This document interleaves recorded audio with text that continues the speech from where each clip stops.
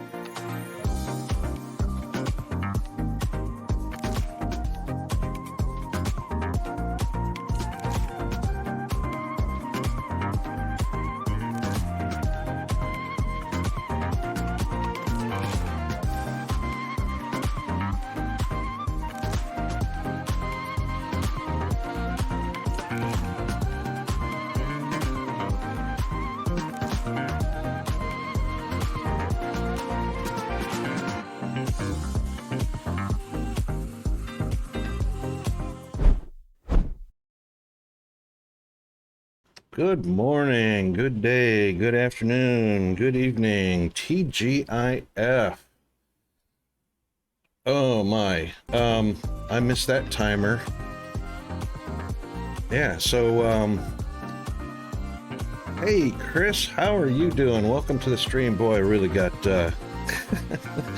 got distracted there a little bit and completely missed the end of the timer and the start of the stream, but here we are.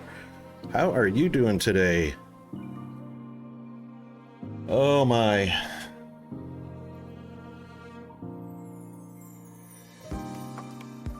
Good to hear, good to hear. So yeah, we had a little bit of excitement last night, or yesterday rather, after the stream. A couple of things happened. We had a total solar eclipse in Western Australia. Didn't quite make it to our side of the country here on the East Coast, but yeah, it's pretty exciting. It's a rare event, happens once a decade over on the West Coast, primarily near Exmouth in Western Australia. But yeah, they had a total solar eclipse for about a minute anyway. Got pretty dark. That was exciting for them. And oh gosh, I guess SpaceX had a serious oops. Yeah, they had a serious oops on one of their tests. As you know, they've been working on their crewed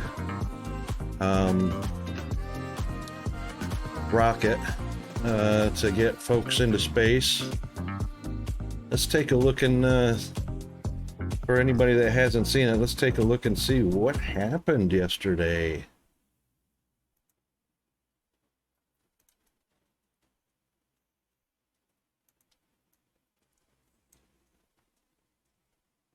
Hang on, what's going on here?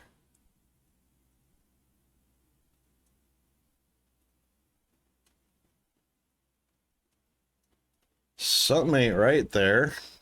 You could tell right off the bat.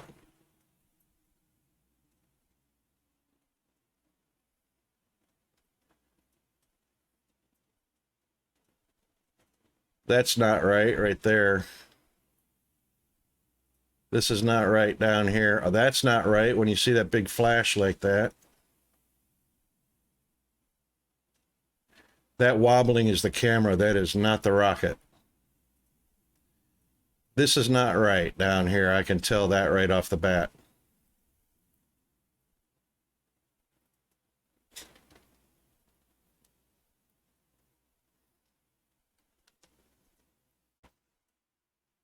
There's 32 sets of rockets there.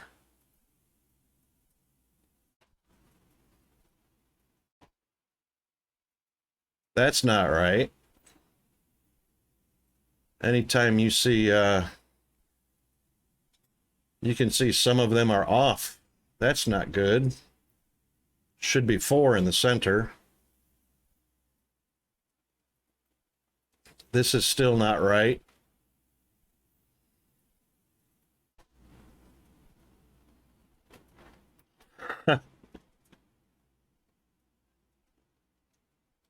You could tell before it left the launch pad it was going to be a fail.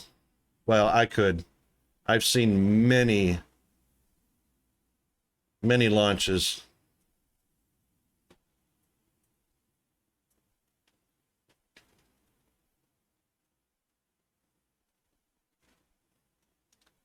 There was a lot wrong with that moment right there. This is... Yeah, it's not going well. None of that is going well.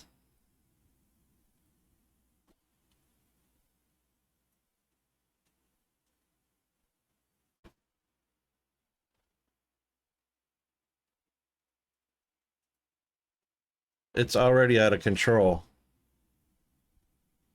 It's already way out of control. It was out of control a long time ago.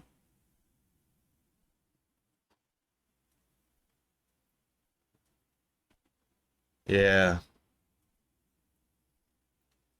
This rocket tried to start correcting itself a long time ago. Now it's completely out of orientation.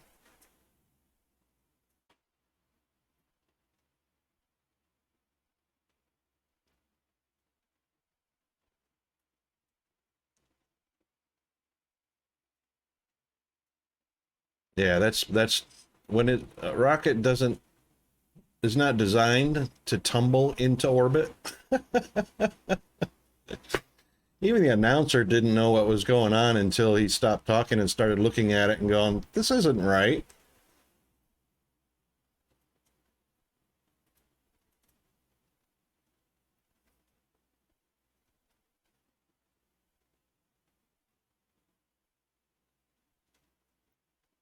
I know, right? Yeah, you know what? You need to get to be a pro at Kerbal Space Program before you actually do a real rocket. Yeah, this is not nominal, buddy.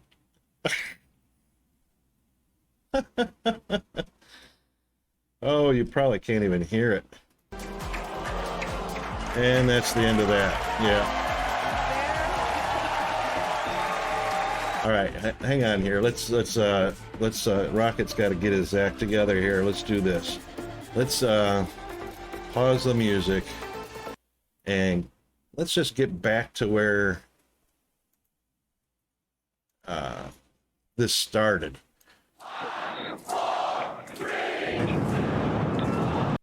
Okay, so first of all, when back in the day, um, rockets were launched with liquid propellants, um, like say the Saturn V. Now I've seen a lot of launches. You know, I've lived through the beginning and the end of the shuttle program, which was 30 years long. I actually was around during the launches of the first Saturn V's. Let's take a look at what a Saturn V looks like, and this is 5 engines on liquid fuel, because solid rocket fuel for rockets hadn't been a thing yet. Let's take a look at this. We'll just make a little comparison. 5, 4, 3, 2, 1, 0. All engine running.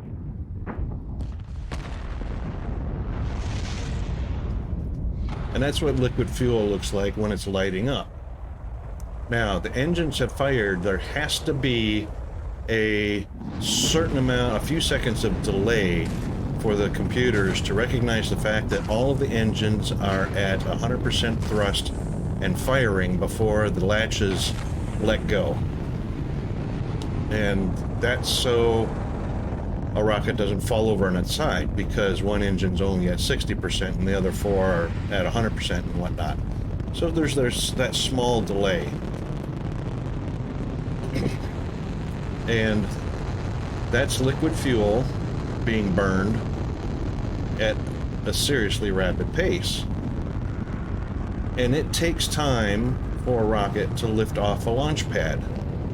That's normal speed right there. In the case of Saturn V's, it's a lot of weight. It's a lot of weight, and that's 5 engines at full power. This is slow speed right here. It takes a little bit to get going. That's the launch pad that actually catches fire. That's why there's 3 million gallons per second of water flooding the launch pads. It takes a while for that thrust to push a heavy vehicle into space. This is liquid oxygen being vented during liftoff to release pressure inside the stages of the rocket. And that's all very normal. It takes time for it to get up to speed. So all of this is liquid oxygen that's being vented off, equalizing the pressure inside the stage 1, stage 2, stage 3, and then the crew capsule at the top. That's all good, but at least you can see that the engines are all firing nominally. It's uniform thrust around the rocket engines. All that's very normal. Now, when we come back to SpaceX is using solid rocket fuel,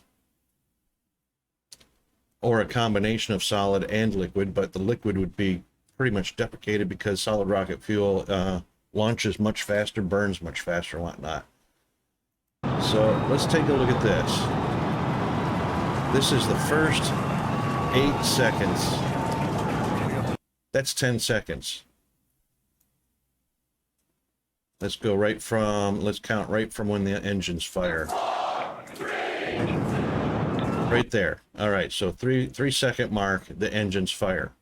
How long is the rocket sitting on the launch pad? 1, 2, 3, 4, 5. It still hasn't, there it goes. It started to, no. Okay, so there was a lot wrong. You could tell right off the bat it sat on the launch pad too long. When it sits on the launch pad too long, all that heat from those thrusters around the rocket engines probably caused a failure in, I mean, burning through and melting off something that shouldn't have been. So when we look at, you can see it lurched a little bit. This is wrong right there. So it was sitting there the whole time, and you could see burn throughs between, this is basically the crew rocket, and these are the rocket stages. You could see that burn through already starting to happening at the upper stage. These shouldn't even be happening.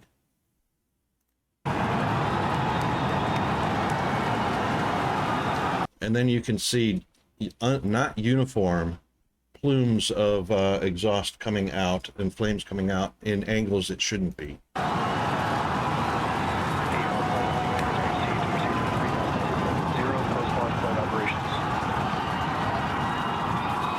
And you can see you've got liquid oxygen, but it's venting or jetting off to one side because there's actually pressure being released between this stage and this stage, blowing it off track. This is somewhat uniform down here at the bottom, which it should be. Let's wait until we get a little closer up. All right, so liquid oxygen coming off. These are not uniform, so obviously this is a real trick. I've never seen a rocket with 32 engines, but that's a lot of engines to control, even by computer. But the vector, you've got a vector, so there's no steering wheel for a rocket. The way to steer a rocket is to move the nozzles of the engines back and forth to change the direction that the rocket is pointing in order to correct its trajectory. So all of those 32 engines are independent to help stabilize and move the rocket along the planned trajectory. Chamber pressure is nominal. You can see some of them are misfiring, just like in a car engine. They're misfiring. They should never be misfiring. They should be on 100%. So watch down here, you'll see the flashes. Chamber pressure is nominal. There's one. There's a few more. This one shouldn't be on at all. This is not even an engine, because the engines are down here around inside the perimeter of the stage. This is a burn through. That's a burn through. You can see right here, this blackened area right here, something's malfunctioned up in here. 33 seconds into the test flight of the inaugural Starship vehicle. Tower cleared, we're into pitch over. Propulsion report. There is a lot, and you can see here, the main engine, all 32 engines are aimed or vectored so that the thrust is at the center. This is a problem right here, where this burned through at. Engines nominal. What a sight from the ground cameras at Starbase. So that was a failure from the launch pad. Likely, this whole rim right here is fuel that is coming out not through the engine, but is leaking out from its containers and is being ignited and burned on the outside of the rocket thrust engines. The bell on the engines. All right, let's take a look here. We're throttled down and So this is another shot of something has gone wrong on this side, where exhaust is peeling around and finding its way back in to the center, obviously because of air pressure and aerodynamics. Throttle back up. But that engine just went out. Going through the period. And of course, this engine is out, which is why there's probably something leaking from this side. Aerodynamic pressure. Okay, now that's the engines. That's not an icon of anything. So you've got, this is supposed to have a solid ring of engines going around the outside, another ring on the inside, and 4 in the center for 32 rocket engines. And you shouldn't see that. So again, more misfiring. 1, 2, you know, those are engines either flaming out There's a velocity or not solid. So this engine's not on, and these 2 engines are not on. increases. The density of the That atmosphere engine's is not on. decreasing. Those 2 Lessening engines are not stress on. the vehicle. The call out. Max Q now. You have propellant leaking between the stages. That's not liquid oxygen, that's propellant. You had some, just saw some right up there as well. Right up here on the right hand side, watch it. Oh, we didn't see. So watch right up here. That right there. Not normal. This is not normal. This is an engine that's either lost its mount and is pointing way off out into the wrong direction, the engine nozzle. Continuing to watch the first Which is stage what's as we go creating down that. range.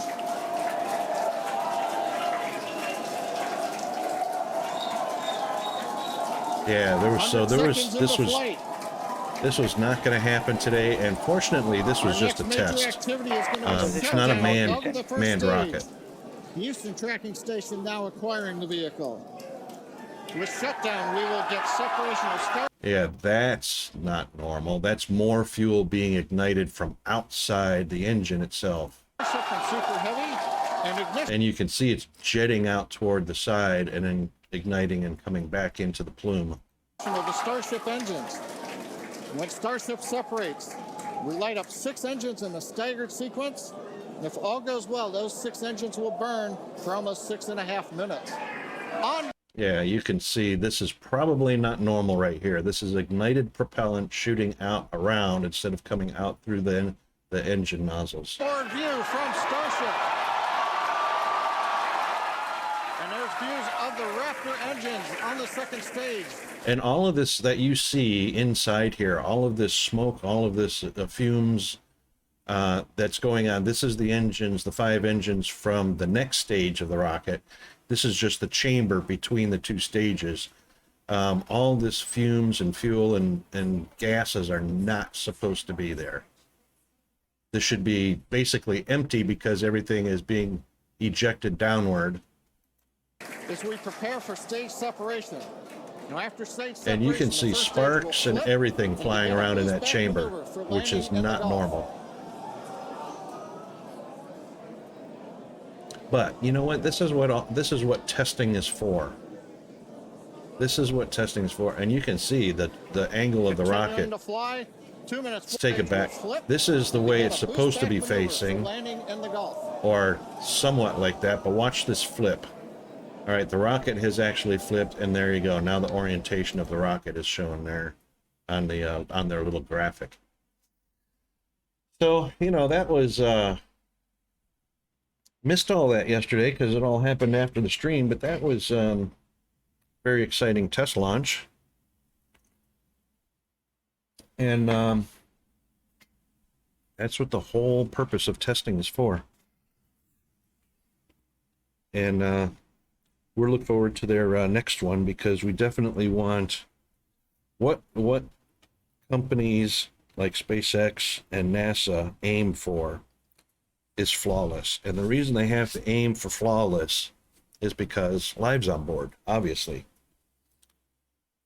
So lots and lots of testing.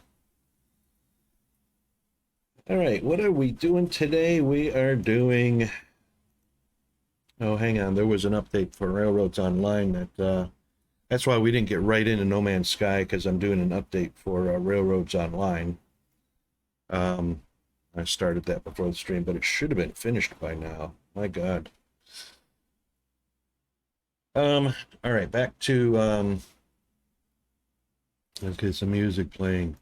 And let me know if there's any kind of an echo or anything on the music stream, or if there's, or on the stream itself. I generally check the speakers, because not only do I stream, but I also watch my own stream just to make sure, well, somewhat watch it. Oh, excuse me.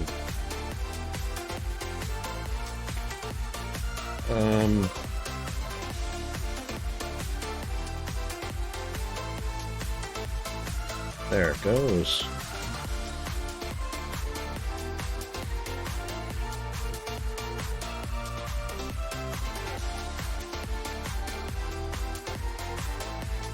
Okay, looks like everything's updated properly.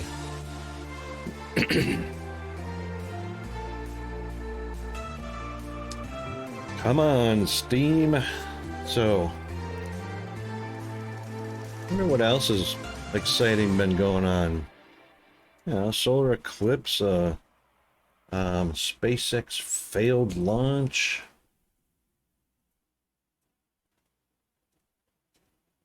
All right, while we're waiting for that to, while we're waiting for that to finish, what can we ask ChatGPT? Can we get it to do anything for us? AIs are kind of fun. Let's see.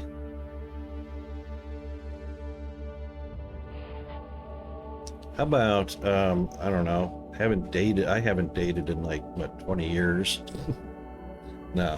How about this? How to ask a girl out on a date in the style of, who's famous? I mean, who's a famous, not the actor's name, Quentin Tarantino or something like that. How about in the style of can't think of any actors or movies or actors' names. Oh, how about in style of David Copperfield? He's a magician. See how a magician would ask a girl out on a date.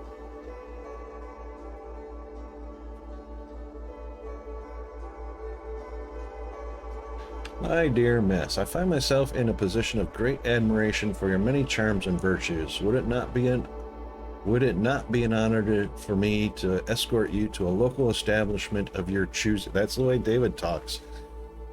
Where we might pass the evening together in delightful conversation and company. I assure you, I shall endeavor to be the most charming and entertaining of companions, and I shall consider myself the most fortunate of men should you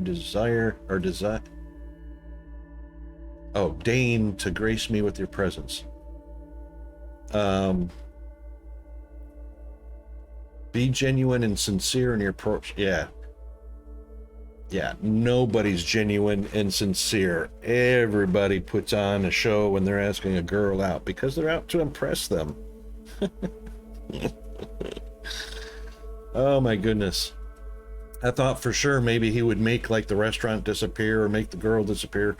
But you know what? That's the thing about being a magician. If that date's not working out, poof, she's gone. That would be fun. That would be fun. Oh, let's see. I need a to-do list written in Python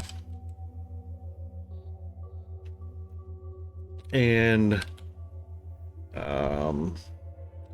check. Oh, save the results in what? Save the result in a file named to do and check if the file exists before saving. Let's see what happens.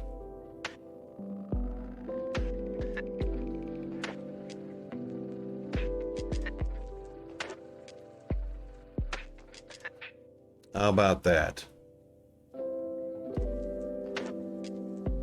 How about that? Is that crazy or what? Let's double check and see. All right, so it says import the OS. So it is checking to see what OS we're running on. To-do list and some items. Buy groceries, clean the house, finish the report. Check if the file exists. OS path is file to-do list. Does it exist? File error exists. Append to the existing file. That's great. If not, file does not exist. Create a new file. Excellent. Open the file in append mode or write mode if it doesn't exist. Open to do text. Great. That starts as a text file. To this else as F, write to the to-do list of the file for task and to-do list. Write a task. To-do list saved to do. How about that? That's freaking correct. That is freaking correct. And look, you can copy the code and everything.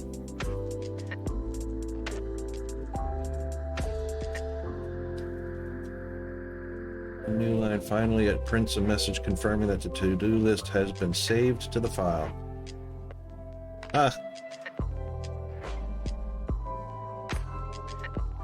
Python.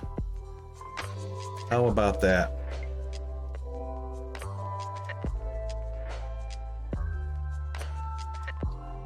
That's crazy.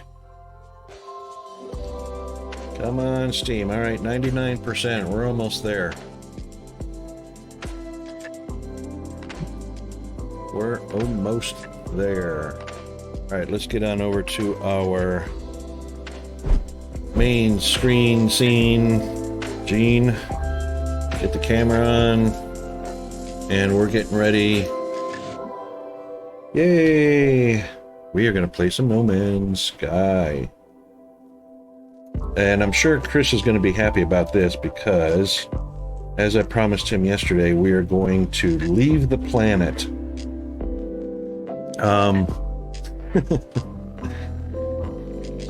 One thing I did do though yesterday is as I've been really hunting. See, there's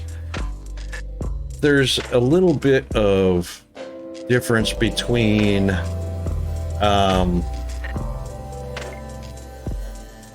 being hang on, let me get this lined up on my screen right. And we will play the game. So I've stayed on the ground on the planet trying to look for that. There's only one more creature, 7th creature, to get that all creatures discovered achievement. So I've been walking around looking for it, whether it's a flying creature, land creature, or maybe even, you know, an underground in the caves and whatnot. And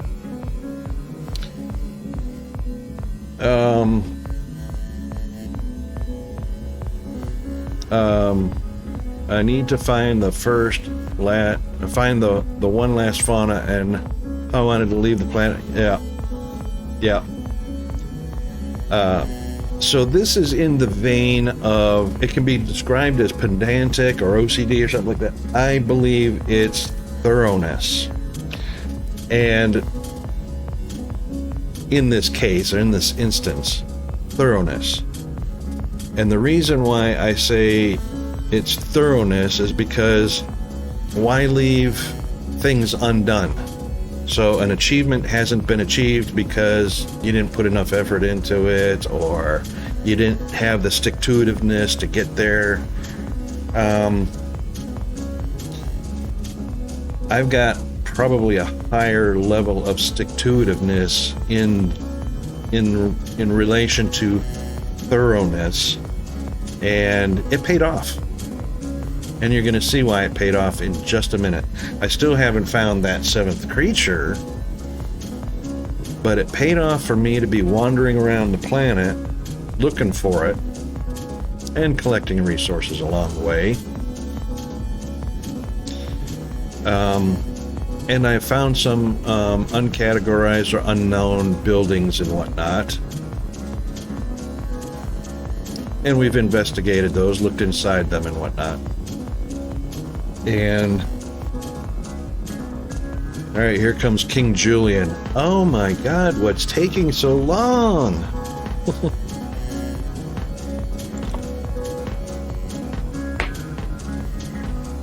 Who's King Julian's sidekick? I can't think of his...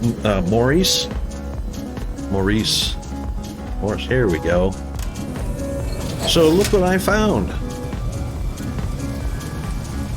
I was walking along and found this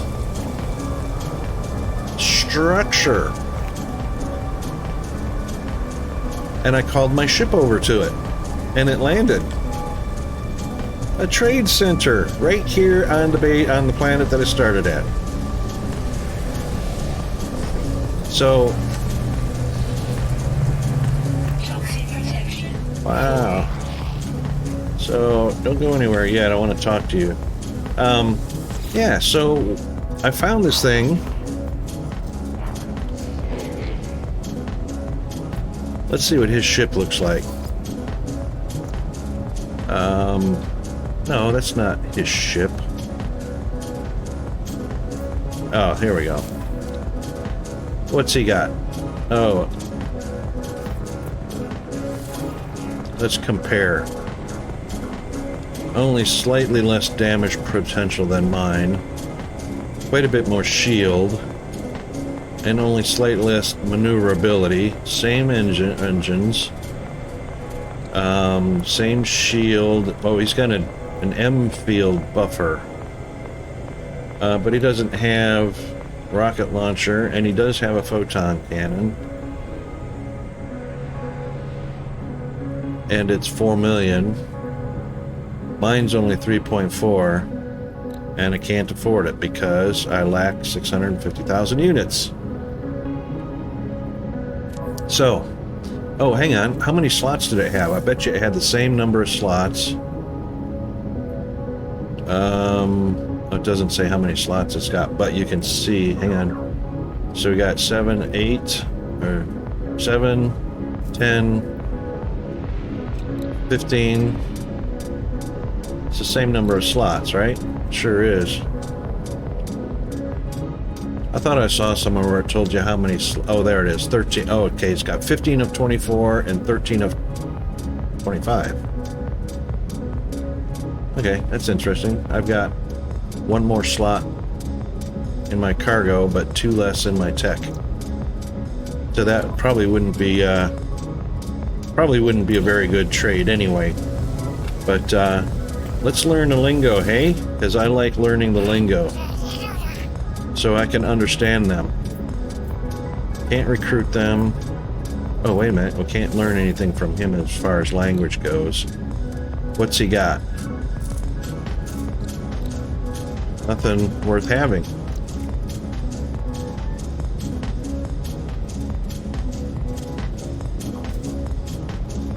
Okay. I could sell? What would I want to sell to him? Junk. Let's get rid of some junk. Alright, offer to trade and sell. So I've got condensed carbon, gel, sodium, dihydrogen. Oop, that's too much. Uranium, ferrite, metal plating. Viscous fluids? Yeah, I do need space in my inventory. All this stuff, except for viscous fluids, that had the mild magnetic properties. Oh, let's switch to Starship.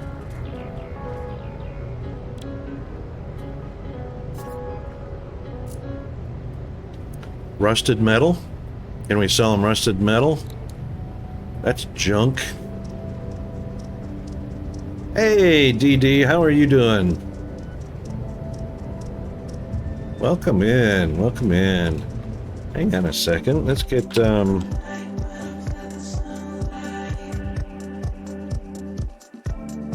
a shout out. Let's see. This has got no value, so let's sell that.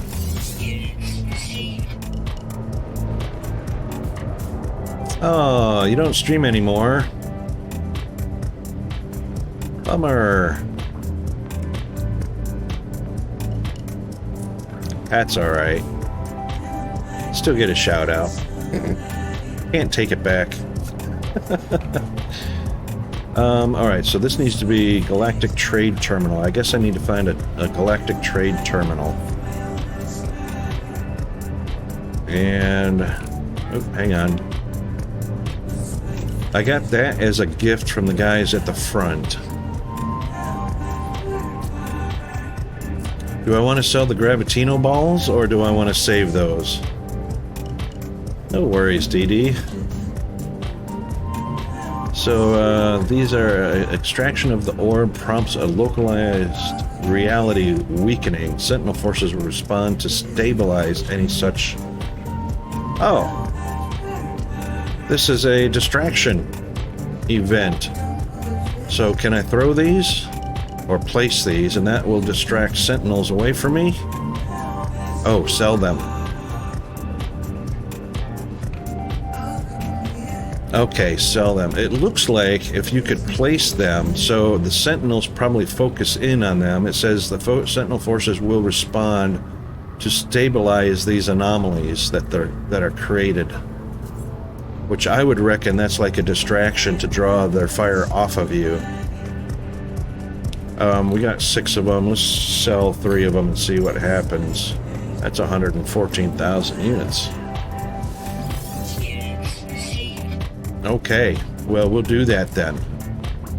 I don't think I have any more junk. I did, but I probably deleted it.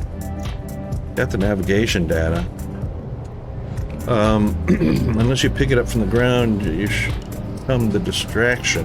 Right, exactly.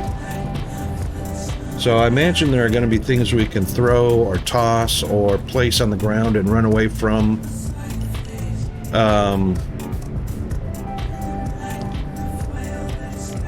Navigation data says highly portable data unit contains all relevant cartographical information for a planetary.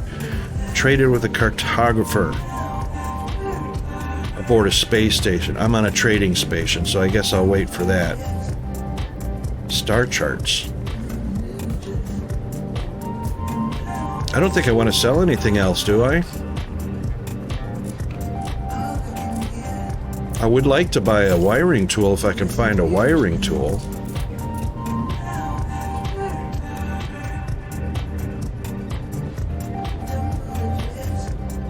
Oh, the Sentinels are the law? Okay. Can't recruit him yet because I don't have a freighter yet.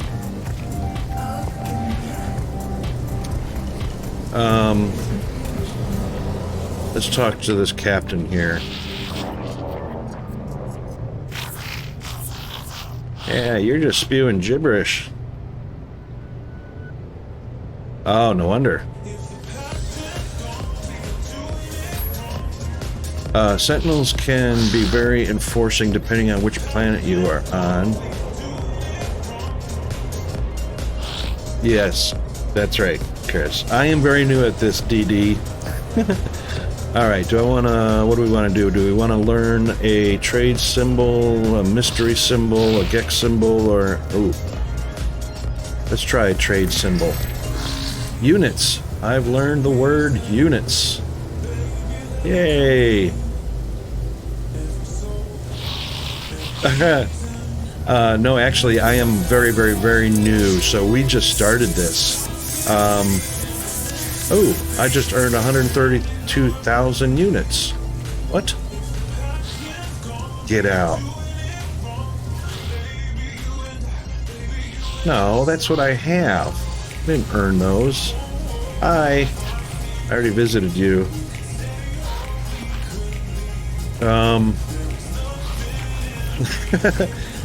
Chris has been, yeah, he's got his crowbar out. He's been prying it, shoving it underneath my foot to see if I'll self-launch into space.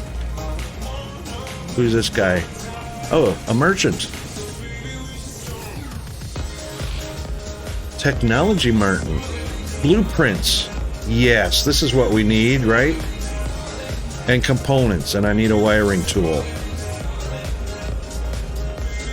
Oh, I thanks, DD. I fully expect everybody in chat to help me out because I'm one of those people that refuse to walk with a cane. So, yeah. Carry me along, all right?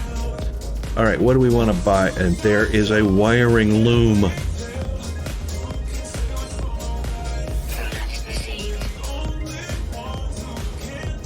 That's what we needed, a wiring loom. What else do we, I don't see anything else. Unless you guys see something that I might need or in immediate future. A sentinel ship? No, I don't have a freighter or a sentinel or anything like that. I got the, what do you call it? The, that thing. Is that a sentinel? Has that got a name? No, it's a radiator. It's a Class C radiator.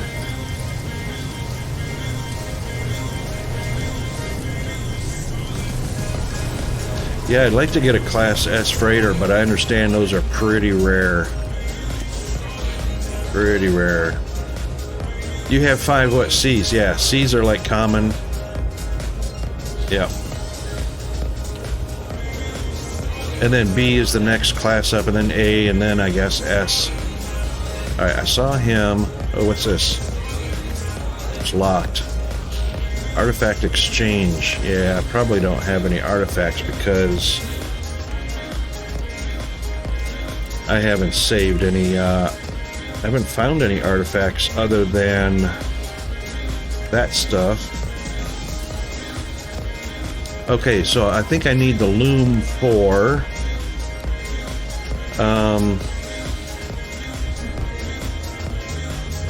what do I need the loom for? Was it the multi-tool?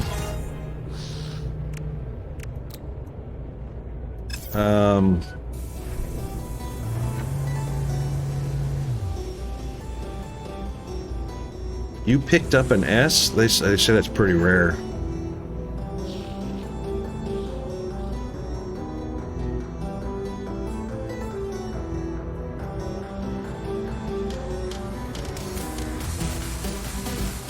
Oh, you upgraded them. Yep. So, right, there's upgrade technologies. Okay, so I've seen him. Let's go see this guy. Trader. He's probably just got stuff to trade.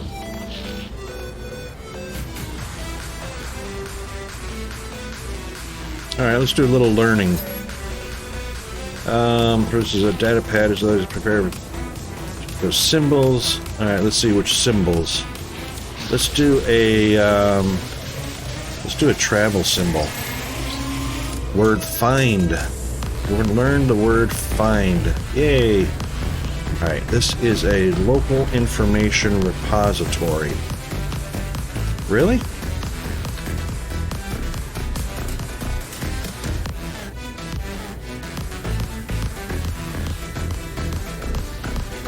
Yeah, that's what so what I was reading, hang on, let me see if I can find this, and you guys can tell me if this is accurate or not, because not everything you find on the web is accurate. So, alright, let's copy this off of my laptop. And let's paste it over here onto... Let's paste it over here onto the PC.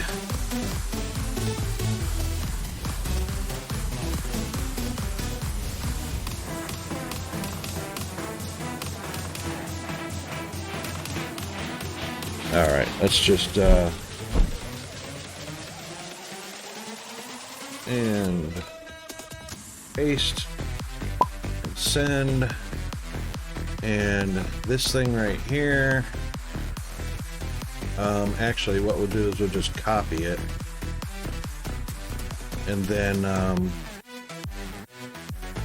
we'll put it in up here.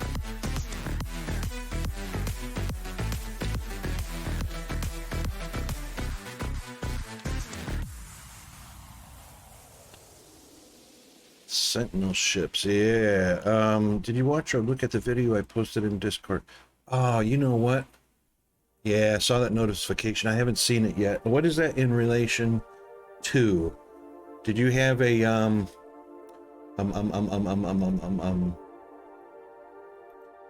Oh, hang on a second. Let's reduce that. There we go.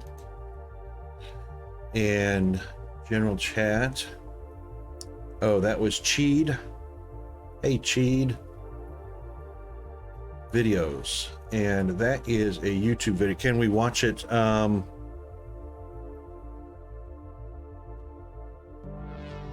Yeah, okay, so I thought you were saying that you had an S class already. Yeah, I would love to get in. Oh, you're Cheed. Okay.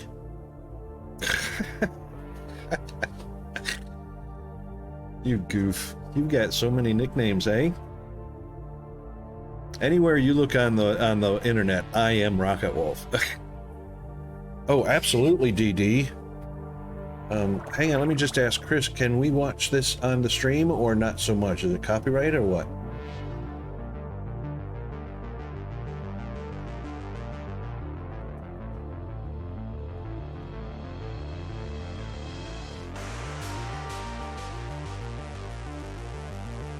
Okay, cool.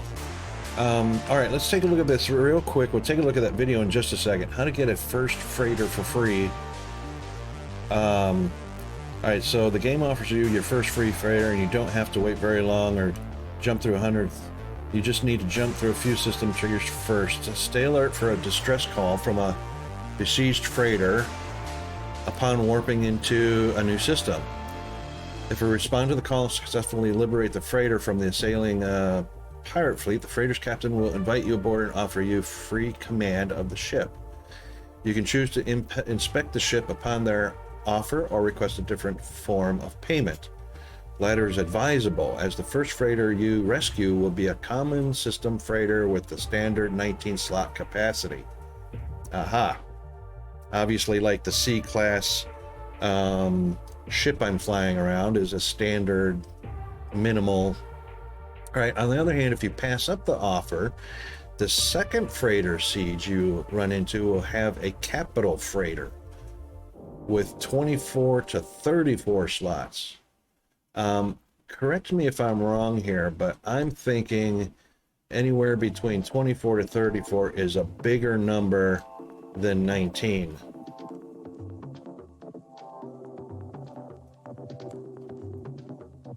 Yeah, so that's what I saw. I saw that the biggest freighters were like 200 million units, and unless you're Chris farming for units, which I'd love to learn that later, because I'm sure it'll be at a point in this game or stage I'm at that I won't need them.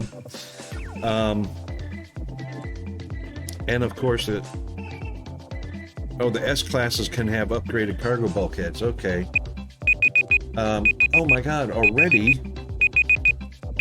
Hang on.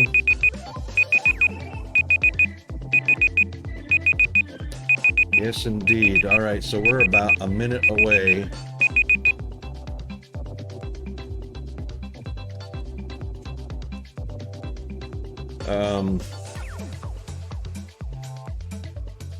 Well, anyway, yeah, about a minute away from the next ad.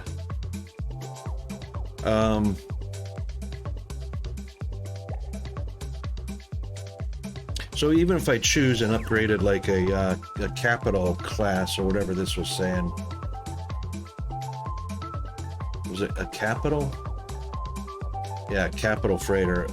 Later on, the freight, obviously they can be traded in or upgraded, right?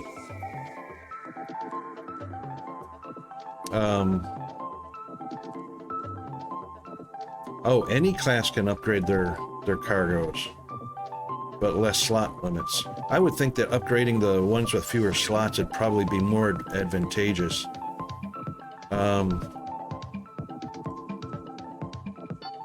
Right, so it can only have one. Yep. And trade them in. But I think this was talking about, there was something I was reading somewhere that you have to be really careful trading in because, what was it? Either your cargo doesn't transfer or something like that. The technology slots and stuff transfer, or, you know, you get the new slots, but something doesn't transfer over and you have to be careful. You can refresh my memory on that. The tech. All right, so the tech doesn't transfer. So basically you just take your tech and stick it in your exosuit, right? Or you can't, you gotta have slots for that. Kakapoo, I like that. Is that the name of it? Death Dragon's base Kakapoo, or is that just mean that it's a mess right now?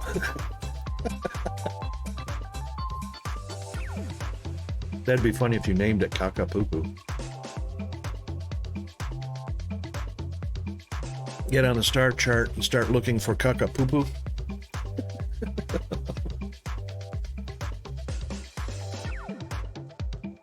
Okay, let's see, what are the other ways to obtain freighters? Purchase a freighter, space battles, standard freighter options, hangar bay, base building command room. That sounds important. On a hangar bay, your freighter's hangar is open for the NPC spacecraft as well. Okay, yep. So hangar bay sounds important. Command room sounds important. Captain Crapper. That's funny, DD. That's funny. Bridge. Obviously, we would not need a bridge, so that's probably standard on every freighter. Paint jobs. We don't care about paint jobs. Expeditions from the bridge. Manage the fleet from the bridge.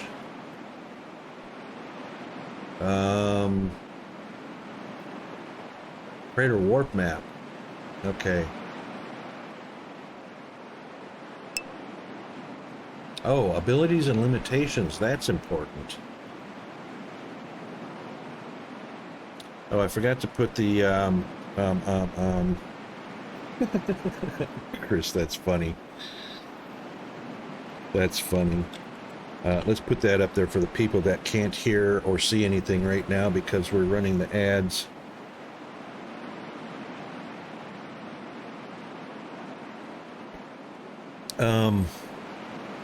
Haven't touched freighter expeditions yet, which is what I want to get to eventually, but Sentinel ships exists. Sentinel ships, and yeah. Yes, now, in my own defense, having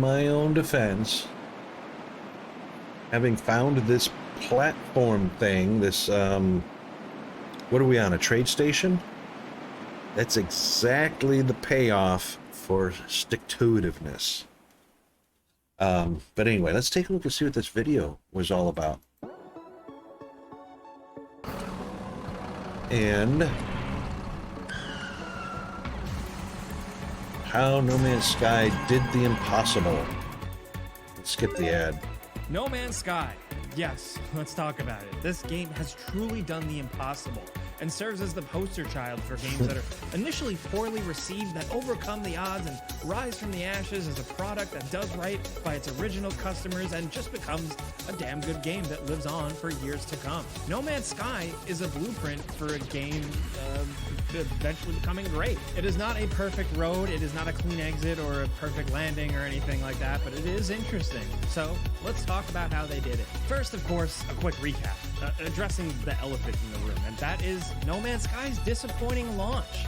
The game was teased with an announcement by developers Hello Games in 2013, and instantly people were hooked. People wanted to believe in this new age, procedurally generated space exploration. And that's usually a good indication of a good development team if they recognize the fact that this was not right and they fix it. Endless possibilities. New fans were. But I have to say, like I mentioned yesterday, if you're not careful and you end up with a publisher or a publicist or marketing team that are headstrong in their own ways and don't really have the developers' interests in mind, and they're only focused on make money off of this new game, and the devs sign a contract where the developer or where the publisher has too much power, too much control, that can end up badly. I think the devs recognized that there was a problem with that agreement, pushing the devs to release way too soon. I think the devs knew they were that they were releasing too soon and had to backpedal or whatever and go back and fix all that. He says, and they keep cranking out updates, so props to them indeed. This game brings a tear to my eye when I play. Really? Why? As it keeps slapping you in the head? It is such a passion-filled game. Okay, I got you. I'm with you. It's reminiscent of not Tears of Pain, Tears of Joy.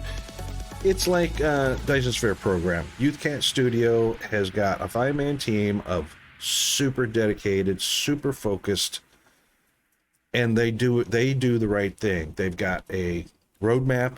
They've got that stick-to-itiveness, Chris. And they stick to the plan. They see every step all the way through. They test it thoroughly. They leave no stone unturned. They listen to the community. They validate changes through their testing. And you know what? DSP was such a well-refined game on release, because they didn't get, I don't think they got a publisher until after release. I don't remember for sure, or even if they have a publisher. I think Youth Cat is, they publish their own game. I can't remember. But wow, what a game DSP is. And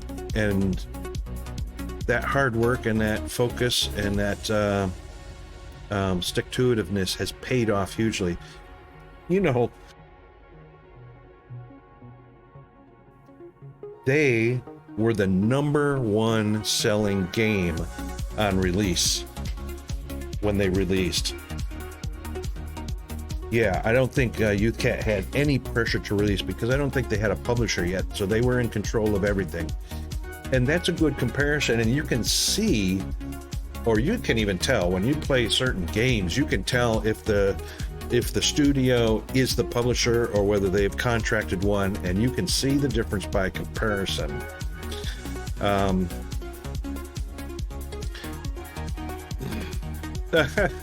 Yeah, Sean. Yeah, I'm sure he did, because it showed up on the release of the game almost immediately. People are like, oh, that's not what we expected. And yeah. All right, so everybody that was that's watching that's not a subscriber, welcome back from the ads. Thank you very much for sticking through the ads. We only run those once an hour.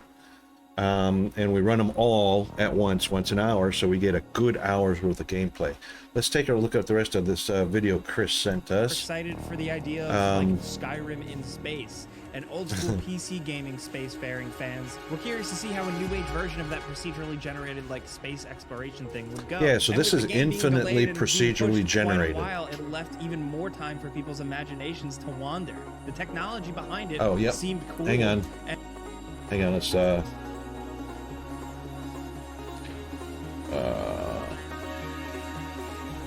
pull that up and turn, let's just pause that for a second. And all those big ideas really just got a hype train, How's huge, that? and it left the station. Like it was all over the video game fan world, but it even broke into the mainstream too, with it being featured on a late night No talk way. show. Stephen All Colbert just had it. because it seemed, in theory, so cool. Well, Yeah. No Man's Sky officially released August 2016. And me personally, I was lukewarm on it. I thought it was kind of repetitive, unfinished, and was kind of unsatisfying. Still, some of the systems. Well, now wait,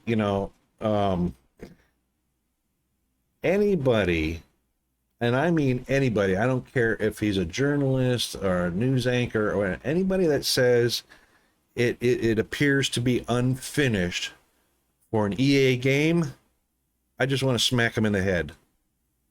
The whole point of EA early release is that it is an unfinished game, and you're being introduced to it before it would normally be EA. I mean, before it would normally be released. In 2016, it wasn't an EA game. So it was advertised as a full release and a finished game. Wow. Okay, now I can see that would have been a huge bungle. Huge bungle. Systems worked well, and it had a lot of potential. And That- some of the I'll go with presentation and unfinished creative then. and graphical stuff was kind of there. My biggest problem was that the game felt like it had no life and felt ultimately kind of meaningless. This is where the problem lies. From the trailer and everything people had seen of the game, people put a lot of high expectations towards it, like we said. And like it was really the game itself, its marketing, its hype, I don't know, but writing a bunch of checks that the actual game they developed could not cash. The whole endless exploration concept just felt really dull and did not generate. That's a publisher. That's the big mistake. The publisher pushed the developer to release before it was ready to go. And that's the worst way to get I mean, that's the best way to get a really bad reputation as a game developer is to, or as anything, oh, I've got this new widget I want to market. And then do a commercial that says, this is what my widget can do. And then you put the widget up for sale and it can't do it. That's the best way to kill your business right off the bat. Any of that wonder. Aliens were basically non-existent. Encountering other players wasn't really a thing. And the loot and the But was this pushed as a single player, or what, or did they really hype the multiplayer and then the other players weren't there? That's the thing right there. ship stuff was super basic and limiting. All in all, it felt like it wasn't worth the full game price at $60 in the United States. And this is another point. Yeah, see, and I can understand that as a single player, you would not expect to encounter other players, maybe some NPCs and whatnot, but even if the NPCs weren't there, and like he says, if the aliens didn't populate and you didn't find any or run into any, yeah, you might be pretty well let down from that. But this is why I have No Man's Sky right now. It's because $60 is $90 in Australia. Right now. But the game is on sale right now at half price. That's the only reason I have this game. It's because it's half price. Half price from an amount that I would have to normally sell Peanut just to have the game. And there you go, DD. So, and you know what? I actually paid off not getting this game because of the price, because I had no idea that this was going on, and now at half price and so much better developed, that's a win-win for Rocket. That's huge for me anyway. States. It was kind of cool, but it felt unfinished and nowhere near as cool as it could have been. The art style was there, the music was there, the vibe was there, and some of the foundation was there, but it needed way more, clearly. People justifiably felt ripped off. Reactions I were can understand extremely angry, as the internet goes. You know the drill. Yeah. No Man's Sky was like a weird launch with straight up bad PR that was nestled in a blanket of huge sales numbers. Yeah. Best-selling release on the PlayStation Store the month of launch. The Steam version very quickly seemed to hit 1 million players. A lot of people bought it, but a lot of people weren't super happy with it. Here's where things get interesting, though. Hello Games didn't just like take the money and run, at least, you know, seemingly to most of us. Developers. Well, you know, and to their credit, there are, in comparison, there are thieves out there, developers that create the hype for something, deliver the product to keep themselves out of court, you know, from being sued, but the game doesn't do half of what it should, so they might get sued for false advertising or something like that, but they take the money and poof, they're gone. Exactly. Kickstarter scams. That's exactly right. These guys, these devs appear to be honest game developers that believe in their product, and they did the right thing. Eventually, after getting bullied around by their publisher, and they went back and put all the stuff back in that they wanted to have in the game, which would have been a better, you know, wait until it's all there before publishing. Do they tease their player base? That's cool. You know, community involvement. You know, community involvement is a huge plus. Or corporations don't always stick around to provide customer support or fix things that you purchased, and that's what makes No Man's Sky's whole. Ah, right. Using an emoji hint. That's cool. That's cool. And, you know, God bless the developers of DSP, Dyson Sphere Program. They've got it all except for one thing. They do listen to the community, but they're not involved with the community. And I have a feeling that's because of the communication barrier. The dev team's Chinese. You know, the team is in China. There's probably one or two, I think, on the team that does speak English, but for the most part, they have somebody that does all translations for them. And they also have the community that helps translate the game into English. But they don't really have an open dialogue with the community, where there are other games like Railroads Online. Then I know the community manager, Nix. He is extreme. He's always got an open dialogue with the community to help with development of the game, and that to me is a huge plus. That's about the only thing DSP doesn't have, but it's understandable, you know, language barriers.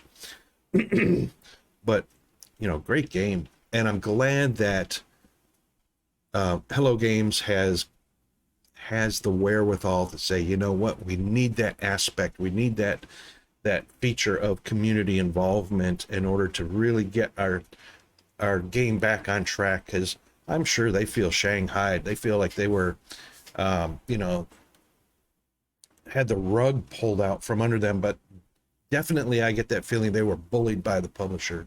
Story interesting. It's that they didn't abandon it. While some people will forever consider these developers liars or con artists. And you know what? Those are going to be kids like that, because adults are not that definitive. They are not that unforgiving.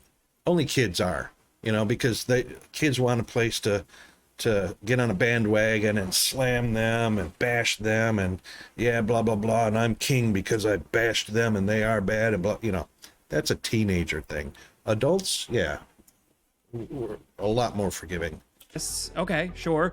But they slowly, through a long period of time, took all that money and dumped it right into more development, flushing out the game, and ultimately satisfying way more people. Well, now, yeah, games, you reinvest especially your profits a traditional back into the release game. like this, just should not ever release like this. You cannot offer a product and then just figure it out later. But that is the mindset of a publisher, not a developer. At the very least, Hello Games did the right thing here. If you spent $60 and didn't ask for a refund and just held on to the game, whether you were burned or not, by now, if you pop that thing back in or re-download it, you got a game that is well worth the price. It's a really long road. It took a long road to get there, and one where the developers would often go silent for months on end only to pop up with a cool new feature or two. Yeah. Let's break it down. So first, it started with Foundation. This was the first content the game received. It was 2 more game modes. Oh, gotta stop it right there. The other aspect of not only was it half price, 50% off when I got it, I read what was included first. And you know, it included all of this. Foundation, all the different upgrades, all the different packages that came along the way over the last 6 years. That half price came with it all packed in there. That blew me away. It was creative and survival. It blew me away. made base building a thing. You could have a home planet and claim abandoned bases and then build off of them. You had the ability to purchase freighters, which you could summon anywhere in the galaxy, even though that was kind of early. And it just had new resources and new technology. And I've got some of that. I just got 2 containers full of that, whatever that Heredium stuff is. Farming. Then there was the Pathfinder It was update, which gifted is where to the me. game started to get updated visually. The guy you on could the platform also gave it share to your me. bases online for other players to discover. You could own multiple ships and store them in your freighter. There was also a new class of ships, new vehicles that could be used on the surface I like of vehicles. planets, new merchants and currency, more life, more base building options, quality of life. Wait a minute. Wait. Back up. The surface of planets, new merchants and currency, more life, more base. Hold the phone. Pikachu? Is that Pikachu?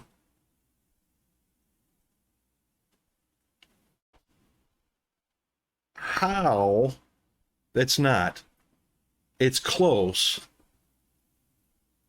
It's very close to a Pikachu, isn't it? I was going to say, how did they get copyright to include that in their game and sell it with a, yeah, that's close. It's not Pikachu. Okay.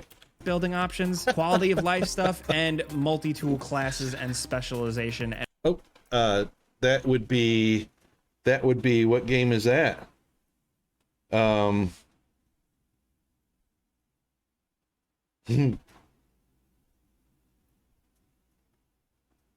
Portal, right? Isn't that the Portal? Yeah. And weapon modes. Then with one of the big ones, Atlas Rises, they added on actual real narrative that worked way more like a traditional quest. There was 30 hours or so of content. There was new worlds, more stuff you could find, a new AI, the in-game economy was expanded, more visual improvements, terrain manipulation, and Ooh. That's one of the tools I gotta get. And can I get that from the platform I'm on right now? Because that's going to allow me to, dig up the buried minerals? No? Oh, bummer. an improvement of space combat. You could actually fly low and cruise above the terrain.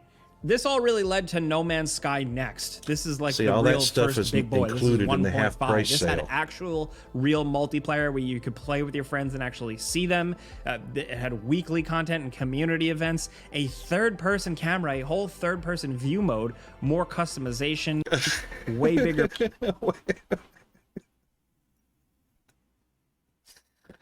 All right, everybody look at chat. Everybody look at chat. Chris is making it a thing, trying to get you to get off the planet before we're finished. You forgot to add before we're finished with the planet.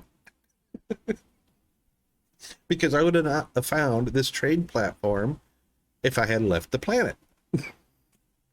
Or the other scenario is I'd have left the planet after Chris pushed me off the planet and I had to learn to fly as I was falling to my death. we eventually come back to the planet for some reason and then discover this platform, and I go, son of a, it was right there the whole time. You know that scenario. That's right. You know that scenario. Your base building, the freighter mechanics were bigger, crafting was overhauled, the UI was overhauled, the graphics were beefed up once again, and more marketplaces That's were cool added. aircraft, Now, or smaller spacecraft. updates like Abyss and Visions added small gameplay stuff, but it wasn't really until Those are Beyond all where included stuff in got my- big in again. my Beyond purchase. was like 2.0. This gave you VR support, multiplayer was expanded, allowing for Probably. even more players I'm to sure there's a gather lot of together. RNG Ambient involved in multiplayer this. became a thing. Early game stuff like onboarding was way more streamlined and just more interesting. There were more hubs, more exploration opportunities, more quests. Combat was improved overall, more enemies, just more interesting stuff to combat with, more settings for PC graphics, more base building. It was crazy. Then after that, we were back to Right. smaller updates like Synthesis, Living Ship, Exomech, Cross. My name's Joshua Space. Ah, I'm an artist and designer. An ad, really? We're always at the center of how Really? we use and reuse materials as we make and remake the world we live in. And hopefully this piece, in a small way, can encourage Procedural you generation, yeah. So it's got infinite Play, procedural. Desolation, that was the spooky generation, alien one. And then we got which was Origins another great selling 3.0, point. with more planets, different plant life, more diverse Which is planets, another more reason why I teleporters, bought it. updated graphics and biomes, weather. I don't like getting, I mean, as an example, that little indie game that I've been playing, that's a sandbox game. What was it? Townscaper, and other games like that. You can see that it actually has a map. So you're restricted to a map, and it's got a boundary. That's right, DD. Infinite variation on of ships. Yep. Yes. You know what? And that's a great point about a game, because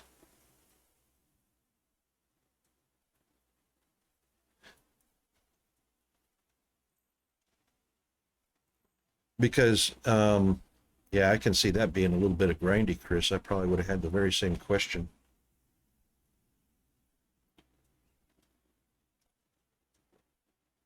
Right, and I think that was mentioned in right here, where the other ways to obtain freighters applies to just about everything, and that is either purchase or battle for it, or actually that's basically the two different ways, that only two ways, right?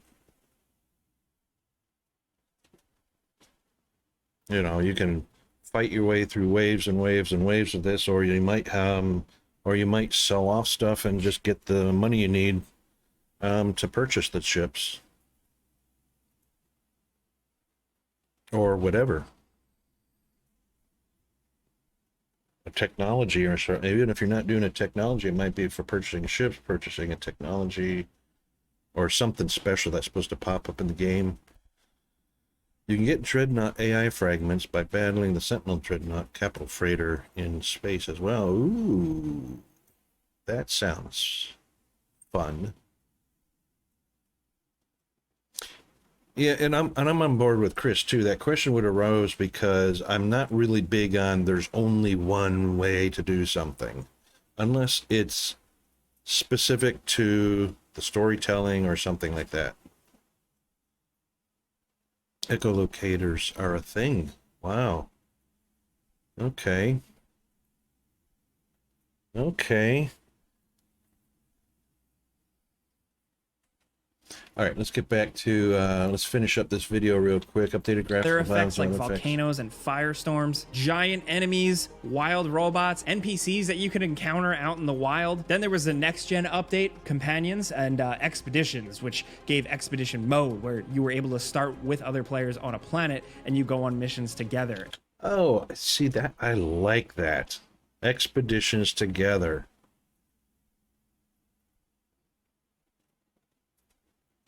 Echolocator takes you to a camp where you can first get off. Or, wait a minute. Camp where you can first off get a Sentinel multi-tool. Consumables, right? Right. So that would be, obviously we can't manufacture or mass manufacture, but you obviously want to stockpile echolocators because of consumables. Very cool.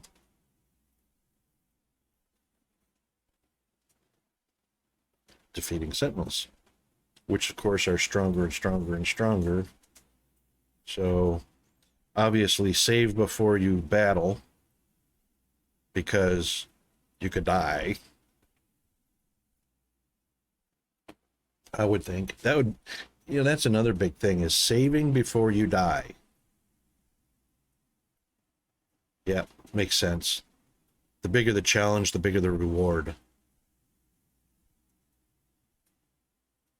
Yep.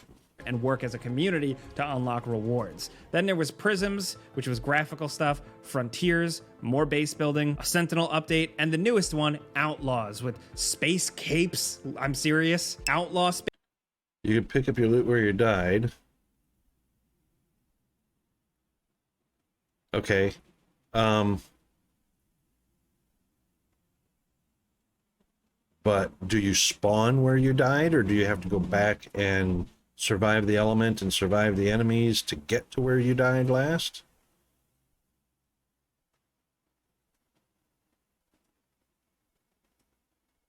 Is there? Okay. Chris, you shameful man. Black market, hacking. Ah, so you spawn at your ship. Chris. Let me give it to you, Chris. Chris, the king of No Man's Sky, is a black marketeer.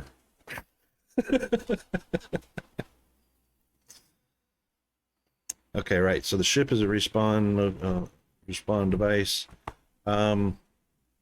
which means if you die a long way from your ship, right, always drag your ship along with you.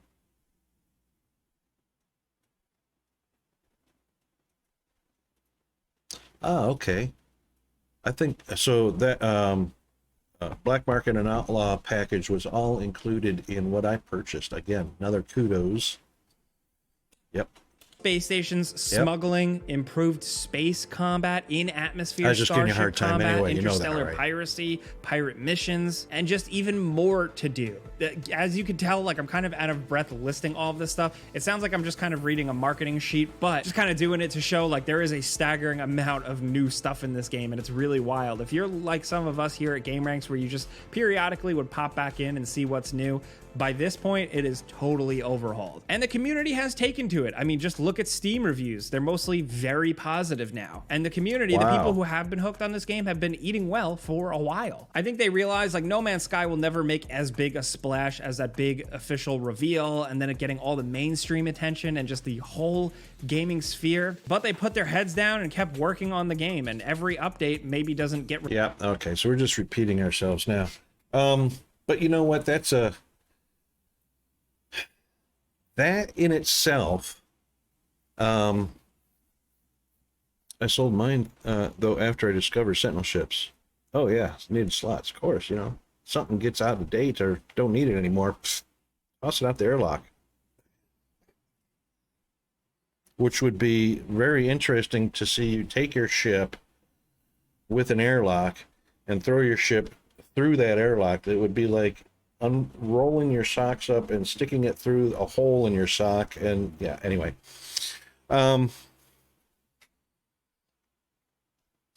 Solar Sentinels are champ now. Oh, Solars are good, but Sentinels are champ now. Yep, okay. Oh, meta wrong.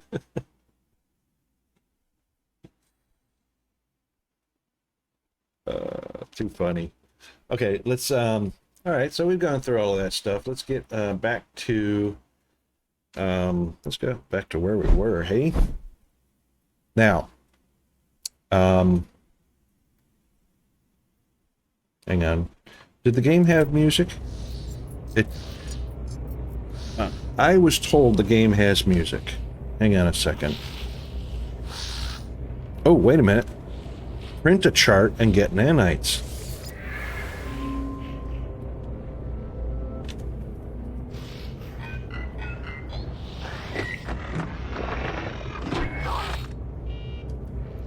Okay. Uh-oh. Hang on. You can call your starship to this terminal? It doesn't have a platform. Comprehended, learned 10 words. Okay, so now this says call your starship, which we don't want to do. So I guess that was a for every data chip. So the starship would probably land at one of these platforms. Okay, so every data chip lets you use it. Right. Okay, I see. I see. So if I press this, it's not going to call my ship over to this terminal, right?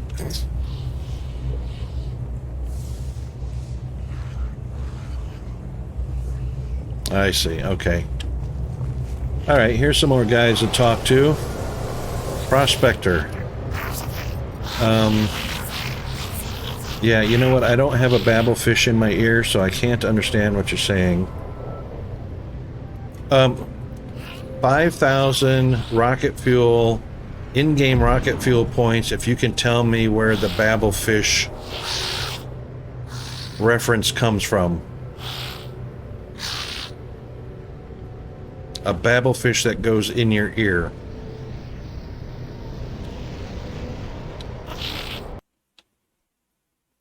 Yay!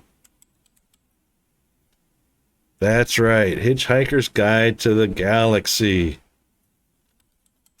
Chris, you are rocking it like a champ, like a rock star.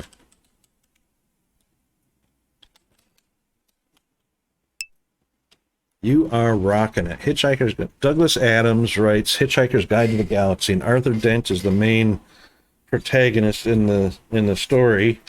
And of course, he can't understand the Vogons unless he has a babblefish stuck in his gourd via his ear.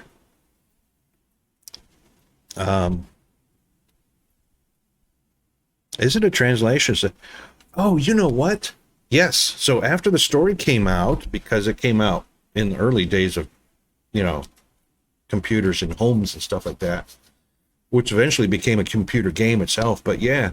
Babblefish became a language translation website. That's right, it did. And I don't know if it was along with Powwow. I don't think anybody remembers Powwow, which was a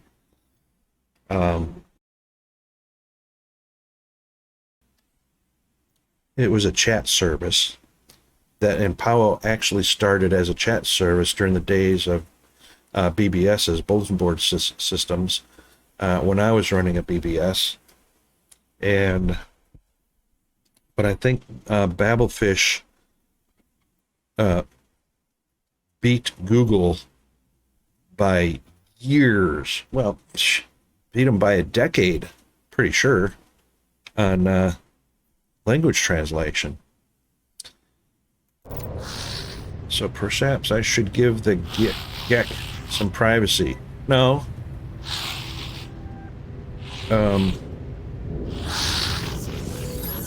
Let's do that. And let's do, what did we do last time? We did find or something like that. Let's do friendship. Hey, please. Great. Okay, he's visited. I'm sure he feels visited. He's a captain. He might have a ship for me, right? Everybody drinks on this platform. Alright, so we can either request or just practice, I guess. Yeah, give me a Gex symbol, because you know what? There we go, Gex symbol. Federation. So I guess that symbol right there is Federation. And an envoy. What does the envoy do? So, Gist Keku, maybe friend? Of course I'm your friend. You'd like to date my sister? No, that's not what he said. Platform glares me briefly, shaking. They seem to be a representative of the Guild of Mercenaries. Ooh. Perhaps I could impress them by undertaking work from the mission listings agent. That's not clickable. Mercenary missions listing agent. Okay. What's this? A WAO IM45 interface galactic trade terminal. And this is what I need for those thingies I've got. Where are they? Where'd they go? Where did my 20 holy moly, where's all the stuff that was on my ship? What happened? Somebody steal stuff off my ship. Hold on. How about we go to there, right there. Galactic Trade Terminal. So you reckon I should sell all of these, or let's go half? Let's go half just to see what happens. Because you never know. So salvaged data. All right, so these data technology thingies I have, unreadable in its current form. These data banks can be spent at a construction research unit, used to research new construction. What is a construction research unit? So I definitely don't want to sell them here. So there must be a construction research terminal.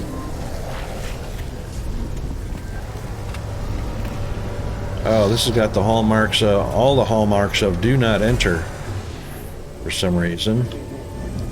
All right, what's up, my man? Hireling. Oh, he looks like a mercenary. Hiring mercenaries.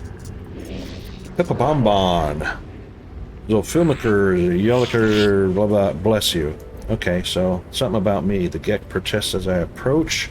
I've made no demands, and yet they seem keen to preemptively turn me down. Oh. Offer a gift? Refuses to listen. They are resolute. So you're a pillar. You're just standing. I guess I'm not wearing what I need to be wearing, huh? Okay, so what is this? Can I deactivate this force field, or just walk through it and die?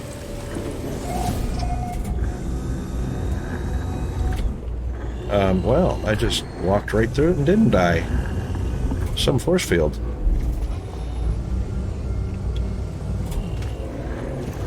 Celestial Archive. Planetary Archive. This sounds important. Hallmarks. Oh, Hallmarkus. Friend. Hello, friend.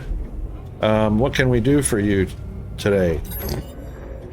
Okay, so the Gek Archive is intended only for its own species. Ancient audio, equipment drones, and low frequency, seemingly expecting a voice command.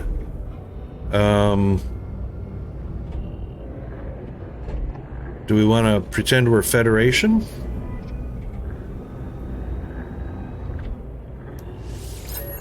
Let's pretend we're Federation. Access granted. Woohoo! Decrypt the archive. What a great first guess that was. The entry is titled The Foundation of the Federation. The archive classifies it as historical analysis. I read a small segment. The circumstances of the Gek reformation are still unclear even now. Untold generations have passed since the fall of the first spawn. Even so, they are extant archives. Scattered recollections of those early days. Okay. Less than 4% of the Gek population possesses any desire to learn about their history. Less than 0.08% identify the goals of the old with the goals of the old empire. All right, so they've moved on from their old ways of doing things. How can there be no records of this seismic changeover of power and philosophy? Not even with the Corvex, whose minds are as machines. Really? The archive project must become imperative. to recover what has been lost, to safeguard what remains.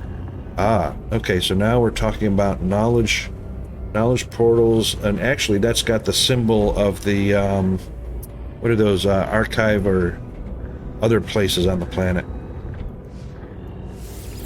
That symbol right there. Yep, I've seen those on the planet.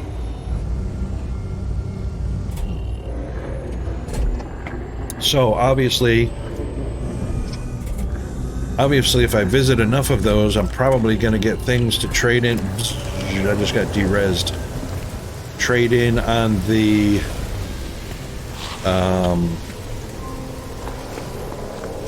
trade in at this station, right? Which is the Artifact Exchange Vault. And that would put me in good standing. Okay. Wow. What is that up there? The NASDAQ. Okay.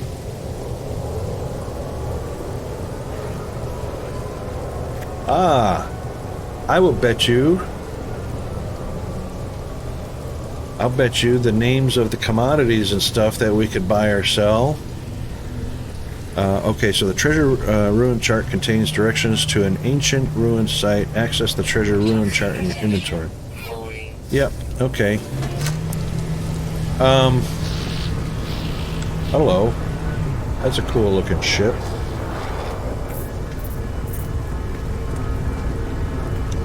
Starship unoccupied. Because this is the captain. Trade friend. Hello, what would you like to do?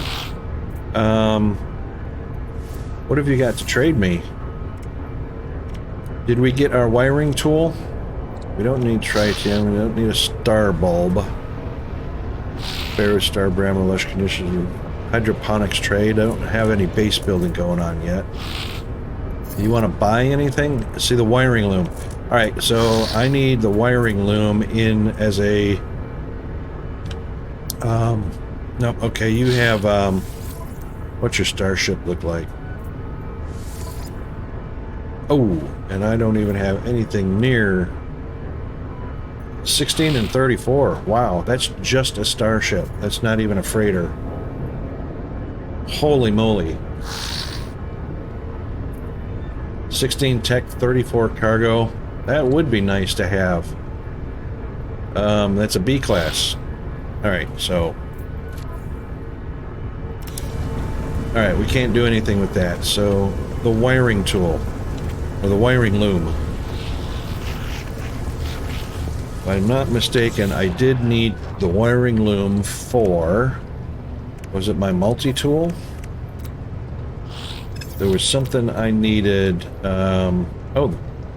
Oh. A personal force field. Was that it? No.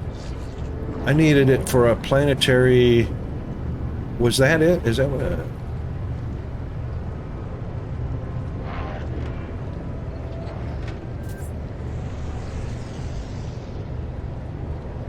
Oh. Temporary shield, which deactivates everything else while you stand in the bubble. That's not very fun or interesting to me. I needed that wiring loom for something else. What was that?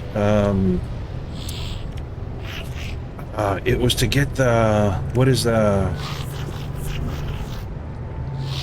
Terrain manipulator or advanced laser? Was it advanced laser? Oh, oops. It wasn't that. Planetary chart. Ancient ruin site. So I guess as long as I have that chart, it will show me... Oh, hang on. E, plot route. Whoa. Yes. Ancient ruin site detected. Which I wouldn't be able to detect if I had left the planet. Chris.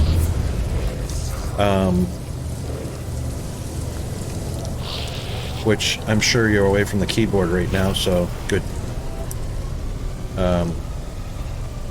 that is the direction of the ruin. Alright, so it is actually on my compass now. That's good. What else? Oh, and it's gone. Okay, so we've identified a ruined site. Good, it's not taking up a slot. Planetary manipulation tool. Can I look up something? So let's try that. Can we look up? Can we search? There's no search function. Materials and items. Tools.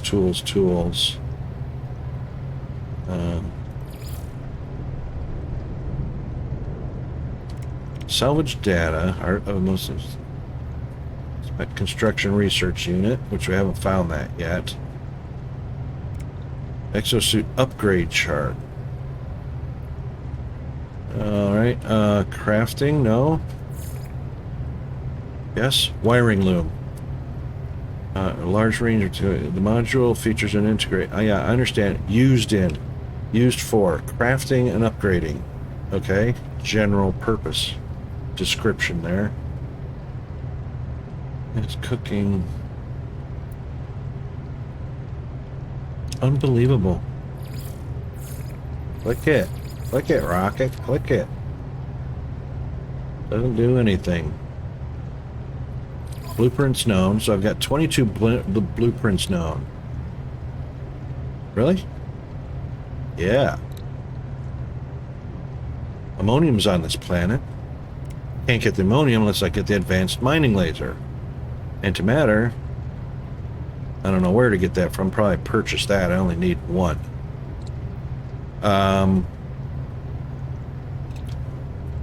Neural stimulator. Yeah, and there's actually chromatic metal on this planet, I think.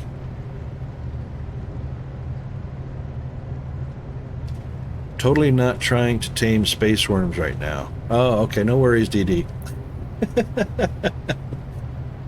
Don't worry, I'll figure this out.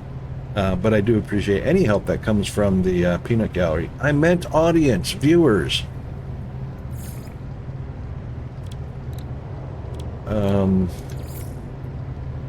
Have all that. So teleport receiver. Modulate standard starship communication signals to enable the transport of matter as well as data. Send and receive products and substances to a user's exosuit over a long distance. That would be, oh, and it needs 3 looms and antimatter. Okay, well that's something to keep an eye on. Only need 100 copper for that. And multi-tool. Advanced mining laser. Replace the standard mining beam. Allowing the beam to be... The lens adapts automatically to minute fluctuations in the beam, blah, blah, blah. Carbon nanotube, chromatic seal. Oh, I need 2 wiring looms. Why didn't I buy 2 of those? Let's go back to that guy that was selling wiring looms. Who was selling that? That wasn't him. Who was selling the wiring looms? This guy. Hi. And that's, I'm sure, was a component. Purchase components. What? No. No. A merchant that only sells 1 of something.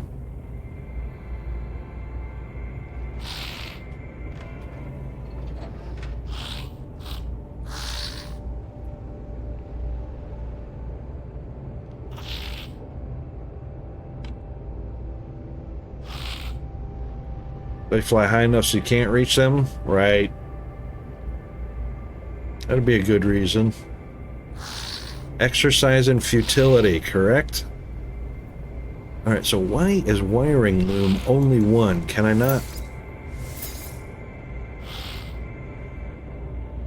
So we need multiple wiring looms to craft things, but this guy only sells 1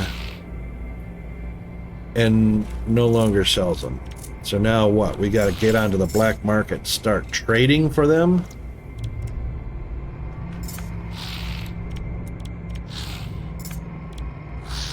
Okay, well that's extremely disappointing. Unless one of these guys are selling a wiring loom. Merchant. Ha! Merchant! Yeah, you're a guy I need to talk to. Yes, friend. Friend twice. Woohoo! They're clearly disappointed. Why are you disappointed? Are you seriously not going to...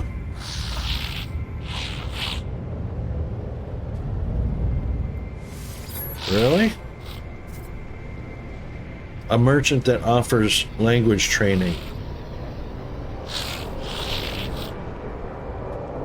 Let's do another GEC symbol. No, let's do a technology symbol. Oh, let's do a trade symbol. Trade. Oh, give. Okay, I learned the Greek, geek, the GEC, Greek, GEC, whatever these guys are. I want to talk with these people.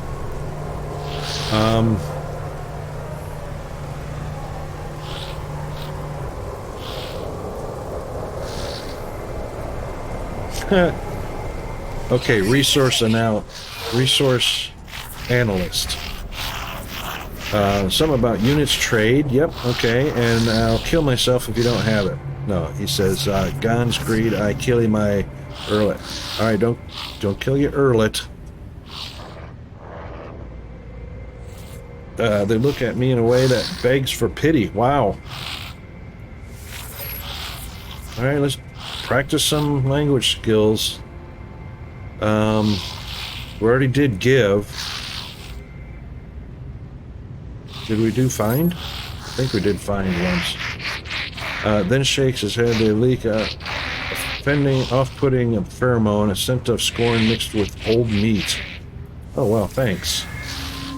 That was extremely non-helpful. Yep. Alright, so this is not being extreme or overly productive. I visited all these guys. I got one wiring loom out of 2 or 3 that I need. So that was disappointing. Who's this guy? Who do we got here? Exporter. Let's talk to an exporter. Friend, you have work for me. Yes, I have served in the finest kitchens and gardens. Uh-oh. Exporter kitchen material, right? First supplies like cuisine, blah, blah, blah. Must help me grow all kinds of crops of the work. Okay, farmer offers agricultural terminal.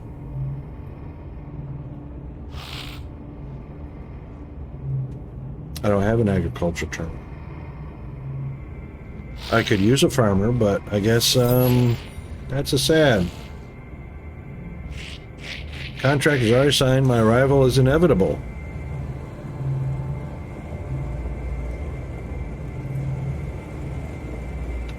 What am I missing?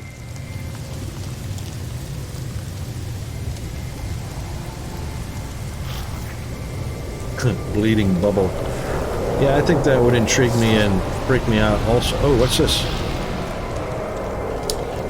Ah, right. Okay, another Federation. I can call my ship to here if I had another, but my ship's already here, so anyway. Okay, I must be missing something here, so... Why would they only offer 1 wiring loom if you need 2 or 3? He's visited, he's visited.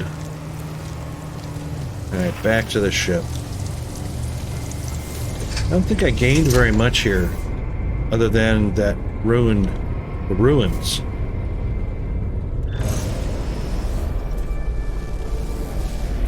Which are over that away. Hey Chris, I'm off the planet. No, I guess I'm not yet. That's not official yet. That's not official yet. Hang on a second. I had an unknown, before we go off to the ruins, I had an unknown building I wanted to... Really?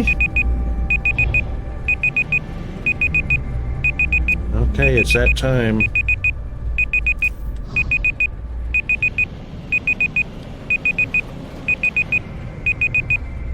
It's just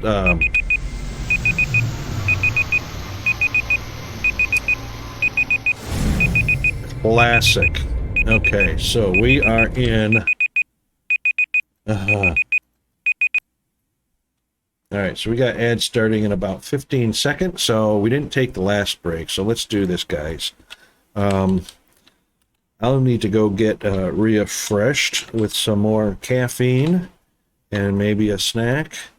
We'll definitely hydrate, caffeinate, instigate, perpetuate, and all that kind of stuff.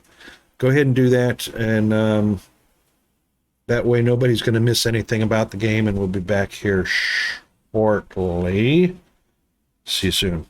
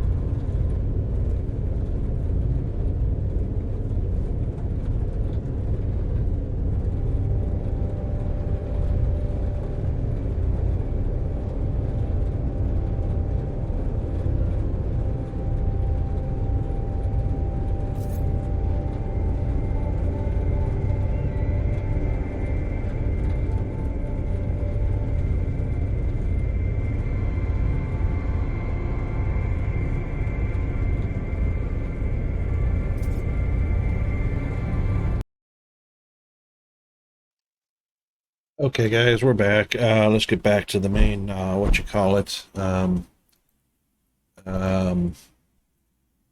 We are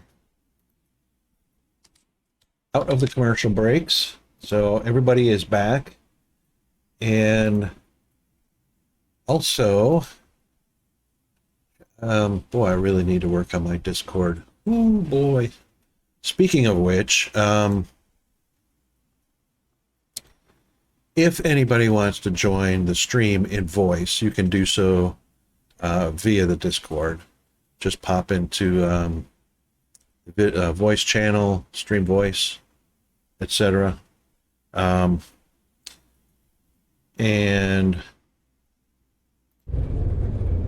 is that game volume too loud for anybody? Because I remember I adjusted it for watching that video. And it could be overpowering voice, I'm not sure. But let me know. Anytime you guys hear something that doesn't sound right or needs fixing, let's work together on that. Let me know. And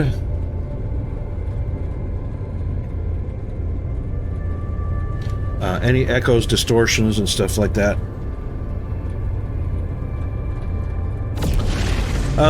No, it's not a spoiler. Anything in game as far as what's available, because obviously even in the catalog, you know, it's hints, but ooh, I can upload 2 waypoints. 2 waypoints. That's awesome. Yeah, no worries.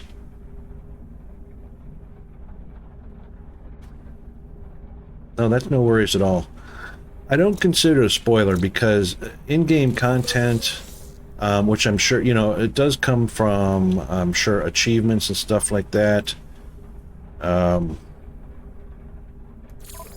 Recipe. But see, you know, the stuff's here. You just don't see it because you don't have it. That doesn't mean we can't see it. Yeah, and I like that. I like the fact that... really? See, that's another thing. I have a refiner. How do I place the refiner out on the ground? Okay, so the game guide...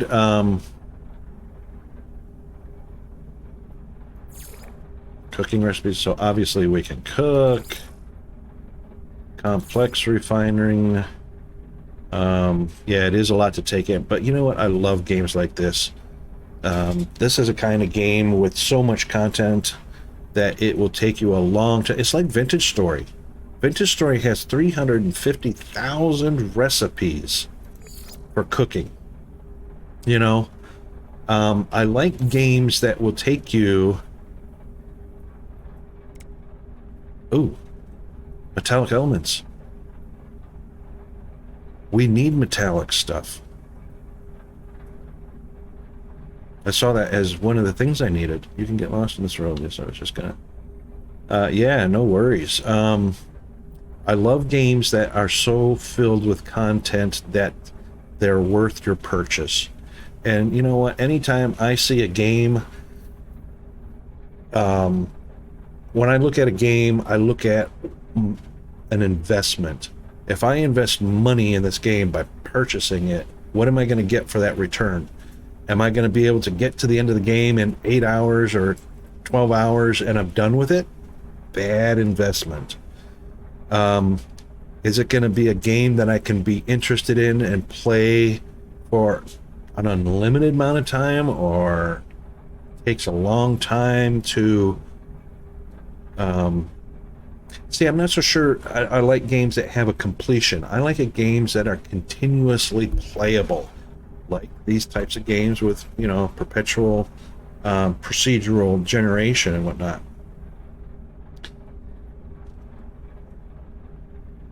Yeah, infinite recipes for variation. That's what I like, except for not for space stuff. I mean, not for food stuff, just for space stuff. That's the kind of thing exactly, that you can hand down from generation to generation. Exactly. So to me, this is a great investment. So, all right, that's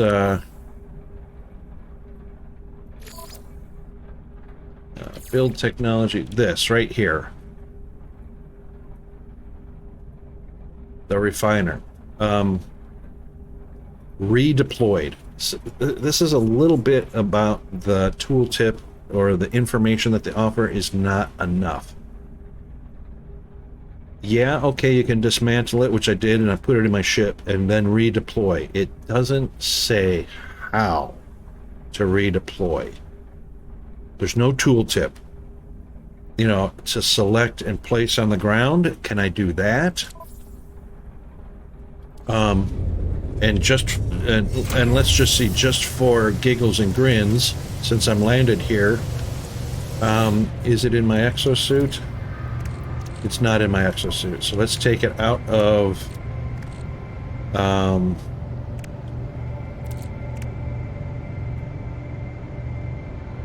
hang on. Is it in my exosuit? Yes. Quick transfer, move and stack. Yep, that's nice. Toxic protection falling.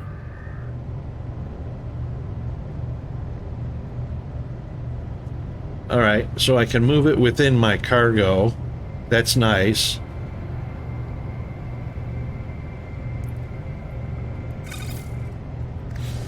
But how do I grab it and deploy it since I'm carrying it?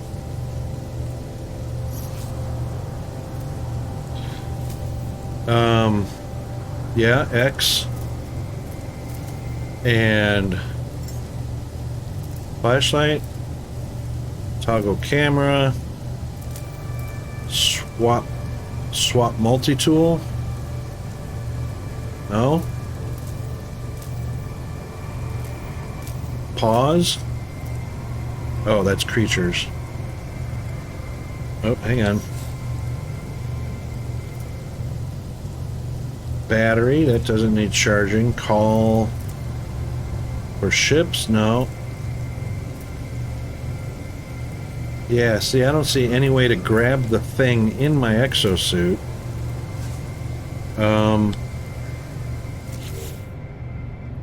Deployable technology. There it is. It's Z. Haha.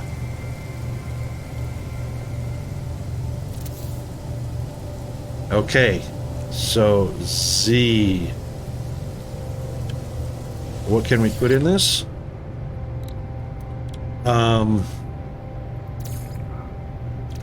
Now we needed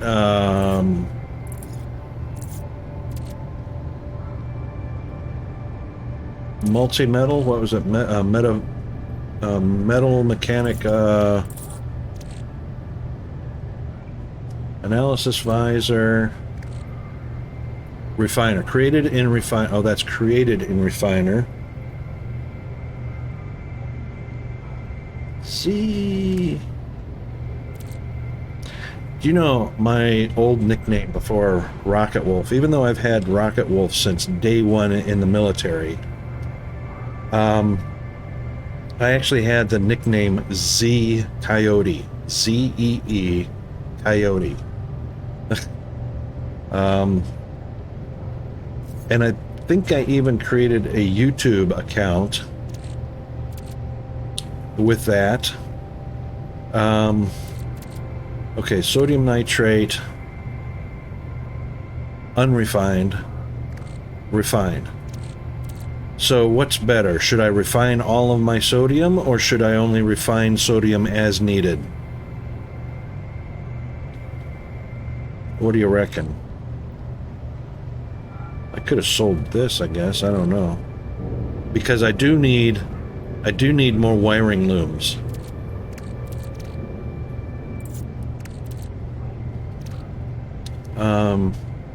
Do I need to refine it?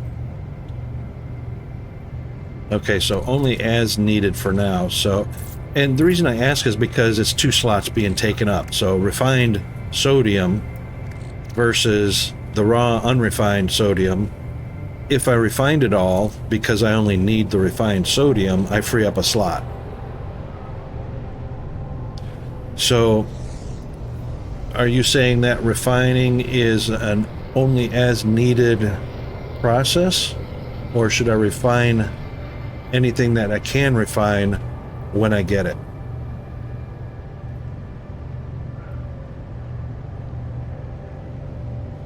So it's process raw materials into usable products and substances. And I mean, I've got silver, gold, uranium, carbon, condensed carbon, deuterium, poop. Got rock flour, poop. Okay, so refine as much as you want, depending on how you get used to the game and based on your usage.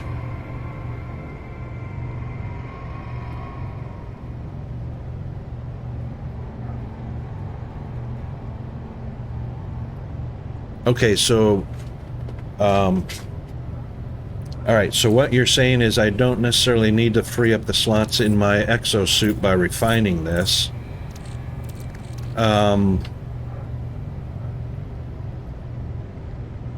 All right, so learn the blueprints for storage. Yep, got that. I'm definitely on board with that.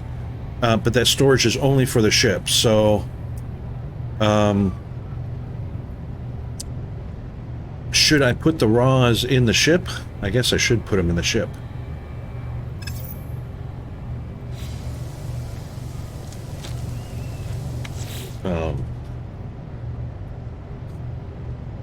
Yes, so the starship, I only have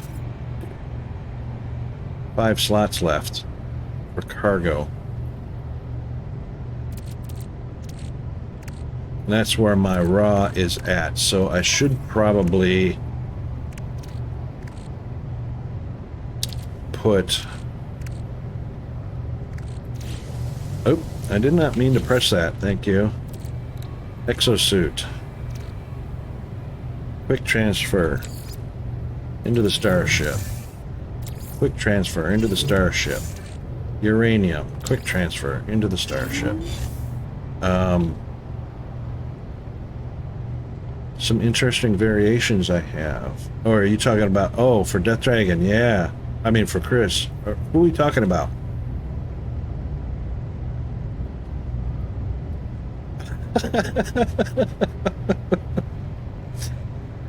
Chris, I swear, I need a meter in the stream for a user that shows frustration level going up, up, up, up, up, up, or coming down, down, down, down, down.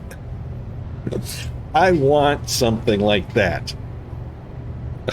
That would be so much fun.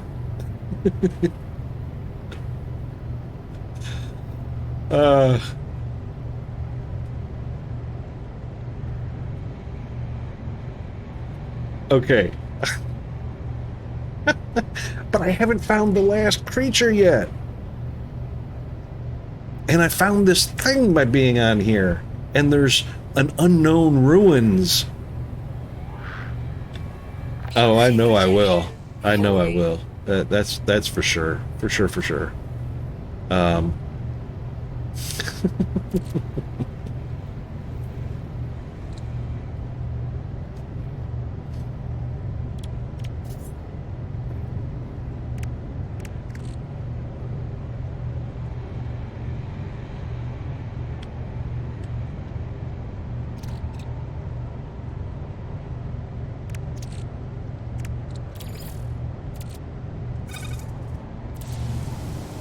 Probably didn't need to do that since my ship is right there. All right, did I transfer everything over into the starship that I can, or that I should?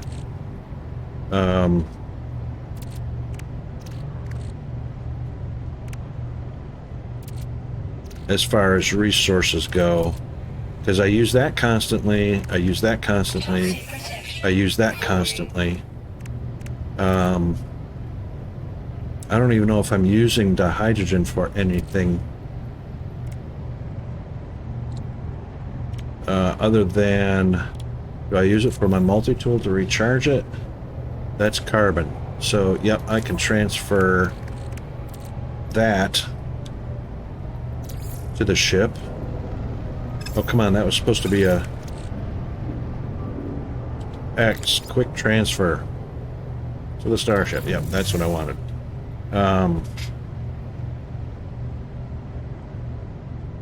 There's no limit to the amount of bases you can have.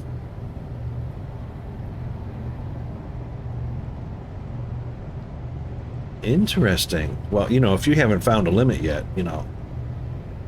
What? Actually, you don't have to look it up. The reason I say it is because game save files. So on an infinitely procedurally based game, any assets you build or create or craft or place down become part of the save data. If it's infinite, you should not have a limit on the number of bases you build,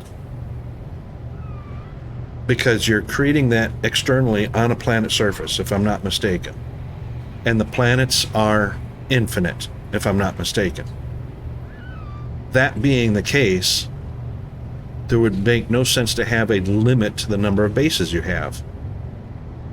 There is a limit. Okay, tell. Do tell. Do tell. Let's see. I think I've got everything transferred except for junk. Do I have another slot? I don't have a whole lot of slots left. We'll go ahead and put the junk because I want the available slots. We're going to take that, move it here. We're going to put the carbon here because that's used for the multi-tool.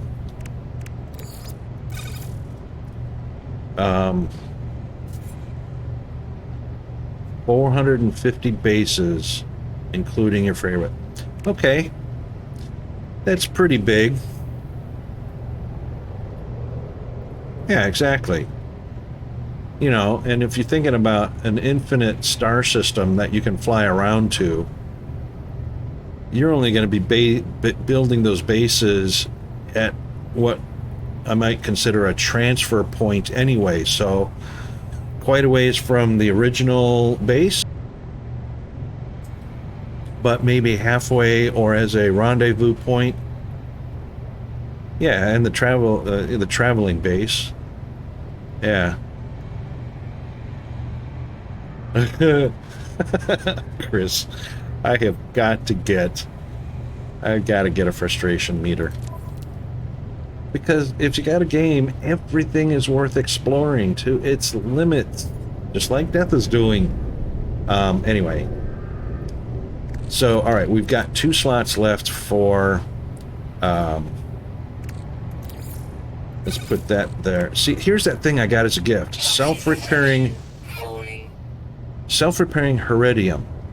Used in creation of scientific components, which I would assume would be a wiring loom. Oh, no. Particularly useful for deployment in remote facilities where maintenance opportunities may be limited or deadly. Ugh.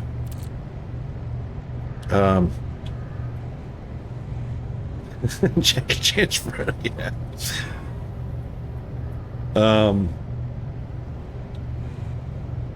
Yeah, I can come back. Oh, okay. All right. But can I not have, can I not use this wiring loom yet? Or, that tool? Well, you know what? Yeah, planets are big, which is why I would expect that one last creature to find would be more than in just one place. Really? So not like in Dyson Sphere, you can't actually circumnavigate the planet.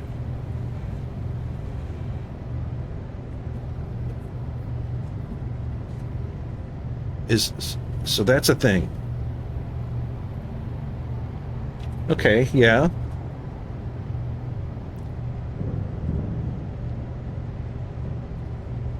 I'm on board with that. So they're really big spheres. We don't have, you can walk around the entire planet, and like the equatorial or polar. Toxic protection. Warning. And there's, see, that's the thing. There's no way to tell because,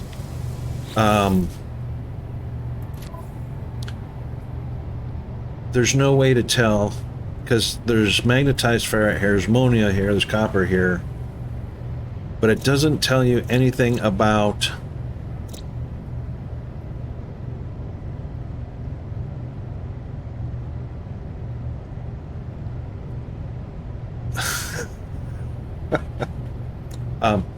what are you trying to say, Chris? Are you trying to tell me something? Where's the information about the planet? How big is it?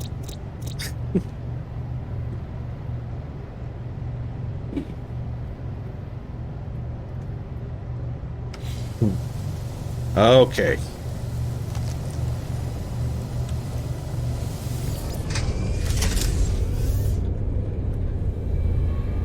I'm pressing W.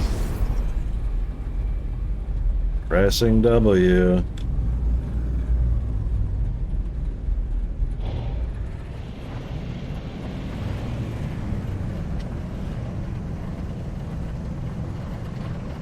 There is that unknown civilization.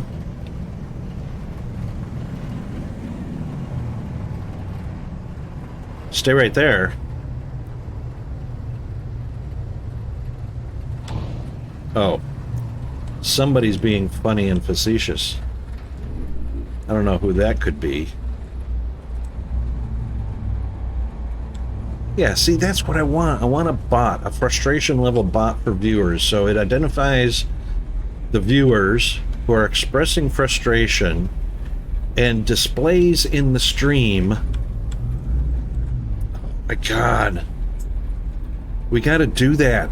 We got to get GFA to create a bot that does that.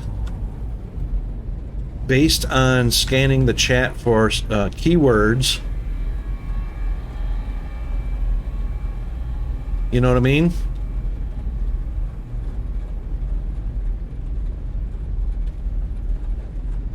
Yeah, exactly. Exactly. So, there is this thing right over here. Ancient ruin.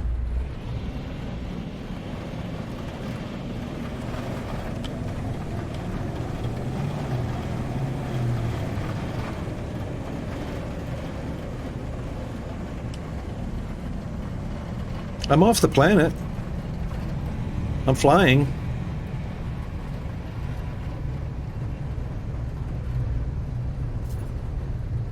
Can you not see me flying? I'm flying. I'm off the planet.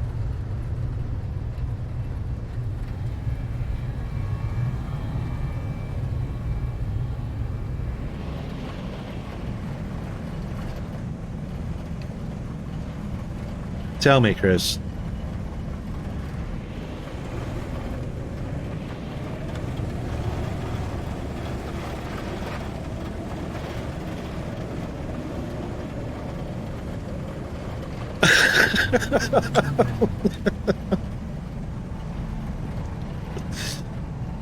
Oi! Oi! Just oi!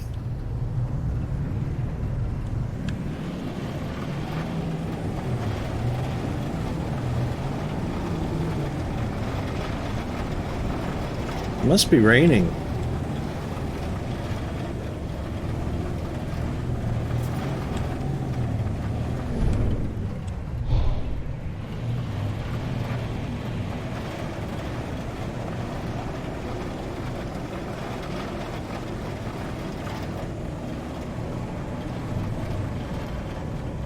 There it is.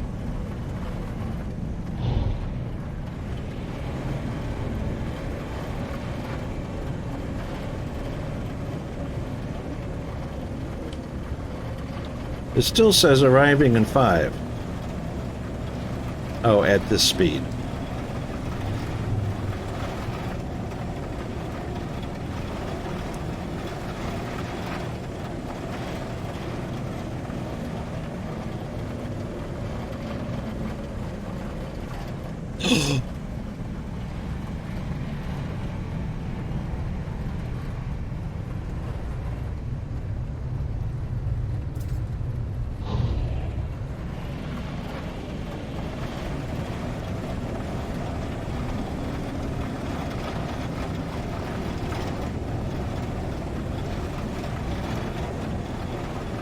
Are you kidding, Chris?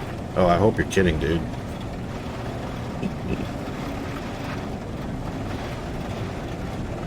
I am like almost on top of this ancient ruin. Oh, hey, question. So it says you can tag something. I'm assuming you can only tag one thing at a time, and does it stay permanent, or does the tag come off of it when you leave a planet? Obviously, if you tag something else, I would think it removes the tag off of here. But like in DSP, you can tag multiple things and they stay. Is that the case here, or is this just a one only? Oh, so once you reach the target, it's untagged. So if I leave the planet and come back, I've got to refine something.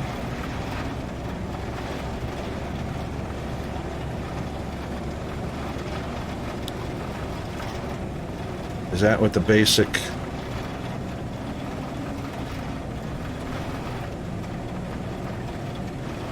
If this is full power, 127.28 U's per second.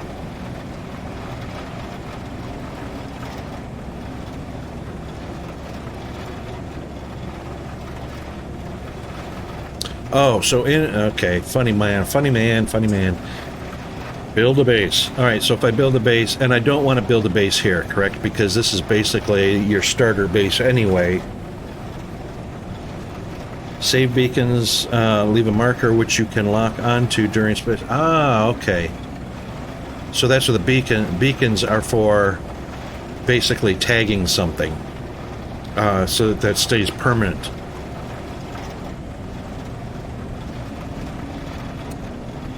Gotcha, I understand that. So have I arrived at this thing or no? Always make a save beacon at your base. Alright, and I imagine we can stockpile those like you were talking about before, so we can have as many as we want for save beacons and just place them anywhere and everywhere that we need them. Whoa, hang on. What is this? A platform? A ship? Ooh. This looks like a broken ship. Hang on. Whoa! Whoa!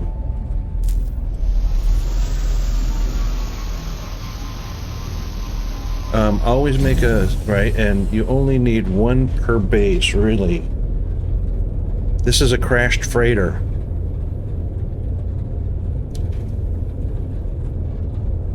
A base cannot extend for kilometers. Okay. Is a crashed freighter, is this a type of thing, repair the freighter and it's yours? Maybe? You reckon? There's a mark, there's a something here. Is that a beacon? Oh, you can't. No? Okay. This is a beacon, isn't it? Call Starship, which is right behind me, and a data chip is required. It's for salvaging. Okay. So a base has about a 500 meter boundary, circular from the center. Yep, or circumference. Right. So 500 meter circumference.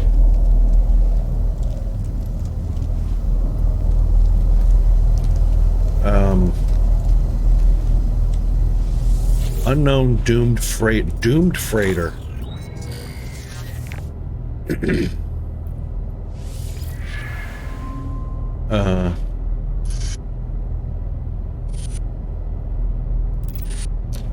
Okay, timestamp, multiple Sentinel energy signatures detected, requiring immediate evacuation or evasion, dropping out of warp. There's the Sentinels. What are they doing?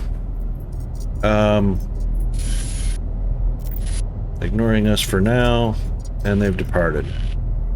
And 16 on repeat. I'm going to take a look. Broadcasting 16 on repeat, so I guess that's important. Remember that number. Let me place some man here. I have you on the second mount. Oh yeah, no worries. And of course, I believe you can be also invited to this game as well, correct? In case you wanted to go incredibly far back in your gameplay and learn things with me.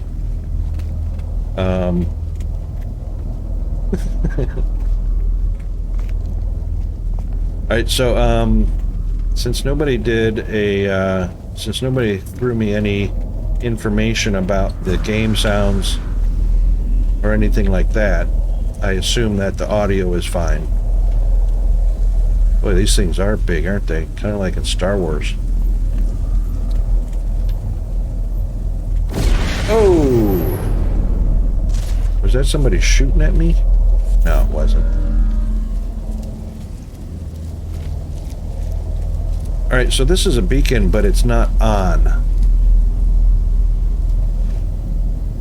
It only calls the starship just the same way as if I was going to call it doing the X, right?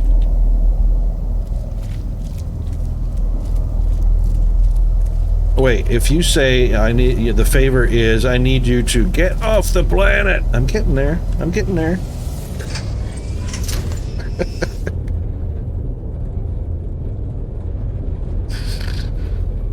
Oh, don't. Ooh, do a barrel roll, rocket. Crash right into the planet, eh? Or the... Wow, seriously, can you not just get your... There we go. Get your bearings, rocket. Boy, it's really slow response. Hang on, I need to do something. There needs to be a mouse sensitivity. There's got to be a mouse sensitivity. Sensitivity settings, mouse, smoothest, look, flight sensitivity. Yeah, so increased can allow you to turn the ship more quickly, but you be hard to control, cause motion sickness. I don't have motion sickness, but I do need it to be a lot more responsive because it's taking up too much mouse pad. Let's just go up to 50 since it was on 25.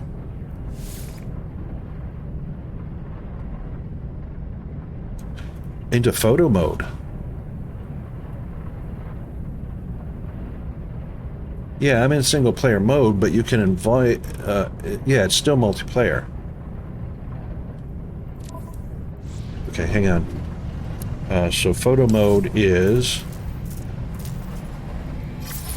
photo mode.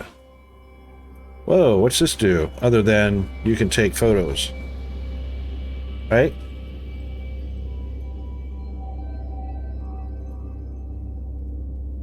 Oh, network settings? Yep.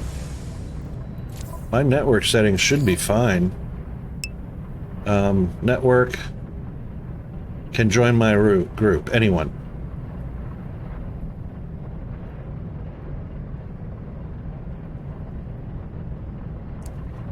In the bottom left. Voice chat enabled. Anyone. Group of friends. Can delete base parts. Alright, so in photo mode. Multiplayer. And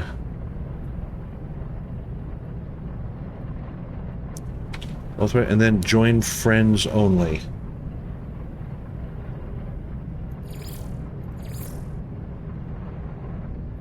Like that?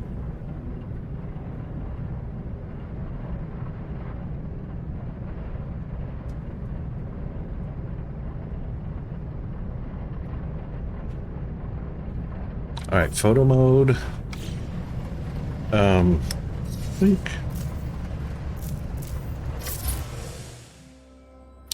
move the sun. That's interesting. Oh, hang on, that was way too fast. I didn't dismiss that information. I knew you didn't follow. All right, so bottom left has got a whole bunch of icons. I imagine that's the, like Chris was saying, that's the info you need. So we have what?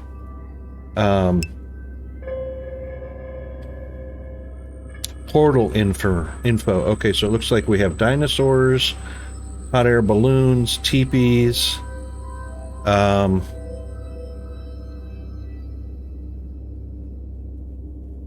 How do I access those, or is that just, oops, or is that just displayed? It looks like there's repeating too, because there's a little bit of pattern. There's 2 hot air balloons. There's 2 of those triangular symbols from Astroneer. There's a cube or a tesseract. There's a freighter or a ship. 2 identical moons with the shield coming out of it.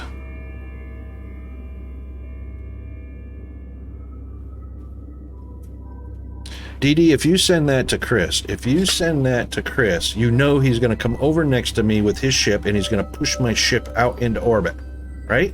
You know that, right? He's going to literally get underneath my ship and push it and boost both of us right out into orbit. So you know what he's up to, right? You know it. Of course he should. Dude.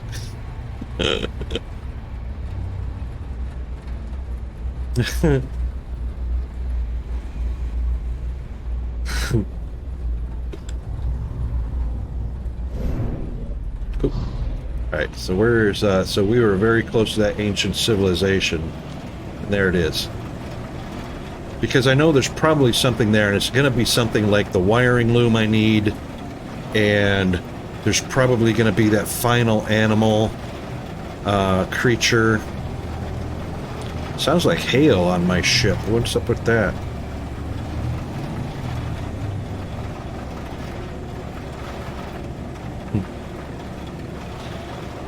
And if I know Chris, he'll probably, once I land, he'll land next to me. He'll strap JATO packs onto JATO's jet assisted takeoff packs onto my ship, get out the industrial space duct tape, strap me to my pilot seat. Look at that. Look at that. We're here. And he'll hit the warp button, and yeah, you know Chris. You know, Chris. So there is actually another base. So there's a base next to, or this is, what do they call it? Trade post? What do they call these things?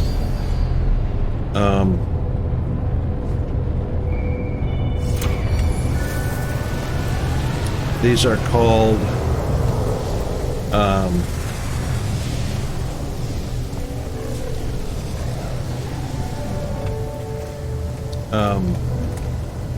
trade, are these trade outposts, trade platforms? If it's not a complete duplicate of the other one, and it's just an additional one, then I can buy one more wiring loom from this guy so that, who are you? Exporter.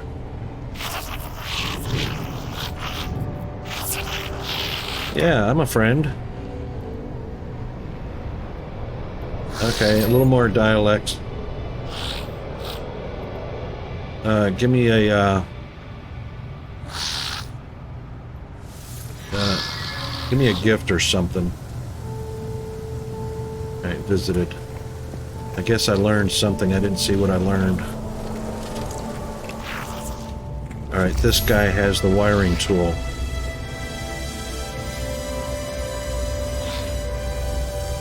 Okay, I'm at, yay, alright. Hey, achievement. Oh, technology. So we want a component. Yep. And let's see that you have a nut. How many can I purchase? Only one. Wow. Received. Oh, God. It was 65,000. Holy camoly. Should have looked at that first. What was the other thing? Blueprints. Yep, go get through that. And blueprints. All right, so what of these blueprints do you reckon I need right off the bat? So teleporter. I've got 150. Item received. So now we got 480. Advanced mining laser. Don't I need that? Item received. That was probably a companion unit I didn't need. Quit clicking on things, Rocket. I yell at Peanut all the time. Read before you click. Shield lattice, barrel ionizer, toxic suppressor. And that was advanced mining laser. That I did need, but that looks like... That looked like an enhancement. Maybe that's not. Okay. So...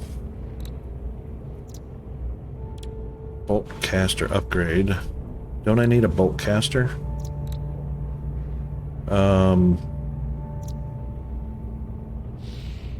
Alright, so I guess I am done with you. And let's see. Oh, there's somebody landing.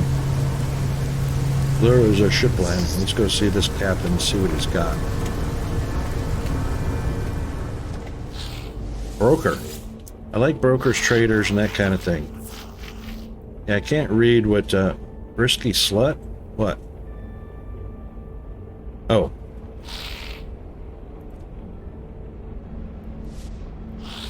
Alright, let's increase our speak ability. Let's do a mystery symbol. Is. Symbol for is. Okay, cool. Thanks, bud.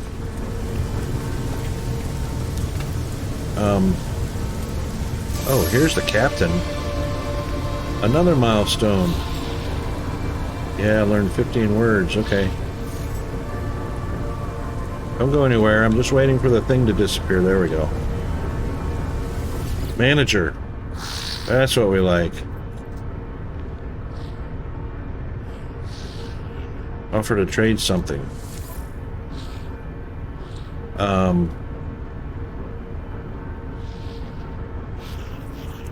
Anything here look important? Sonic booms may happen soon. I hear them all the time. Oh, for you. Okay. Yep. I've got tritium. I don't think I need that. Frost crystal. I don't know if I need that. I don't know if I need any of these things. I don't have a freighter yet, so I can't recruit. Okay, bye.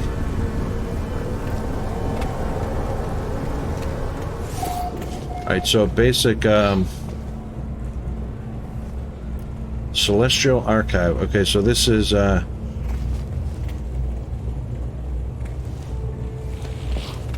this looks like each one is identical to the other. It's just whether they have renewed supplies or not.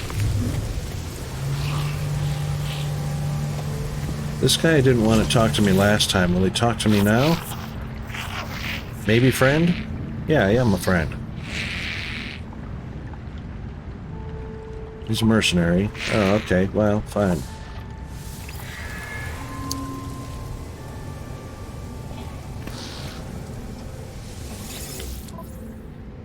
Alright, so this is the sell spot. No, we don't want to sell the wiring loop. Crazy.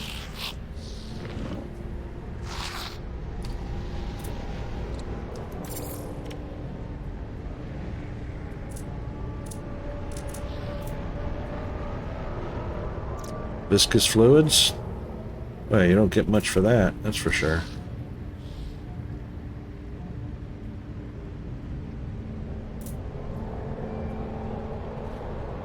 It's possible. I wonder how many star systems there are.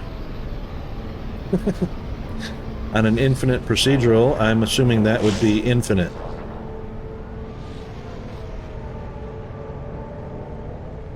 Gold looks like it's fairly high price, 193 for 58,000. Nah, that's not so. Silver has got a higher price on it. 81,000 for 5. Oh no, it's not.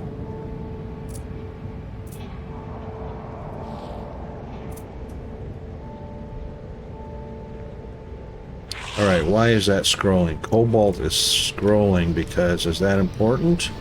Demand is pretty high.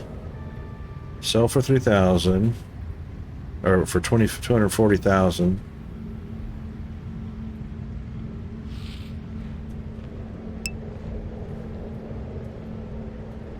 It is Anima, yes.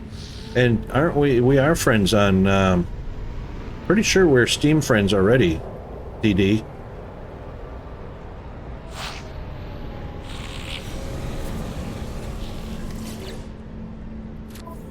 It is definitely Anima 41.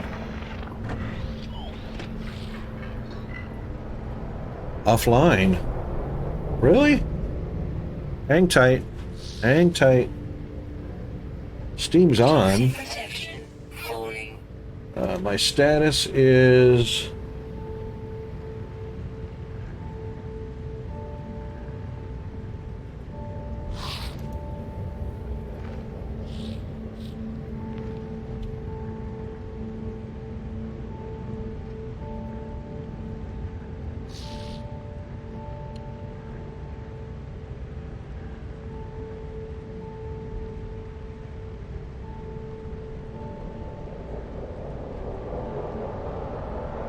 Oh, a blurry screenshot makes a difference?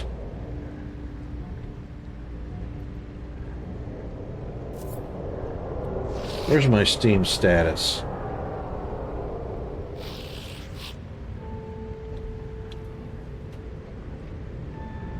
Profile.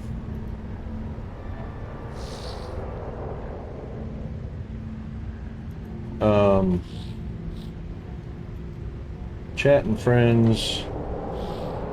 Friends and chat. How come I can't click friends and chat? Oh, it's over here already. I am showing as... Geez, that popped up on a completely different monitor. How stupid is that?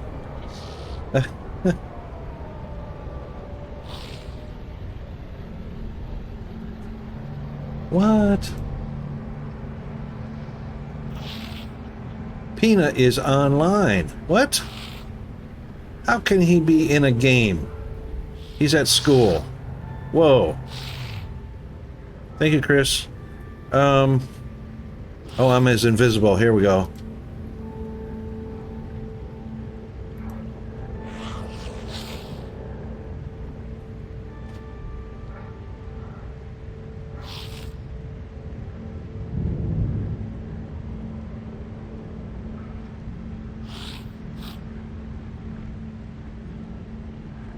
Tina is playing Project Playtime. They're not using that Steam at school, are they?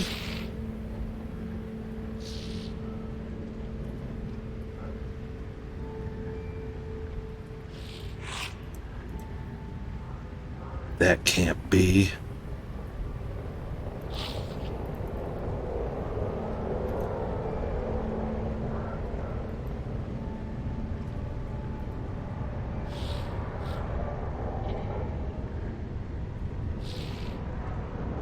Alright, I'm going to have to check his computer because I was pretty sure he was logged out, and he can't log back in without my password to his computer.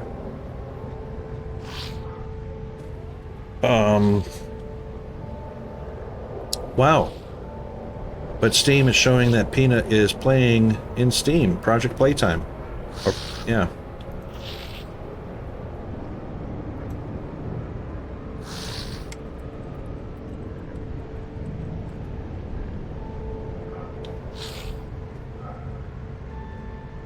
Anyway, I got sidetracked about that.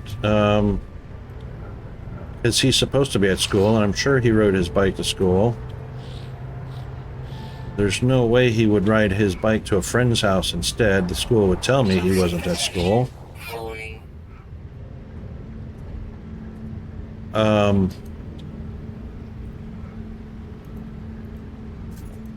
um,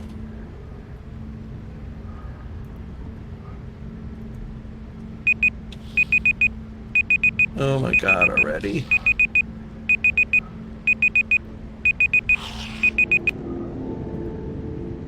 Okay, incredible. We're on our bio break already. Let's get, oh, actually, not yet. In about a minute and a half, we're going to be on the bio break. All right, so Chris, you're there. GFA is there. Death Dragon is there. Everybody's there in my chat and friends. Okay. And what I haven't done, yes I have. Those are cool looking ships, DD.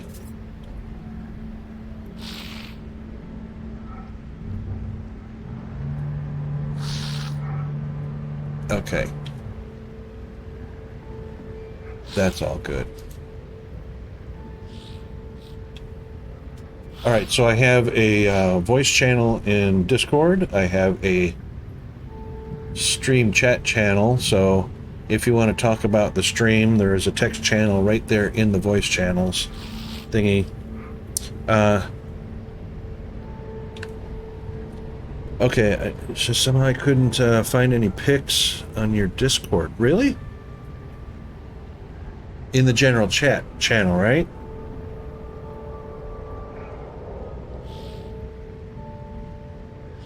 Toxic protection. Falling. Yeah. Oh, in pictures. General chat. Custom. Images. Let me check the setting on the images. Permissions.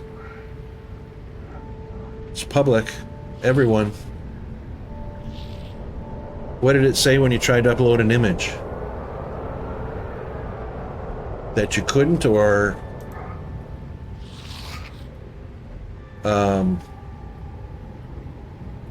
didn't say anything, it just couldn't upload it. Oh, right. Well, funny thing is, we got more than one monitor, so I clicked on my Steam friends and chat on one monitor and it showed up over on the other monitor. So it looked like nothing happened. But if you dragged right to it,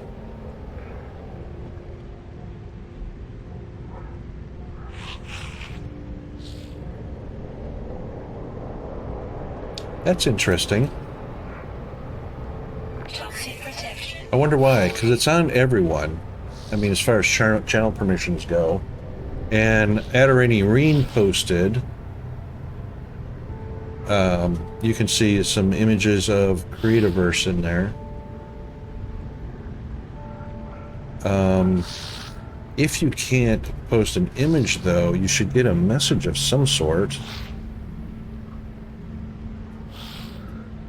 And also, if it's not working in images, post it in videos. I can always delete it later.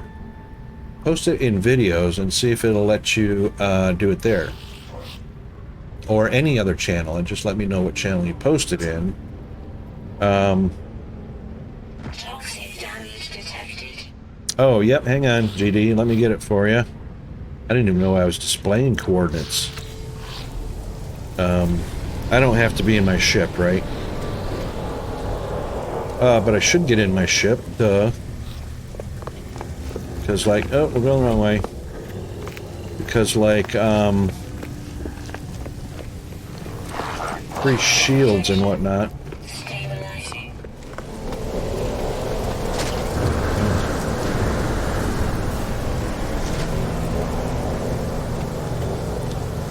Oh, it started to stabilize there for a second. And I wasn't in my ship. Yeah, I just went and got in my ship so I could be in, oh, hang on, let me put it up at there, up in the sky so you can see it. I won't move around while you're doing that. So, are my coordinates displayed somewhere?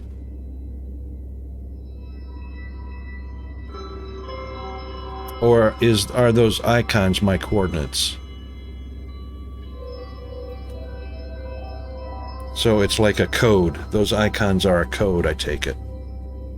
Which would be pretty cool.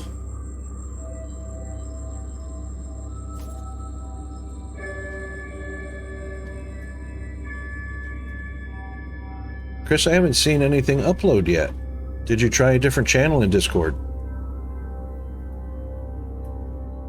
Like in the general or requests or get help? Ah, okay, cool. So I don't have to send you a code, it's just there.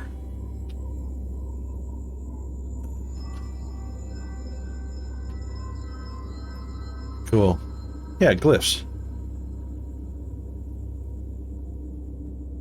Okay. Maybe it's like QR code, you have to be absolutely clear. Hang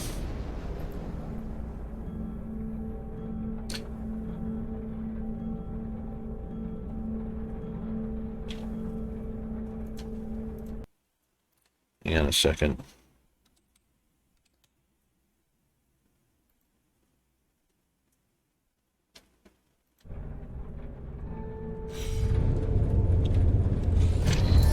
I thought my suit was, my exosuit was, I was protected as long as I was inside, not my ship, but inside this platform somewhere. Like, up in here. I thought I was protected up in here.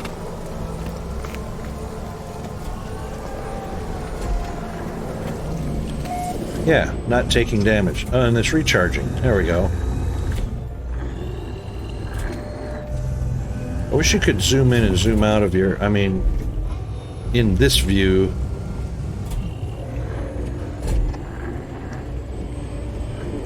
Oh, I just see a message. Chris, Iteration 1 has left the system.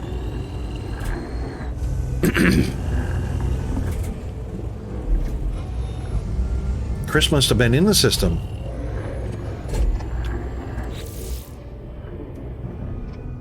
And of course, a log doesn't actually have a log of what happened. Where's chat? C is not chat. Oh, I'm sure I'm getting... Where are you at? Are you down in Brisbane? Or further south?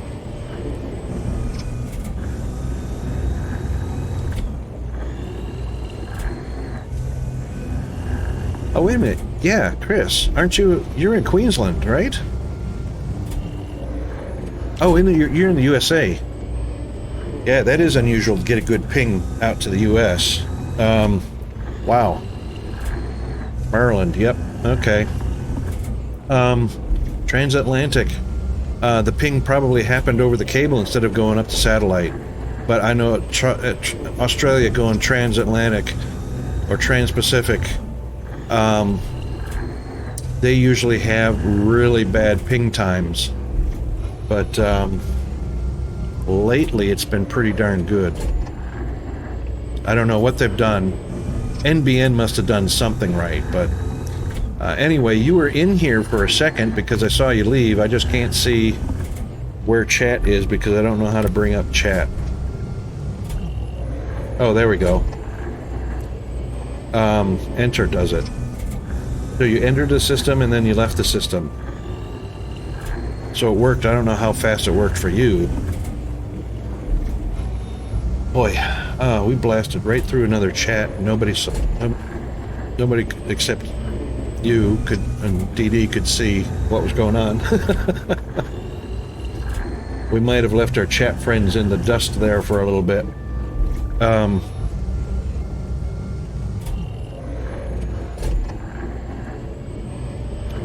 I got a bio break for a second. I'll be right back.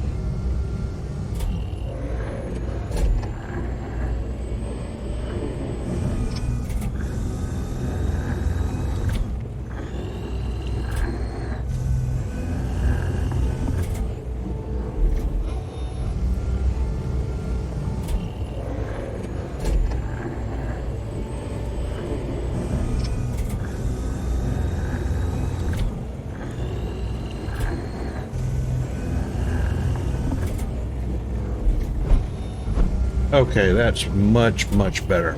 All right, so... Oh, there's DD now. Wow. You said I am here way before you came into the game. So that must be... Your ping must be really bad with me. But that's South Africa to Australia, too, so...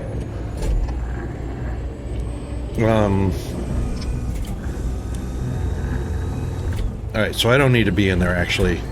Oh! Can't move if you're in chat, Rocket.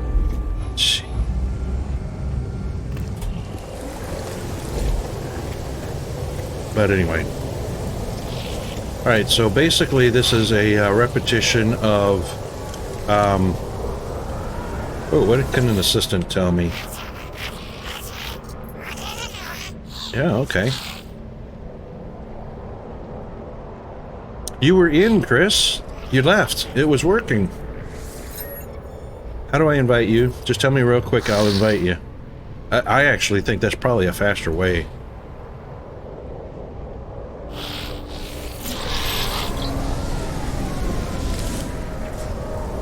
Somebody just landed. Was that DD?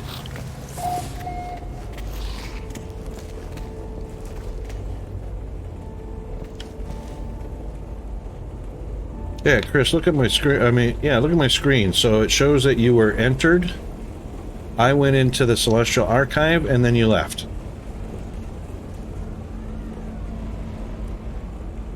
Yep, in network settings. Okay, hang on.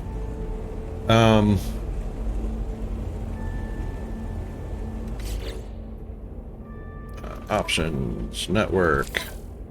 And there should be a code here.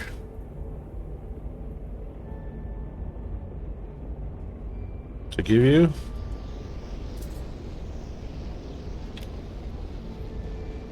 Hang on. No?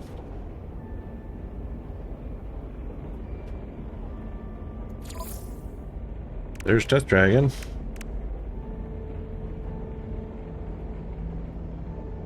Cannot invite. Currently busy.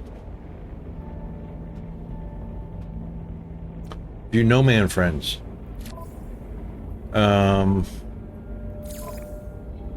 Whoa. Show Steam. Cannot invite. Show Steam. Oh, Chris hasn't come back in yet, so I can only see his Steam profile. You're currently busy doing something. There you go. Oh, no, hang on.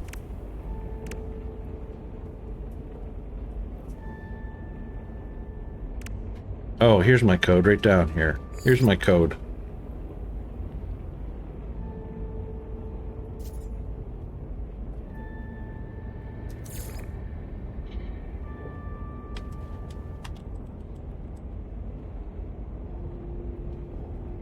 Oh, that's for adding codes. Oh, sorry, hang on. Let me get back to it. It's on stream now. Is this going to mean that anybody can use it or what?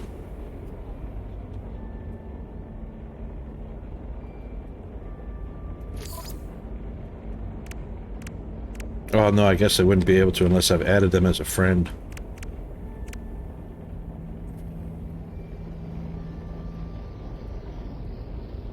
Because, see, these guys are showing as Steam friends, and I haven't added any of them.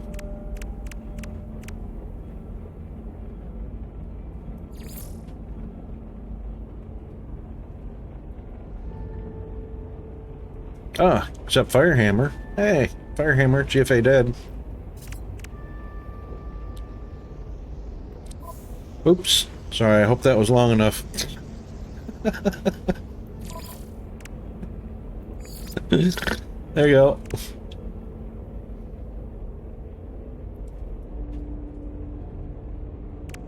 GFA should be online.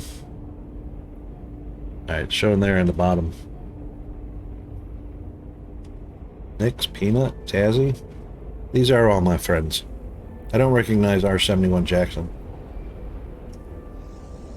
Or AURUM, but that just means that some of my friends have changed their display names. So I have, Steam actually shows I have two names, Rocket and Rocket Wolf. So there's a good chance that I know these two people, like Jackson and Arum.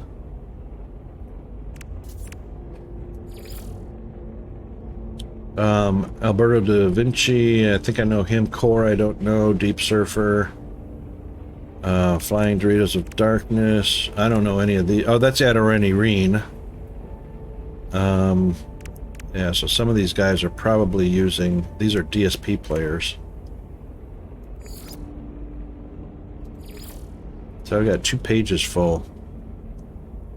No, it says you're busy. No, it shows that you're busy. Look. Right here, you. If I try to press E, it says cannot invite, currently busy. Is that me currently busy? Or you are currently busy?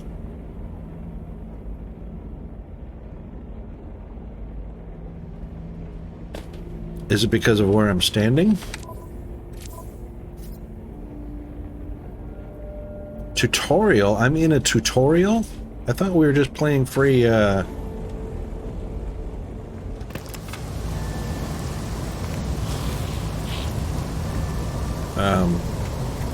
there you are. Oh, that's not you.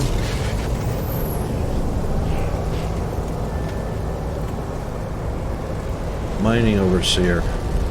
Alright, let's get back to my ship here.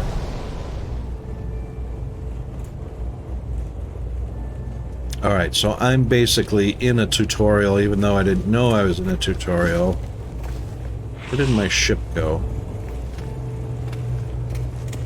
I think it was up top. There it is.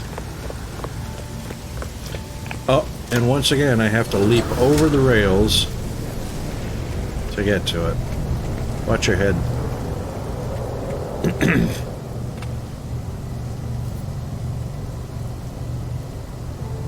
You're discovering things in my system. You have to leave because you're discovering. Oh, you're discovering things for me.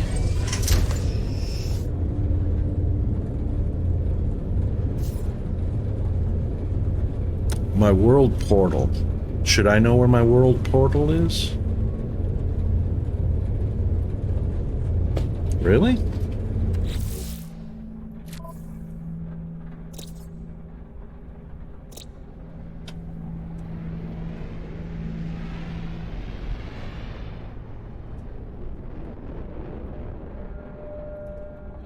My name is on one planet now. Chris was on a planet.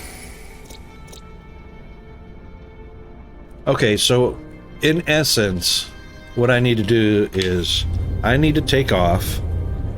I need to leave the planet.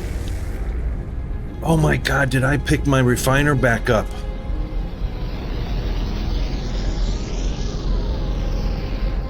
How do I get back to where that was? I left my refiner on the surface.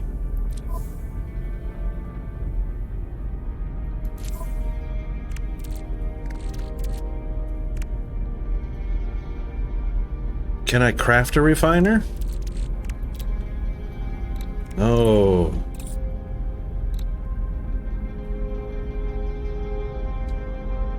Unless you can tell me, craft product. Unless you can tell me why the refiner is not in my list. Suit?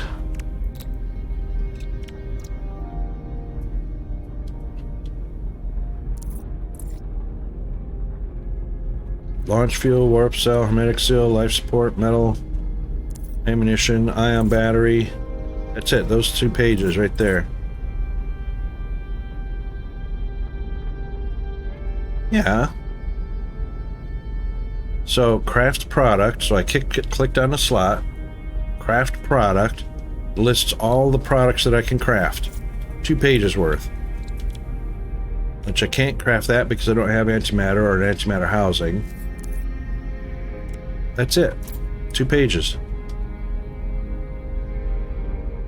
I have to get my refiner back. Because this is all products that I can craft. I'm gonna be sad. I'm gonna be sad I don't know where I was. Yeah, I do.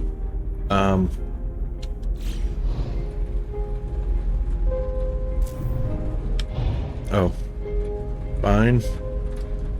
Oh, mouse is a little more responsive. Yay! That's bunch better. Because I didn't want to use all the real estate of my mouse mat. I mean, my desk mat. I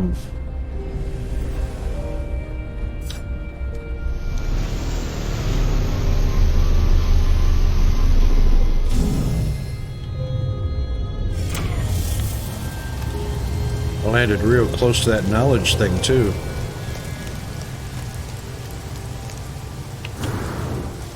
Hate that. Hate that.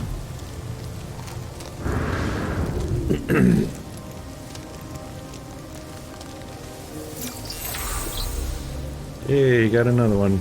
Alright, so Z. What? Deployable. How come it's not showing up in my inventory? Toxic protection. Falling.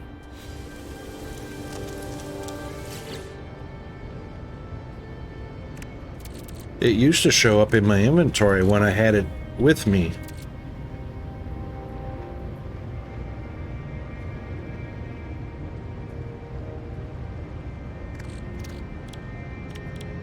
Or is that just crafting a new one?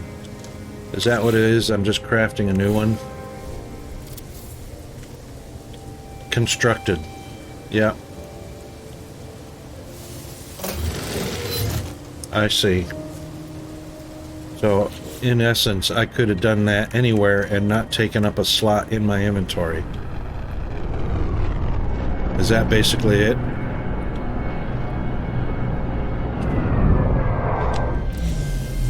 Alright, so somebody just warped in. Who warped in? That would be... Chris? Or... Oh, there's somebody! Woohoo! Chris! Hang on, I got this. Hang on. Hang on.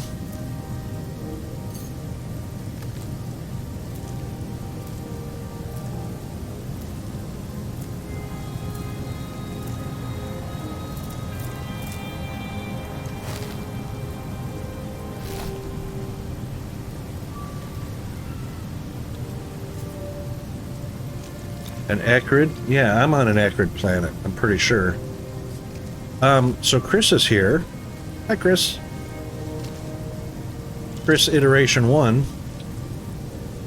I didn't know you could,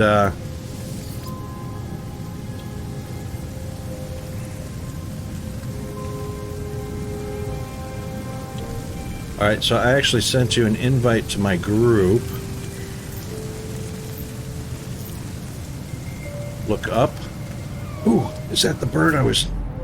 No. Okay, what am I looking up at?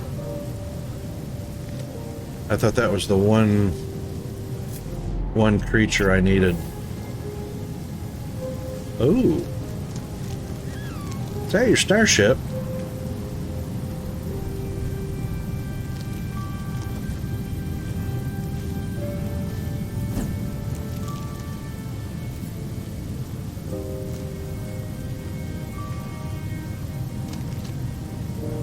You said look up, I looked up. You laughed at me. What am I looking up at? Other than the fact that... DD, maybe just a relog? Or a relaunch of the game or something? I don't know, maybe it's stuck or glitched. Starship. So let's, E does nothing. I can't get in your starship. I'll take sodium. Where'd Chris go? Chris go. There he is. Oh, I hear another one.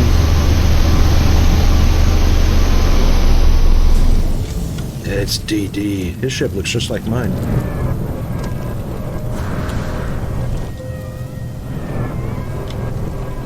Oh, this also says Starship Chris. Are you bringing your ship collection here? Look at this.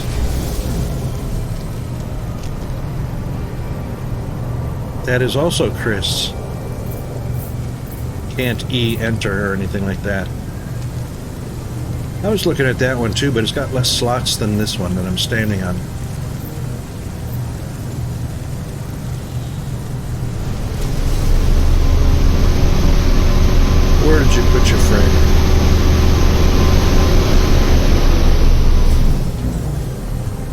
don't see your freighter. I see your spaceships.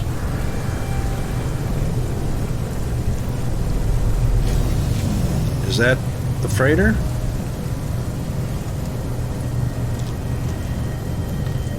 This one is a starship. This one is a starship.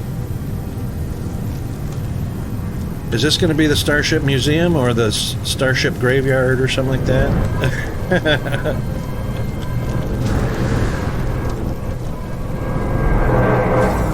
Boy, we're getting some serious desktop audio from these.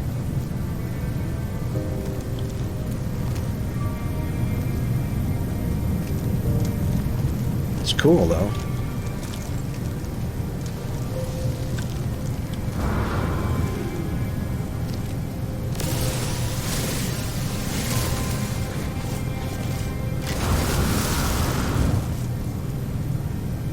Did you paint them or did they come in these colors?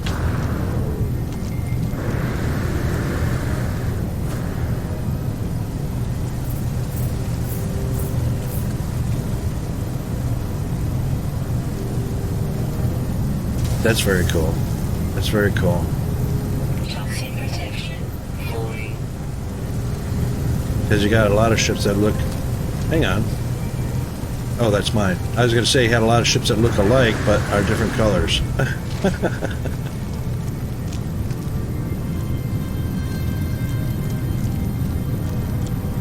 Hey, there's Death Dragon. Knock, knock. Can I come in? Knock, knock, knock. Anybody in there? Anybody? Hang on, hang on. Let me see if I can get this. Anybody in there? Come out. Come on, I want to talk to you.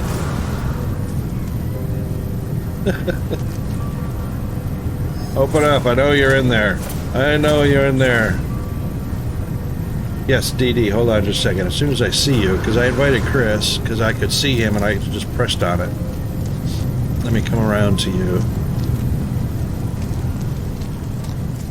Because I'm sure you're here with us. There's somebody. There's Death Dragon way over there, off planet. Toxin protection. You're off planet, BD. Can you see where we are? We are to your north.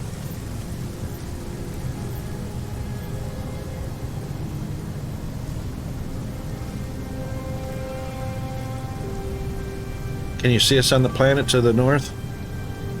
Otoma. Down at the bottom left of my screen. OTOMA 41/V4. You're in the system. I mean, it says you're off planet. I'm looking right at your ship.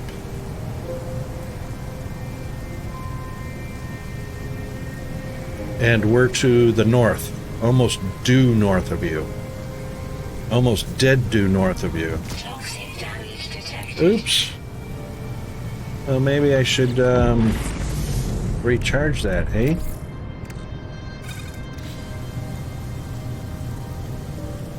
And it doesn't tell the distance, but you are dead due north of us. Ooh, discovery. I don't know if I want to go down in that cave though.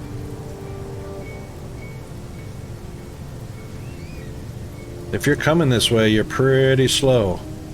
I think Chris is flying around. No, Chris is still here on the ground with me. You should be able to see Chris and me both. Now you're arriving in 6. Here he comes. There he comes. If you land right in front of me, you should be perfect. Land right in front. Yep, there you go. Land right in front and down right there. And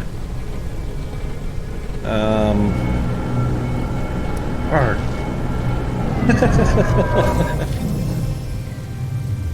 You missed. I wanted you to land right in front of me. I wanted you to land right in front of me in that big fat hole. All right, let me come around and add you to the group. Hang on. Did you get out? Yep, you got out. Okay, invite to group. Dun, dun, dun. Can I invite? Oh, invite sent. Okay, there we go. You are invited. Oh, Chris put a little robot down here. Save beacon. Really? Restore point saved. Yeehaw. And now, Chris, you have a save spot. Right? Okay, so DD, you should have got the invite, yes? And you should be... Hang on, Chris is in... Invite to group. Stand still. Invite sent. Did you not get that invite, Chris? And Death Dragon invite. Currently busy. Invite sent. So I'm seeing in the chat invite sent.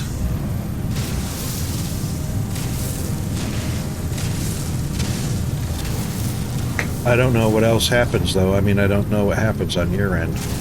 Do you need to invite me? And hey, look at the ground is melting beneath me.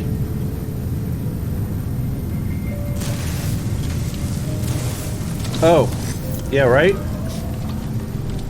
Hang on, it helps to get out of chat because there we go. Then I can move when I'm not in chat. Chris has already gone underground. What do we do? What are we doing? Oh, sorry. I didn't mean to do that. Did I damage you? There it goes. I think I shot Chris right in the chest. Oh my goodness. Too funny. Oh, game invite. You have received. Yay! Alright, so Chris should have got that, and so should have DD. Oh, hang on. Hold still, Chris. Stand still. Oh. No, that's not what I meant. I pressed on E to invite. Oh, it's not there anymore. Alright, so that worked. View No Man's Sky's friend list. Alright, Chris is there. DD, what happened to you? Oh, okay. No worries. We'll try it again when you get back here. But you should just see how Chris put me in a hole and just left me here.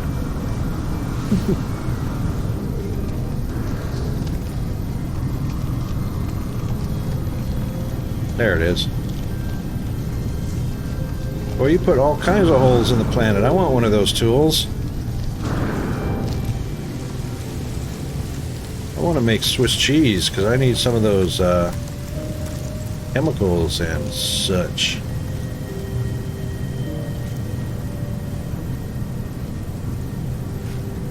Yeah, no doubt. So obviously if you could dig down a little bit and create yourself a little cave, then you don't have to use up what is it, carbon to recharge your shield and stuff. Make a shift shelter. Yeah, temporary shelter. But let's see how deep you have to go for the shield to start working. Oh, not far at all. It doesn't recharge, but it stops you from taking damage. Or does it recharge? It's not recharging, it just stops you from taking damage.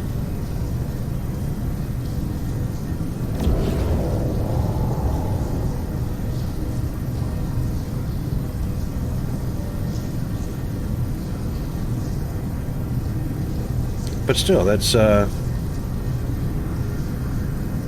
hang on, I got an icon next to me. Oh, right, that's because there's probably a voice channel on in the game.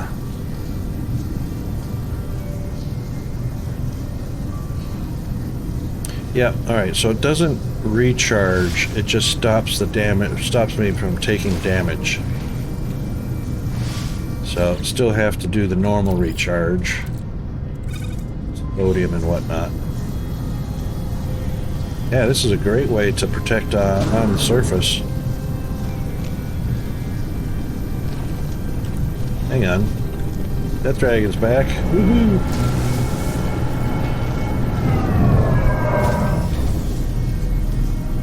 Yay!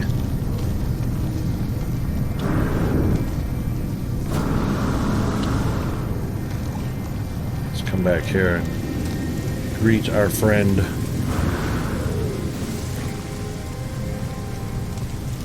And that's Chris, and here comes... Where is he? There he is. Hang on, let me send you an invite. Stand still. Can you look up? Yes, I can. I looked up. There's a freighter up there. Woohoo! It even says freighter. Toxic protection. Falling. Oh, and you got a bunch of little spacecraft following your freighter. Unless they just pooped them out the back and you're towing them along or something like that. Yeah, Dee Dee, I think you were just glitched for a little bit there. I don't know what the deal was, but, you know, when in doubt, relaunch, right? Look at Chris's freighter.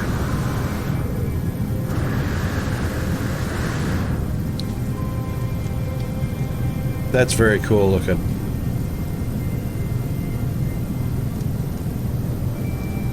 All right, so tell me the perks of us being in a group.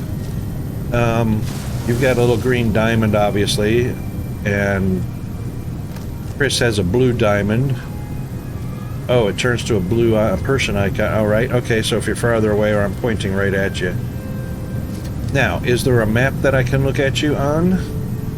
Like a world map? Planet map, something like that?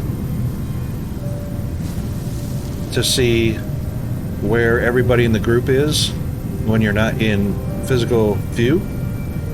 Is that right? Yeah, if you're not in physical view. Oh, Death Dragon, I heard something coming from you.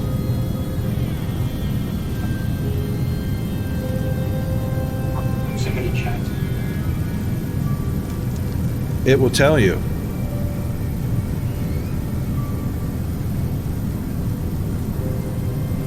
Yep, okay, so what I've got is Death Dragon has got a green icon, which is a diamond, and turns to a person when I'm pointing right at him. You have a blue one.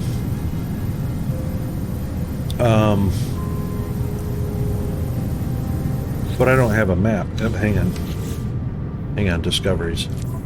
But I don't have a map that shows where you are on the planet or anything like that. Oh, hang on, but when I can only tag one person, is that what you're saying? You don't actually have to tag it. Whoa, hang on, I hear voice. Hang on. A button that makes it so that satellite points at the light these pages. Ah, Death Dragon, hang on, you're on my external speakers. Let me get you plugged into the game. The echo ones. Yeah, it's echo because you're coming across my external speakers. Hang on just a second, I'm going to put you in, Okay.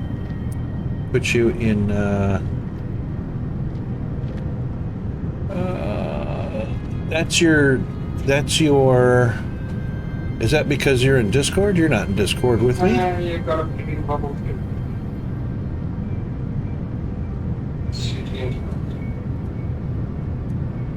You're not in Discord, so that must mean you are voice connected in the game.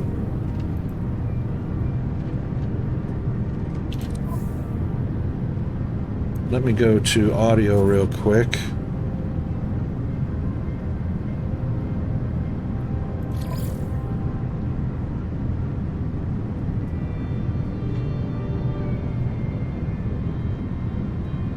Hold on. How is your voice getting through? Falling. Now I hear you coming through Discord, but I don't understand how you were coming through.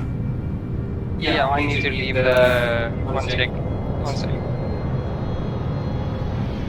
There we go. No, it should be fine. I just disabled the in-game voice chat. So Oh. basically what I was using is proximity chat within the game. Yes. So within the game, you can use the voice chat in your network settings, and then you'll have proximity chat. When you get close to people, you'll hear them. When you get further away, you won't be able to hear them. But now I joined the Discord because, well, just Okay. for convenience. But here's what's interesting. So I'm streaming the game. The game sounds are going through OBS and out to the stream. They're not going through my external speakers. Your voice was the only thing about the game that came through my external speakers on my desktop. That is very strange. It could have something to do with the way the game's sound design works with your connected equipment. That was really, really weird. Oh wow, you got a robotic companion. Nice, yeah, that's very strange. Yeah, I got a thing oh, that's stuck to my shoulder. Doesn't everybody have that? Yeah, everybody has it. That's your scanner, right? I think so. The thing on my left shoulder? Yeah, that is your scanner. So what this does, well, on controller you press left stick. I'm not sure what you press on keyboard. Hold up, let me find it. Okay. Controls.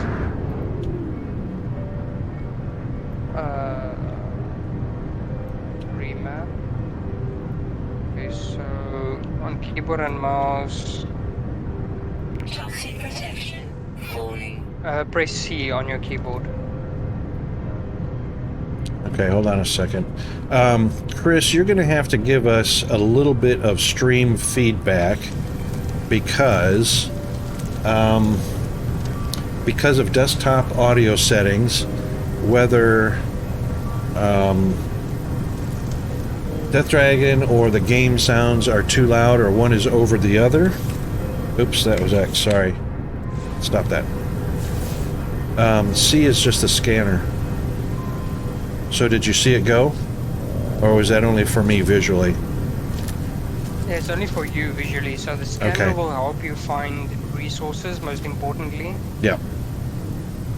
That's right. Importantly, and then I'm not sure which button you need to use, but one thing you're going to be using a lot is your analysis visor. Yep, I do that.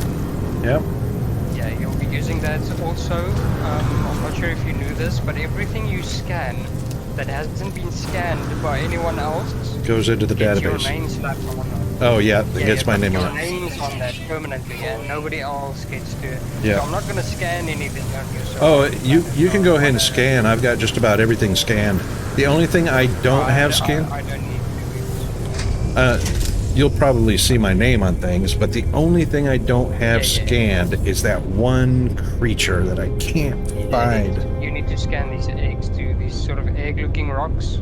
Yeah. Unidentified plants. Yep. We have many unidentified things over here, but. Really? Hang on, I thought I had everything scanned already. Hang on. These rocks on the floor are they're unidentified by me. Wait, let me scan Well, this. hang on, I'll just double check that. Let me find you over. No, I was wrong. It's just, I don't know what it is yet. You already do. My bad. Because I need to scan them too, because my game doesn't tell me what it is until I've scanned it. Right.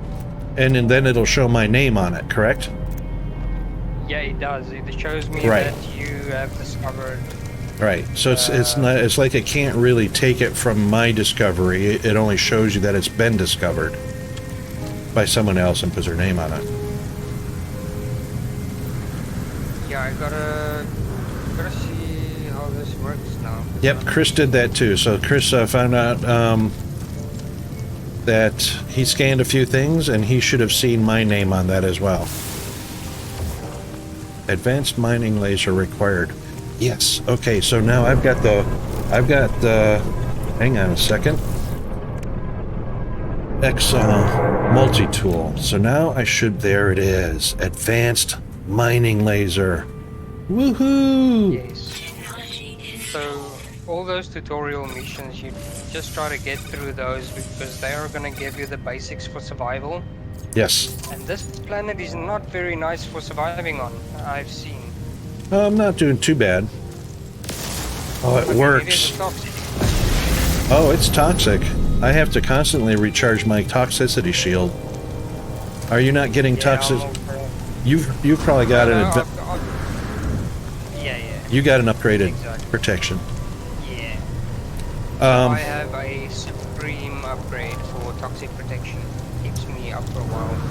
Yeah, so that was something I wanted to ask you about too. So when I'm looking at my exosuit and I have a slot for technology. Oh, I had the ability before, but it showed an upgrade to the the hazard, and it said it was a personal toxicity or personal hazard upgrade or something like that, but it said while I was using it, I couldn't use anything else. So I didn't bother with it, didn't get it. You know. You mean the personal protection force field? Yes. Yes. I'll tell you now, I'll show you what it looks like too. So when you got your multi-tool out, this is what they were talking about. Well, Stabilizing. Wait a second, these are green now. This I'm- you? I'm- This is correct. Yeah, I'm down in a hole here where I just found green crystals, but it says it's dihydrogen. Usually they're blue. Toxic protection. Now they're green. He's already got his exocraft upgraded. Woohoo! I haven't even done that yet. Yeah, Chris just drove down in here in his little it's not even Okay, little. So basically, A roamer. what it was is this. The upgrade that you saw was this. Okay, so the upgrade to my tool changed the blue deuterium to green. Is that basically it? Yes, so the advanced mining laser, or what Yep. did you get? It's just mining laser or advanced one? It's advanced now. Now I can actually dig through the terrain. Okay, so the advanced one, no, the advanced mining laser is for mining advanced resources like big crystals and things like that. Oh, What okay. you need is the terrain manipulator. Yeah, I do. That is the one that can manipulate. Do you have one? No, not yet, but I did need the advanced laser because there are huge crystals here that require the Yes. advanced, what you call it. Cool. Basically, all you want to do now is look at your log, right? And look at your primary missions. And try to do all the ones that they have there that regarding it's easy to do, mostly. Yep. Have a look at those. All done. Then they will guide you. Oh, nice. All I have left is Awakenings. That's telling. Actually, Awakenings is more or less, I think, Chris. Chris has probably hacked into my computer. Yeah, Chris has probably hacked into my computer. So instead of Chris saying it in chat, he's hacked in and become Awakenings, and it keeps telling me, "Get off the planet. Get off the planet." You know. So in the bottom right it says all systems functional, seek answers among the stars. So that's Chris's way of saying get off the planet. Oh, yeah. For sure, he definitely hacked you 110%. So that's a hack right there. But yeah, the only reason I didn't leave the planet yet is because of that one more creature. These little tiny head creatures that you got on this planet, with glowing mushrooms. Yep, I've never seen anything like that. and they're useless. So I've collected up the glowing mushrooms inside the caves. You can actually tame them. If you want a souvenir from this planet, hold up, rocket What? way. Oh, I don't need. Just be within my vicinity for 1 second. Wait a minute, you said tame a mushroom? No, you can tame living creatures. Oh yeah, but I don't have any pellets to feed them, so I haven't been yeah, in. But you don't need any pellets. What do I need? Because I'm gonna show you something. Okay. So all I'm gonna do is this. Wait a minute, let me find you. Rockets. Where are you? I am. that's you. Let me just Yep. get closer to you Yep. and move. This spot on top of this hill looked nice. And then check your inventory. You should have some creature pellets. Yes, I I do. can send 22 of things them. to you remotely without your permission. I can just send things to you. Okay. But This bait will attract creatures and cause them to yield. I have Facium. Once a creature has been fed, they may be tamed and right. So I've got the Facium. I haven't been the recipe to create. Yes. Right. Need the blueprints for creature pellets. If you Right. don't have the blueprints, you can't make it. Correct. So You can use it if you have it. So if you want to use it, you use the interaction. Oh, use the pellets. Interaction menu. Yeah. Yep. Yeah. Okay. The interaction menu where you recharge your equipment and all that. Yep. Just go to the creatures tab. And Yep. then And feed them. press up on the. Yeah. And you can just throw a pellet on the ground. Yeah. The only reason I haven't done that is because I haven't learned the blueprint yet, and that's why I didn't do that. I didn't do the blueprint because I haven't created the pellets from the blueprint. Yeah, if you so desire, whatever creatures you see, you can feed them a pellet. All you need to do is one, and you can tame the creature. You can make it yours. Yep. And Chris has given me stuff too, like ammonium, which I'd be able to do if I had the terraforming tool. I'll give you just a few essentials. I'm not gonna go too crazy because I don't want to take the joy out of the game for you. Yeah, that's right, because I haven't been able to do those things yet. I want you to discover a lot of what this game has on your own. Yes. I don't Indeed. want to take away from that, but I am going to give you a little bit of oxygen, because everybody needs that. I've got right? 1,500. Then you're good. You'll be fine for a while. Yeah. And I took half of that stack and I stuck it on my ship. So. Okay. Then you should be fine. I've got 1,357 on the ship, and I'm carrying 1,500 of my own. Let me just tell you what I do have here. So I have jade peas. I have a stack, a 754 sodium, 157 sodium nitrate, which are also on the ship. I have 1,100 carbon, 760 condensed carbon. Those are those essentials you were talking about. The dihydrogen. Oh my God, I've got, yeah. What is it? 2,000 dihydrogen. I've got 3,000 cobalt, 162 ionized cobalt. We got gold, we got platinum, we've got silver, uranium, carbon nanotubes. I've got 1,200 projectile ammunition. What was that? I'm going to give you something you will need. You'll get the blueprint soon, but this will give you a little bit of a startup. It's called warp cell. Warp cell, yes. They are used to fuel your warp drive. So the warp drive doesn't just go to other planets within your system. Oh yeah. This is what you use to warp to other star systems. Absolutely, absolutely. Yep. So that's, you're gonna need that. And then I can give you some of this as well. Just to make sure your starship doesn't get stranded, because you need starship launch fuel. Oh, I've got launch fuel. Oh, you're right. Okay. Yeah, I've been making launch fuel progressively as I go. And the only reason I don't have warpers is because I haven't collected the antimatter, and I didn't purchase the antimatter container yet, which will be soon. Tritium. I've got tritium, Tritium? plenty of tritium. Yep. Anything that, and basically there's blueprints that I'm missing because I haven't gone to learn the blueprints yet, and there will be a celebration because, Chris, I got plenty of carbon. Oh God, I got tons of carbon. What have I got? I'm gonna give you a nice little gift that'll help you. One tiny little advancements that'll help you. Okay. So, Chris, I've got 1,100 carbon in my exosuit with 760 condensed carbon in my spaceship. I didn't put any in the spaceship yet, but I've got plenty of that. Carbon is needed for pellets, yep. So I've been collecting all those things up. Creature! Oh, sorry. No. That's, hang on. Sorry, DD. I just called you a creature.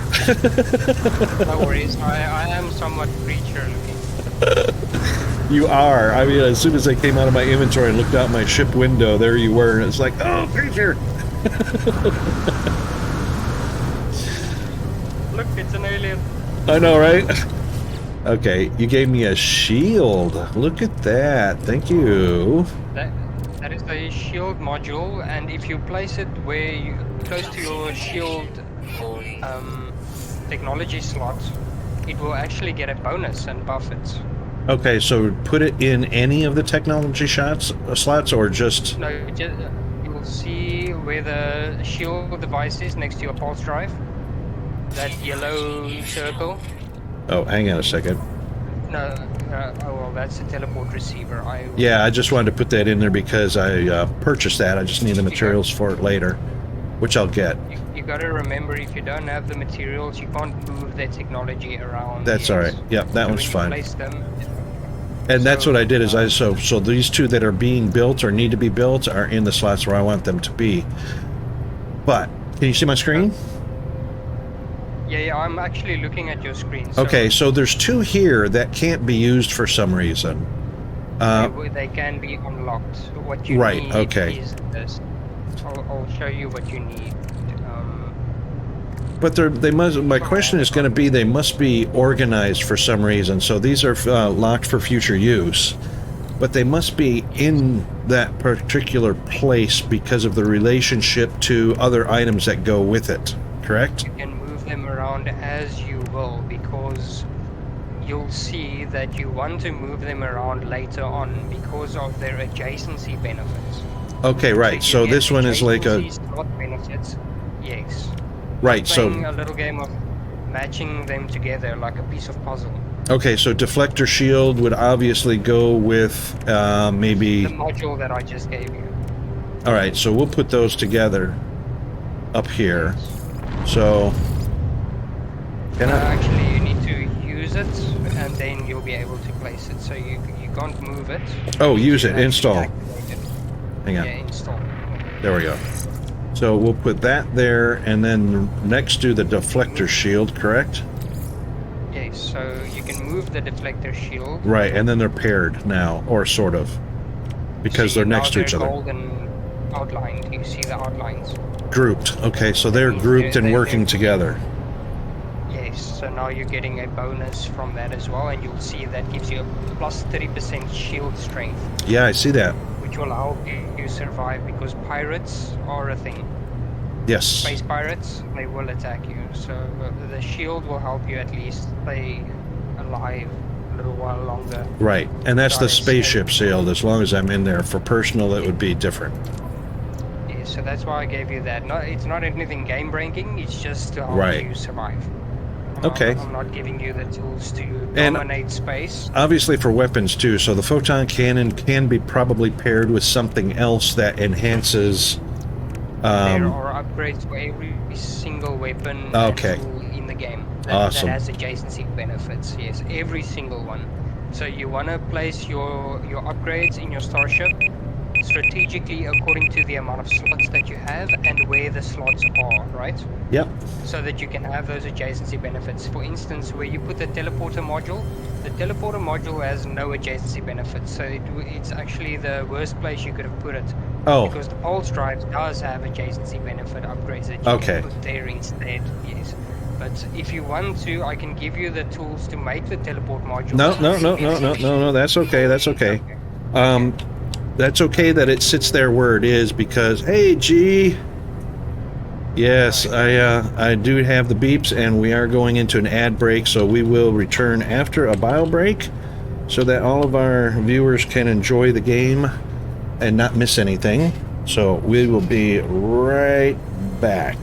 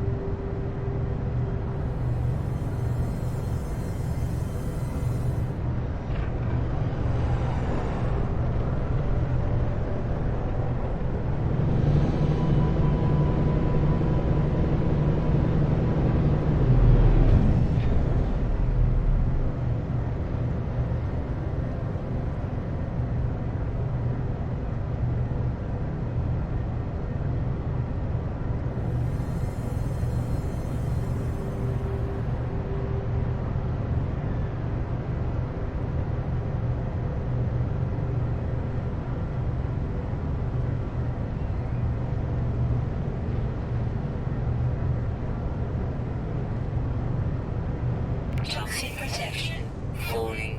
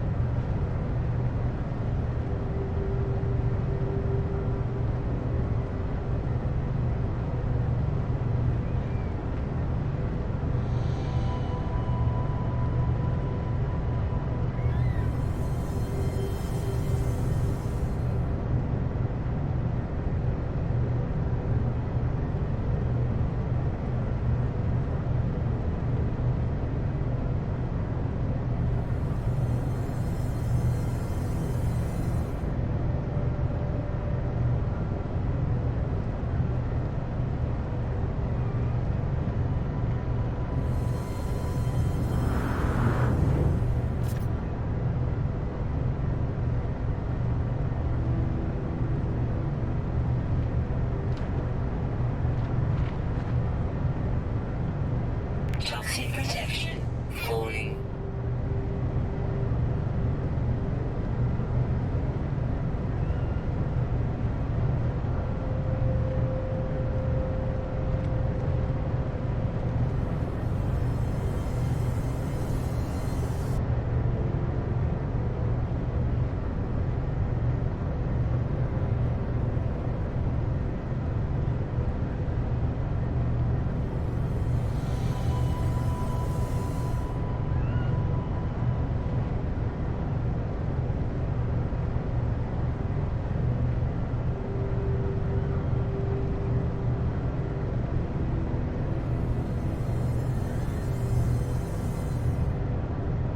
Toxic damage detected.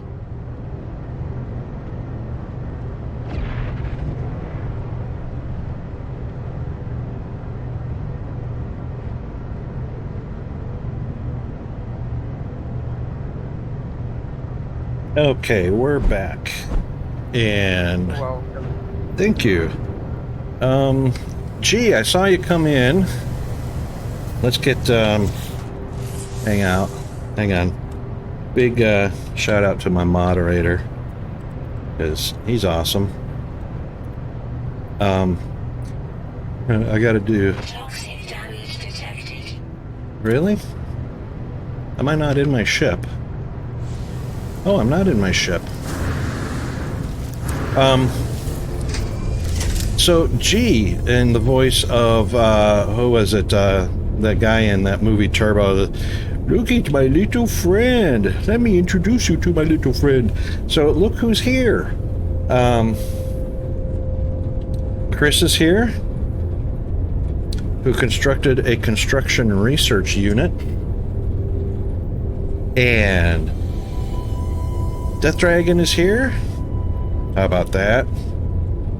Okay, we're charged up now.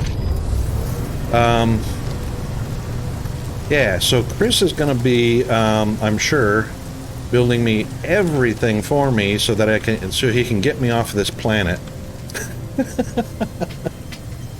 Not that I wasn't capable of doing it, but...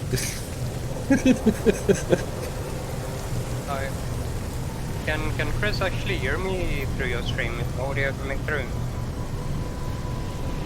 I'm sorry, what was that, DD? Is my audio coming through on your stream? Toxic protection. I'm not sure if it is. Hang on a second. Let me mute first, and then I'll check it. You just go ahead and keep talking. I'll check. Checking, testing.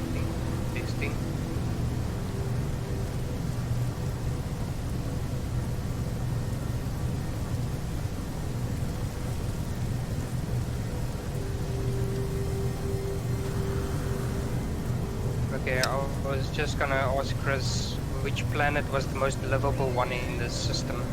Because what No Man's Sky has done is when you spawn in a system, when you start a new game, one of the planets in your star system will be either a paradise planet or something that's very livable. Ah, okay. But you have to get to it first, right? Right. So, but that will be the planet where you build a base in this system. So that you can have a base in the star system that is extremely livable. Okay, so I would assume that the planet I'm on, which is the starter planet, is considered the first base, but I haven't built a base on it, right? I wouldn't build. They start you off on a hazardous planet for survival, Right. and you have to discover the paradise or whatever planet in your system on your own. Okay, right. That's So part once of I the get tutorial. off this planet, then there's going to be like a paradise type planet in this system, so I don't have to go out of the system to find it. Is that right? Yes. Okay, cool. Yes. You don't have to go out of the star system. You just need to find the planet that's the most suitable for life. Yep. And Well, so at best living conditions, I would say. yep. And from what I understand, Lava planet.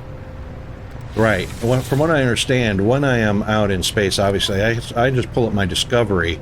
When I'm looking at a planet, it gives me all the data. So it says, obviously, the planet data for this planet is it's a toxic damp planet with few sentinels, rare flora, and ordinary fauna, and has resources and lists its resources, and tells me whether economy is the power generation is struggling, the conflict level is intermittent times level 2, and the dominant life form is a Gek. And then it tells me all the other stuff like waypoints that I've discovered or all that kind of stuff. So that's just a matter of looking at the planet before I land on it, and it'll tell me whether it's a paradise type planet or not worth landing on. Correct? Not quite. So Not quite. I've already scanned all the planets in your system, Yes. right? I'm being attacked by pirates again, although. You do your thing. Let me just get Yep. rid of these pirates. Are they attacking me or attacking you? No, they're attacking me because I'm flying around in space.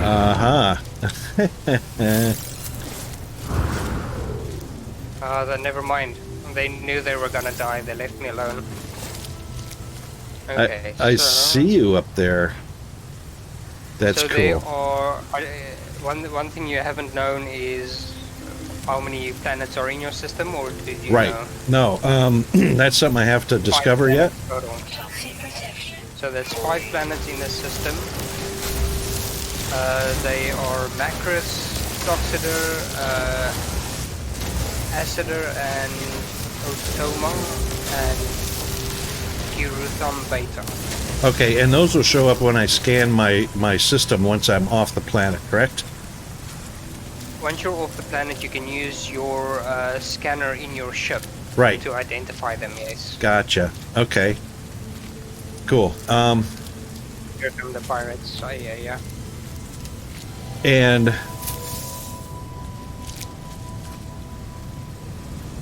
all right, cool. We got that.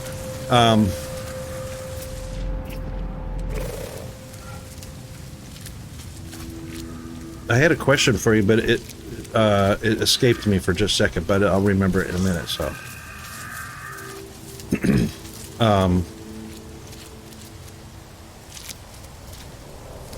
oh, I was going to let you guys know too. So, G is here, but only in a very small capacity because he is not only a moderator here, but he's also streaming at the moment too, and he's on a 24-hour stream. So my plan is that we're going to eventually head on over and raid him after this stream is done, which will be around about the time Peanut gets home from school, which is still another hour or so away. I love all these ships that Chris has here. These are very cool looking.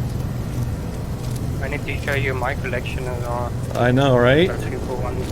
And he only pulled Enjoy. he only pulled a few down because there was a ton of them tagging along behind his Toxic protection. freighter. And you've probably been playing as long, if not longer, than Chris, so you've probably got a huge collection Yeah, tagging along. about 5 sentinel ships. Yeah. Wow. And I've got one ship, but I do not want to show you because it's gonna take away from the game. Right. Yep. I don't want to show you that because you're not gonna believe it when you see it. Oh, You're right. gonna be like, oh wow, and it's something you want to discover on your own. Okay, cool. But I won't show you. But it is a spaceship type that exists in the game that is quite unreal, I would say. Okay, cool. But yeah, there's a lot to look forward to, rockets. A lot. No worries. Alright, we're going to see. Protection. Falling.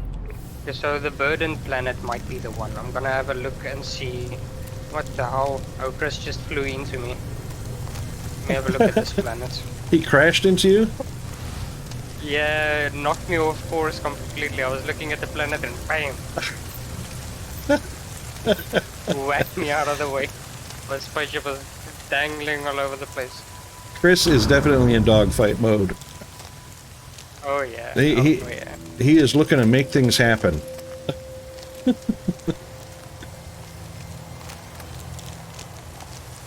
Alright, so I am going to... I think I found your planet.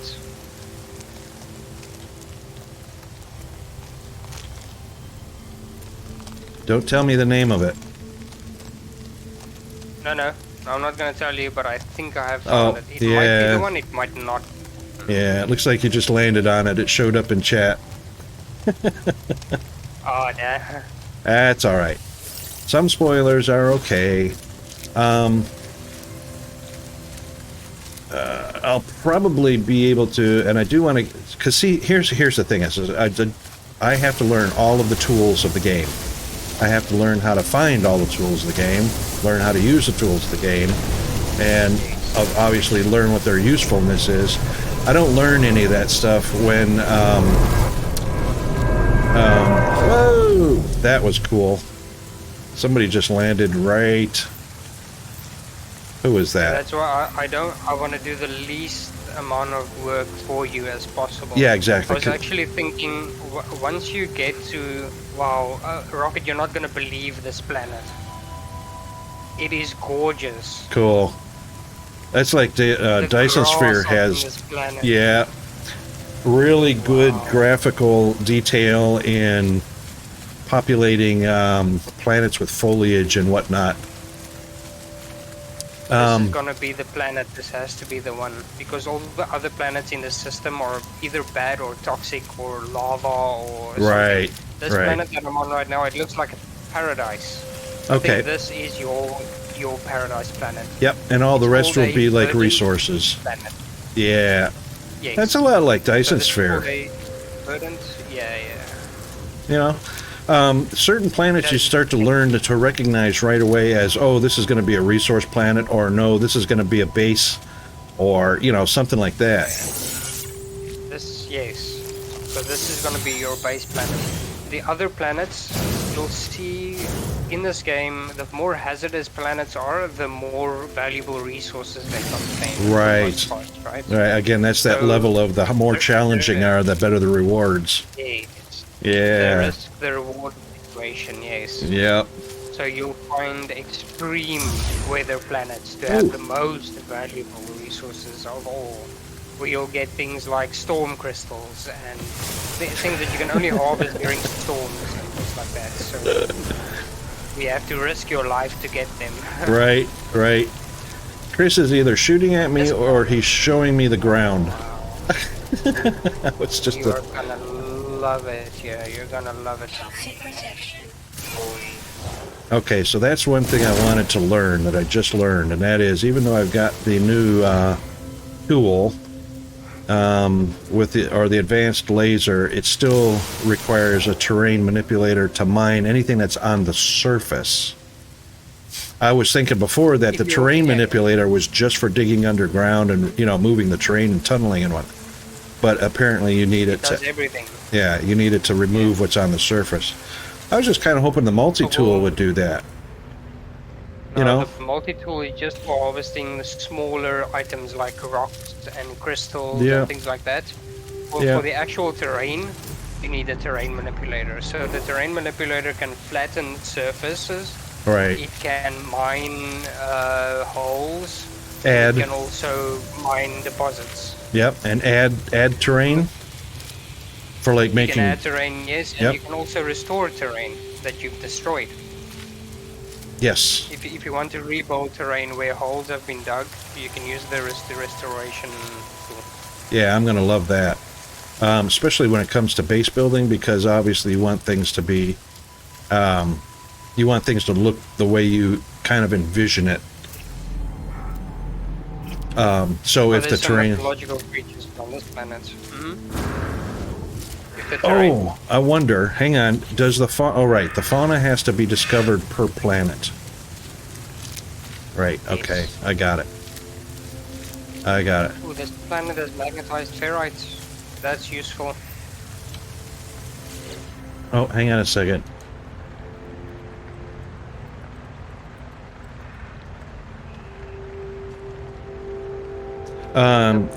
G says he's got something tonight to show me. Oh, nice. So I wonder if that's, oh, I bet I know what he's gonna show us. I'll bet you he's got the to-do list done. Have you been following along on that?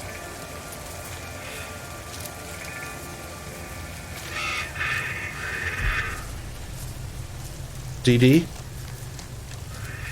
Following along? Yeah, so GFA has been working on coding up a to-do list that we can use in our streams.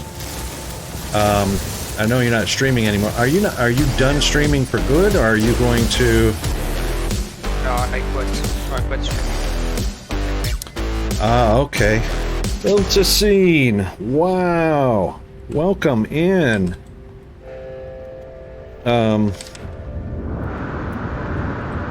And Raiders. Holy moly. And that is the wrong command, so let's try that the correct way. And give a shout out for sure where it is well deserved. And welcome on in, Raiders. So, Iltacine, how was your streaming? Was it a long, enduring one, or was it challenging, or... Yeah. Factorio.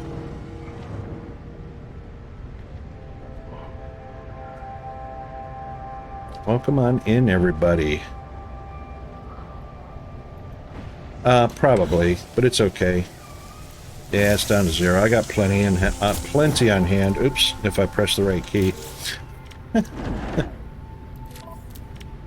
And it's probably really down here because Chris is here and shooting me and stuff, which is probably killing my... And there you go. See, he's trying to bury me right now. So for the longest time, he wanted to...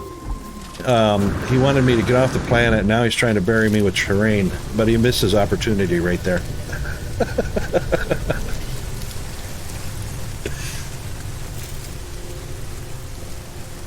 Yeah, you know what? I have a feeling that because I want to get back into Factorio as well, especially with that all that new stuff that's there. There's going to be a whole lot more new for me because of the number of updates that have gone by. But yeah, it's going to have an actual learning curve again because it's been, you know, over 2 years since I've played it.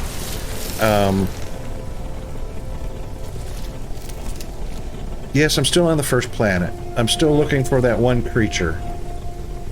And it's not because I can't get off the planet or don't know how to get off the planet. Sakatura! Welcome in, my friend. Yeah, it's been 2 years since I played Factorio, so there's, that is actually gonna have a serious learning curve.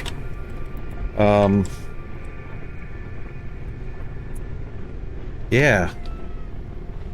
But I'm excited because of all the new stuff.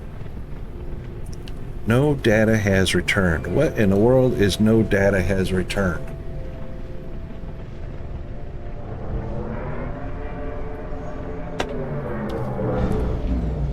That must have been for... Yeah, exactly, Ilt. I mean, it's, Oh, okay, so right, it was looking to see what you were last playing and it couldn't find it. No worries, mate. You still deserve a shout out. I see you everywhere. I've known you for a long time, probably since the very beginning of Nemo's stream. I'm not sure. But, yeah. And, the man in Oz is here. I thought that was actually Ilt that was saying that.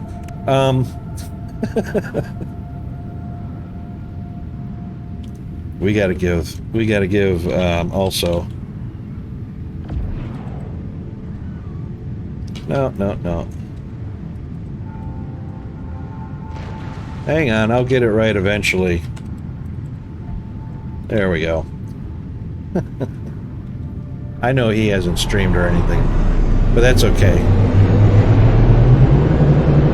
His clout. Wow, that's loud. It's loud in my headset. I don't know how that was to you guys, but that was loud.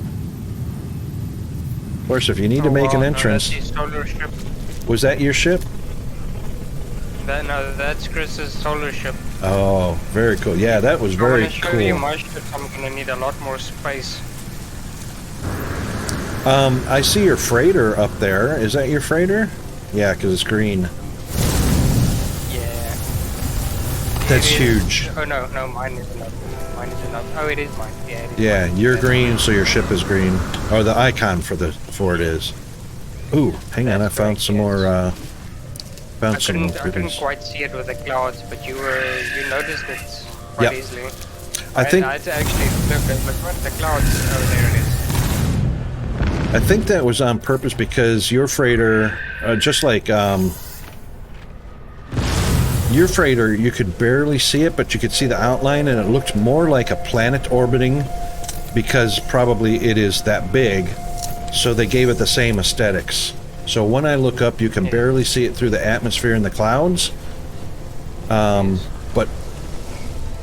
And I'm not sure what the white dots are. That could be lights on your ship, which I suspect it is, since there's no other stars visible.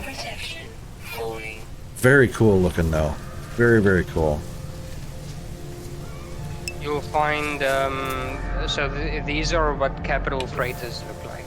That's a capital freighter? That's a capital freighter. It's only a C class though. I have a bad one. Ah, okay. You can get up to an S class that looks like this or similar to that.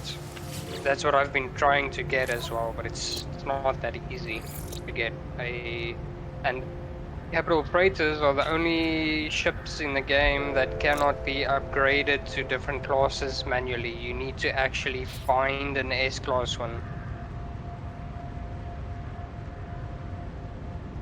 So yeah, it's not as easy.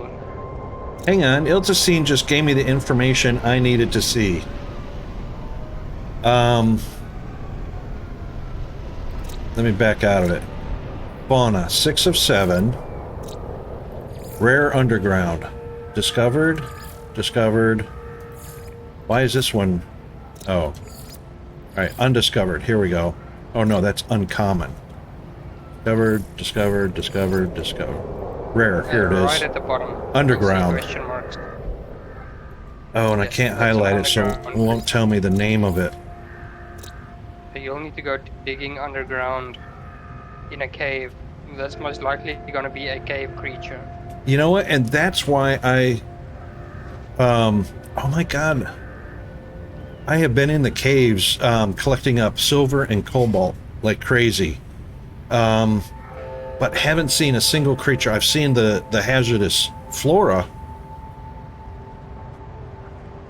Limited mind control. Really?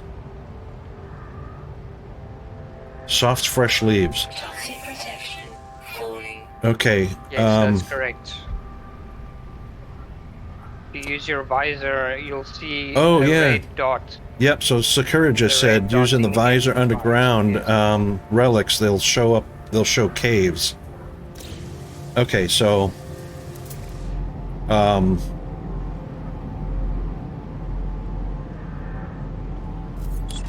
oops. Whatever I just did by pressing E by accident. What did I just put? The beacon. Did I just do that? Yeah, so these No. beacons can actually be locked onto. I don't want to, because I don't want a Space beacon button. here. Or you can remove it, just aim at it and then press the same button again. Well, I had Shift E? No, I don't even know what button I Well, pressed to put it there. You need to use the analysis visor and then aim Oh, at it and oh. then press. E. F-E. I never knew. There we go. No, it took it and put another one in. You need to aim at the actual icon, not the bottom of the. Got it. Yes. Falling. Nice. Where is that tooltip at? I see we have 1, 2, or we have 1, we have analysis mode, we have a nothing, and then we have a 3. So 1 is target sweep mode. Oh, it only changed. If I press 1, all it does is change from analysis mode to target sweep mode. So 1 and 3.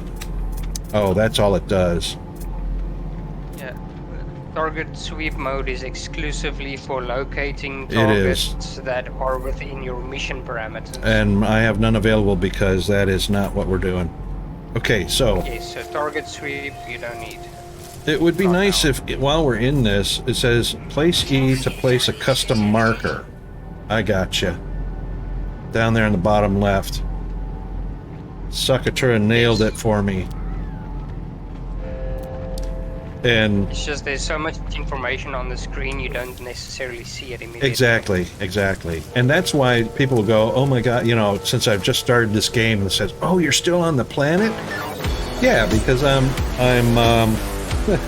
absorbing information. Thank you so much, man in Oz. Dude is a true blue follower now. Thank you very much for that. Appreciate the support. Yeah, so there is a lot to absorb, and that's why, you know, people will say, oh my god, Rocket. Seriously? Oh, I thought that was mine. Okay. Why are you still on that planet, Rocket? Ilt. This Ilt can... is what the new player experience is like. Ilt, you can tell me if you like this idea or not. So, DD and Chris have been in here, and I don't know if you've noticed, but Chris has been a strong proponent of Rocket getting off of this damn planet. Because you're still on it, Rocket. You're like a fungus stuck to it, you know? So, what I was thinking is, and gee, I know you've got your audio turned off, but I'll talk to you about it later. So I was thinking a cool stream bot that we could either put in the chat or it can be connected through an API or something like that. But what it would do is it would scan the chat for keywords. Hey, why'd you just attack me? Why are you attacking me? You have never attacked me before. All right, what's... Oh, yeah, thanks. Am I gonna die? Alright, hang on. Why are my creatures attacking me now? Critical damage taken. I'm gonna die here. And I'm not even near my ship.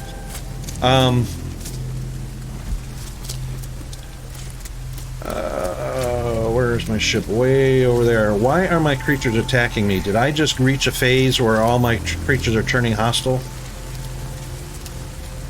They might if you accidentally zap them with a mining laser or something. I haven't done that yet. Been very careful about that. Did you press the melee button or something, maybe? Nope. They can also get Chris is startled, and some laughing. of them are actually great. Hang on. Chris is laughing and Ilt is calling him out. Chris did that. So this is part of Chris's ultimate plan to get me off this damn planet. So he's going to turn all of the creatures and all of the foliage on me. Because he knows I'm not protected.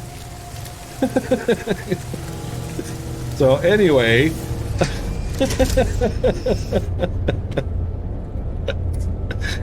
Oh, too funny. All right, so let me get back to that. Because I've now protected myself against Chris.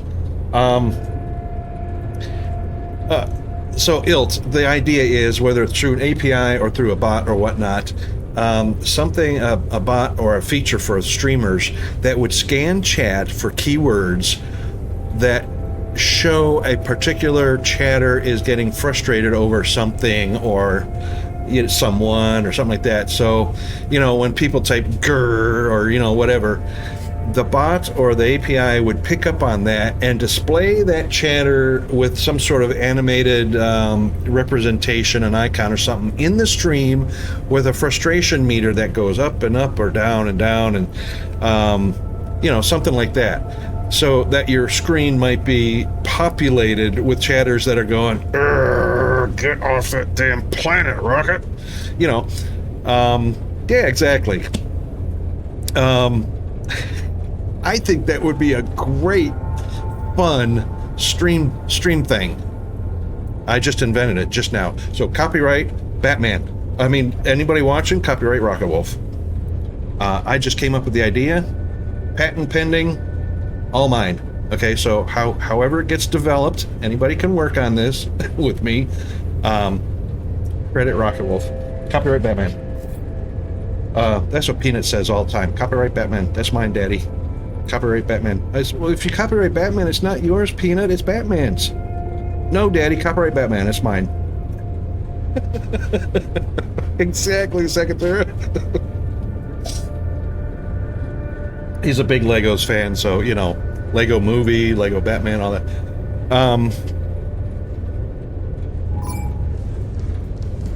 Yeah, so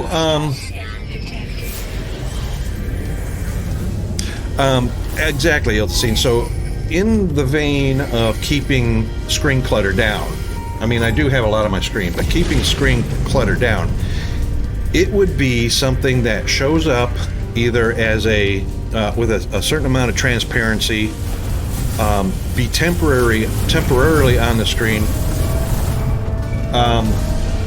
Looks like I'm going to be toast here in a second. Because Sentinels are...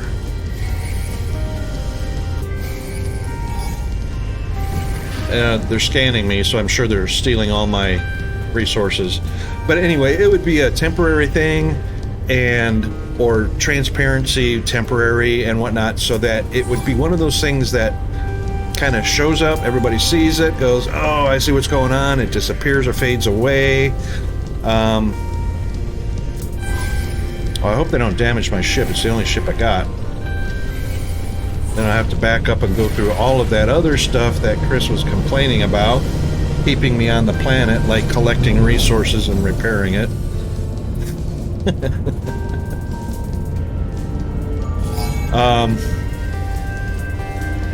Yeah, so I don't know. I don't really have the skills or the brain power enough to create a bot or code it or anything like that. I mean, I do have Linux skills. I do have Python. I do have certain programming language skills,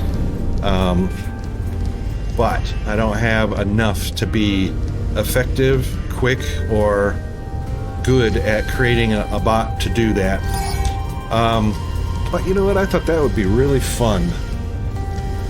Could be a thing, you know?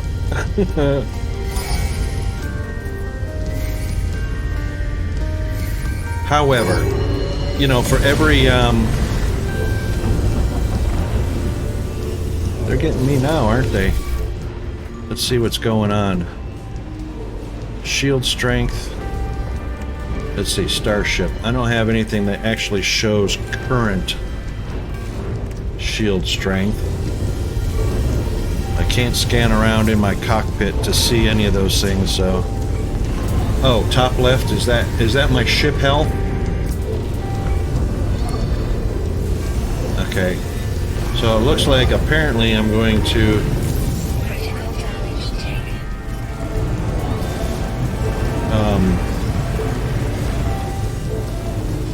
let's see if I can, oops.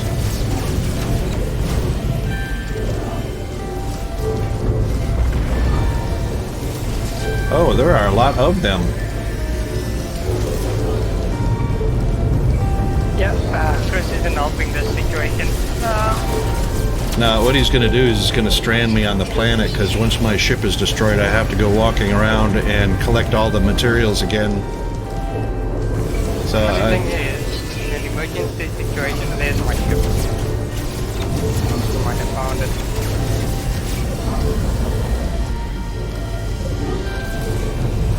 Okay, so it seems we share a... when we're grouped up, the law attacks all of us. yeah, I can hear you now. I couldn't hear you before because of the game. Oh wow, you died? Oh, Apparently, Sakura, you can die. yes. Oh, no. Do the same. Right, so my starship has still got its stuff. I've still got my stuff. Okay. Right, so now the only thing I can do with my ship is recharge my suit. So, Chris, you've stranded me here on the planet for a lot longer. I'm sure that did not go the way you wanted it to. Alright, so let's see. What do I need for starship repairs?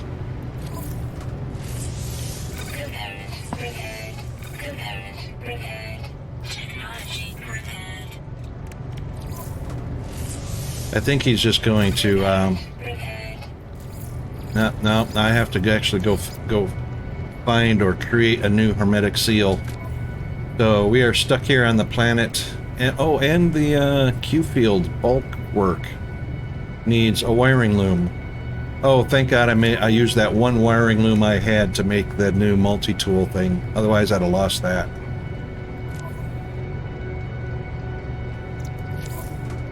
Yeah, so that, oh, this takes, yeah, so another wiring loom. We bought the only one that the platform guy had, so looks like we'll be here for a little while on that one. Toxic protection falling.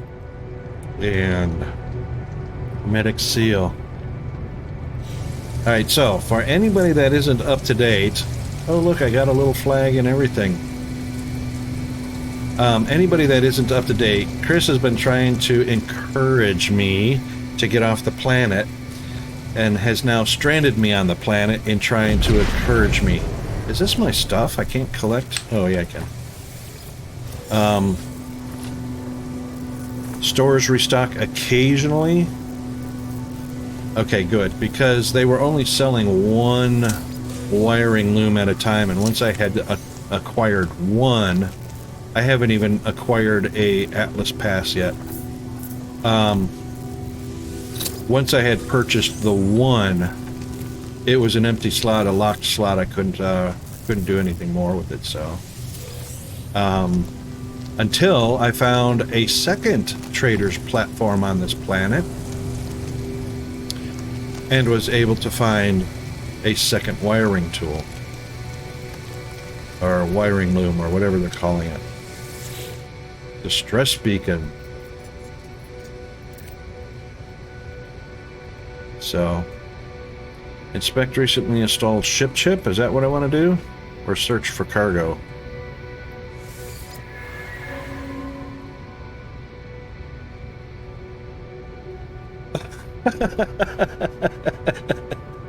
Hey Chris, can you read chat? Oh my goodness. Oh, you know what? An economy scanner. I didn't have that before. Which also requires a wiring loom.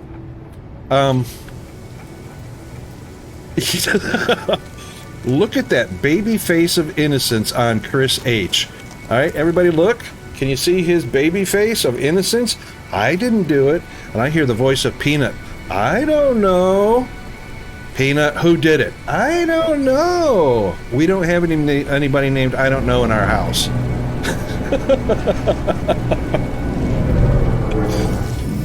We have Daddy, we have Peanut, and if there's a ghost named I don't know, I haven't seen him.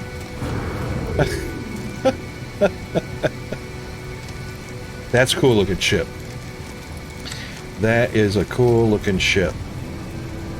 This reminds me of, what is it, the racers in Star Wars. What was that? Yeah, I don't know. Is a ghost. Pod racers. That's it. Thank you, Man and Oz. This reminds me of one of the pod racers in Star Wars, where Anakin Skywalker was racing those pods. That is very cool looking. Very cool.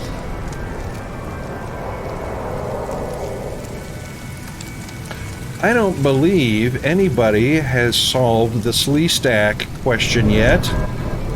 So if anybody in chat, without Googling it, knows where Slee Stacks come from, it's worth 5,000 points to you. Up for grabs. Or 5,000 rocket fuel. What are Slee Stacks in reference to?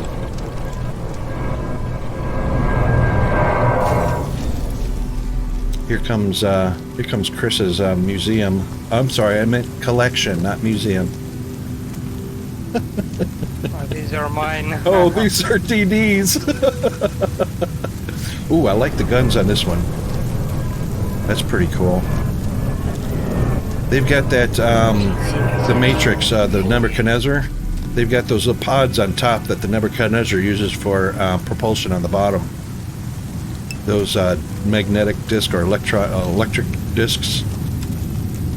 That's very cool looking. I think I have one more. Let me see. Did you give me a hermetic seal? Oh, look at Chris. Oh, he gave me a bunch of stuff. Chromatic metal. Yep, needed that. Warp cells.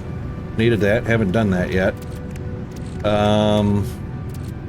Hermetic seal. Ooh, lots. 20. Thanks, Fate. Now you really want me to get off the planet, huh? Yeah, that's all of them. Nice. These are all my Sentinel ships, yes. Those, oh, I've got a warp hypercore now. Now all you have to do, yeah, now all Chris has to do is send me the knowledge of how to make or craft or obtain these things on my own, so that I'm not stupidly playing this game based on other people's gifts and don't know how to play on my own. Let's see, there it is. Yeah, the game will give it to you if you do the missions. Yeah, I know, right, Ilt? So now that I've been thoroughly interrupted, we are going to repair the ship and get back to getting underground to find my last creature to get my reward of hundreds of thousands of units, or rather, not units. What am I doing here? All right, well, as long as I'm in here. Repairs.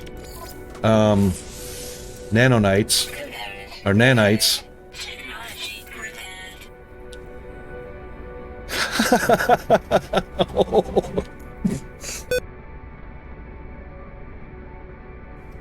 Sakatera got you there, Chris. Sakatera got you. That one was a hollow point arrow straight to the bone. Oh, no. Chris has got a whole lot more than 100 hours. With all the ships and gadgets and stuff he's got way more.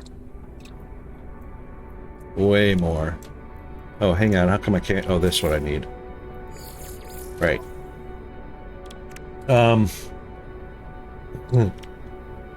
Let's get some thrusters into, get some thrusters in there. Whoa, did I use... No. Oh, okay, I was gonna say. I freaked out because it went from 4 to 0, and I thought, did I just waste all 4 thrusters refilling once?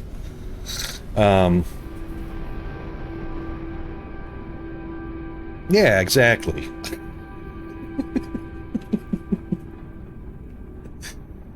The only thing I'm after is, you know, I don't necessarily need to have all the waypoints. I've discovered the flora. I've got only one creature left to discover, which is what I want to discover. And you know what? There's a big nanites reward for that, and nanites get you things. So, oops. So,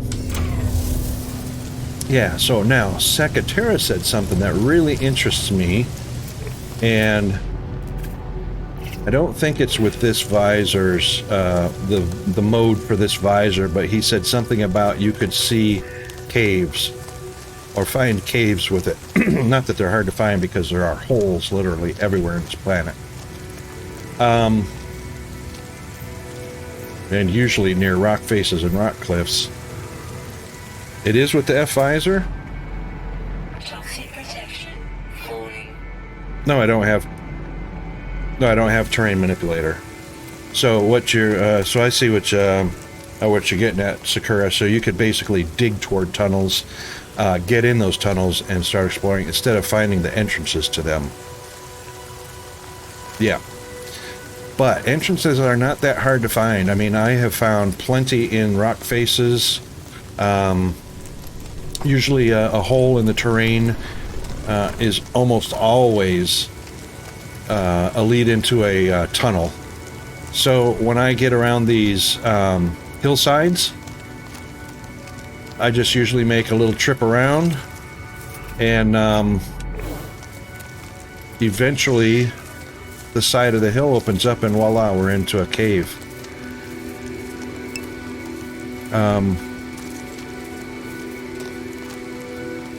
Yeah, so that's what I've actually been hoping for now. In my explorations of the caves, hoping to find just about anything that might show itself. I think there's going to be a cave underneath the ledge here of this. I found those, didn't sell them all, but I found these thingies right here, vortex cubes. So after I went into the entrance to the cave, usually hidden behind a wall of vines or something like that, very nearby, bam, there's a pile of those cubes sitting there. So I'm hoping that finding that last creature is going to be a very similar situation, where if it's not near the entrance, it's probably going to be hidden behind a wall of vines or something like that. So obviously the devs want you to be a little bit of creative in your thinking, in deduction. Crave, hang on, Chris. Hang on, where are you at? Here we go. He is... Of course, I can't teleport to him. Okay, you're nearby. I'm headed your way, Chris. I think they want you to use a little bit of deductive reasoning, so they've created a certain amount of...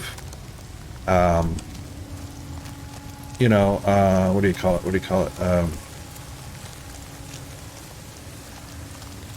Can't think of the word I'm trying to think of.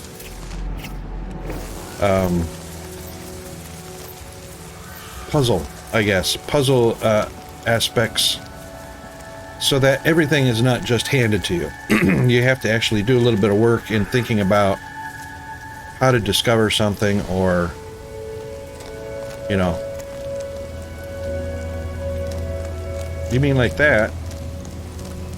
Wow, there you go. Chris didn't find a cave. You are such a liar.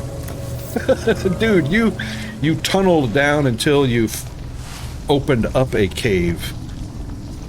There's a big difference between that and finding the entrance to a cave. Oh my god. Now, DD, you were mentioning about these, was it you that were mentioning about the, not these, not mushrooms, they are,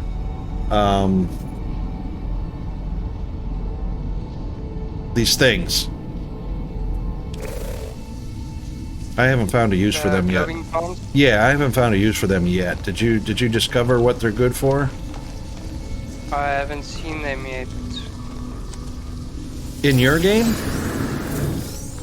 Yeah, I haven't gone underground on your planet yet, so that's the first time I've seen them. Oh, okay. So basically they're called cave marrow.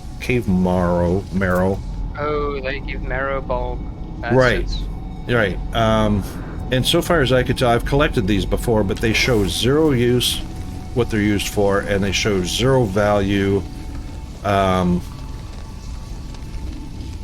So honestly, that's more or less just a occupying a slot in your inventory where something important or useful or valuable could go. All right, so here's usually Right, these 'cause ones. at the moment you're limited. But are you saying that they are of value? They are of value. You'll get to use them eventually, but if they're occupying slots that you don't need Right, them right. to occupy right now, I would rather you obviously not do that, you know? Right. Once you get your base up and running, then you can store as much as you want, right? Right, okay, that makes sense. And so right now they don't have, they can't be taken up a slot.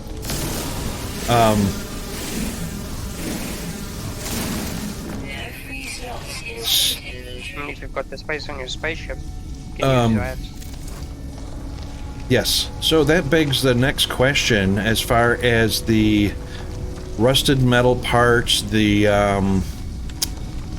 slimes and stuff like that. So I would think that everything has a value at some point, Yes, except for 100%. slime or rust. Slime, they do have values. They can be converted using refinery. Okay. And They can be used to fix a certain thing that I want to spoil. Right, okay. Everything has a purpose to the game. okay, it does. Everything has a purpose to the game. Everything, absolutely everything. It's not there if it doesn't have a purpose. Okay. Whether it be for trading goods, to be sold, or to be useful in crafting, everything has a use. Okay, cool. All right then. And that means the rusty things will have a use then too, hey? There's no true junk, is what I'm getting at. Yeah, I mean, like the junk metals you get, you can refine them. Yeah. I think you can make nanites eventually out of them. Okay. Yep. If I'm not mistaken. Could be wrong. All right. So that's how I've basically been prioritizing my cargo slots, is only things that I need right now, or that I think I would need right now. So basic elements, carbon, oxygen, iron, that kind of stuff. Sodium.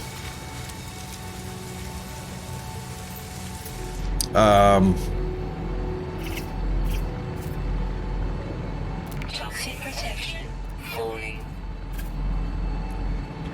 That's my ship over that way. Let's go up over this hill where you're at, DD, because I think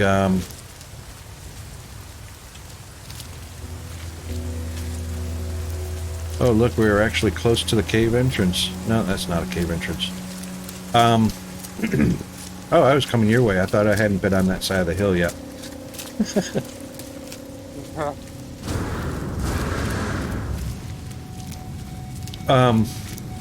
Yeah, so just trying to keeping my cargo restricted to the necessities right now.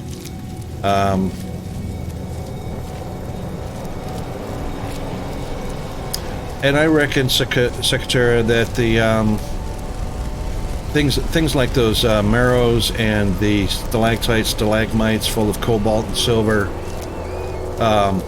probably common in just about every cave as well, I imagine, yeah? And there are still 5,000 channel points called rocket fuel up for grabs if anybody knows what a sleeve stack is, or where it comes from, or what it references to. Oh, there's something. Crap, my inventory's full. Really? All right, let's do this. Oh, can't transfer that to my ship. It's too far away. Oh! There we go. Alright, now I got one more slot to try this out. There he is. Alright, so over in this direction. Ta-da! Alright, we're gonna do this for the very first time, because this generally requires an advanced mining. And there we go. Alright, so that's the first time we've actually destroyed and collected a large crystalline formation. And there's my ship over that way, so...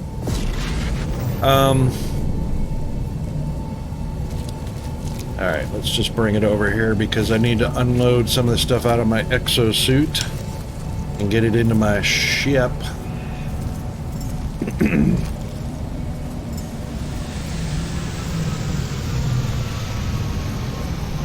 Only because while I'm searching, oh, hang on. Chris told me something yesterday.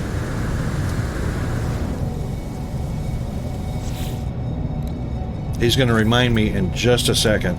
My old brain.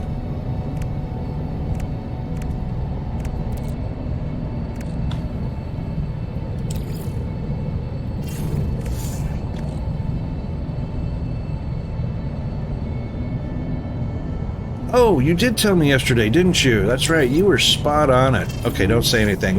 Since I said it, we'll give it to somebody else too. Somebody else has got a chance at it. I forgot you did get that. For some reason, I was thinking you weren't even old enough to know that. I mean, I know how old you are roughly, but that reference goes back quite a ways. Quite a ways.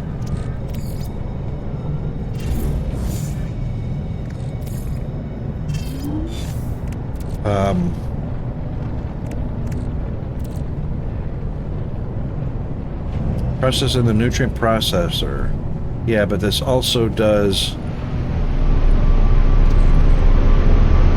I thought this did the... boy, somebody's ship is loud. I don't know how that came across on the stream, but wow, on my headphones. I don't know if this... Was that hazard protection or life support? I don't think the wheat was either one of them. Oh, hang on. That is hazard protection. Yep, so we'll go ahead and...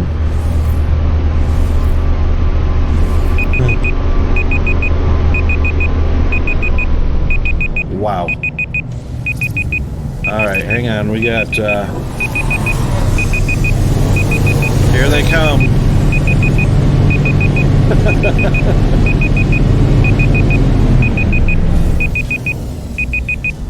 Unbelievable. The harmonics I got from that in my headset was very, very cool. It was very overpowering, but I don't know how that came through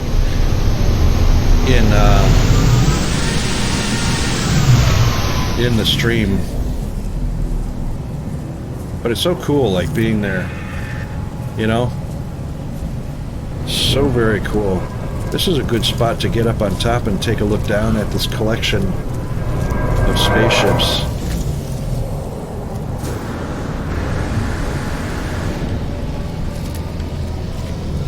Look at that. How cool is that? Alright, we're in the ad break. Yikes.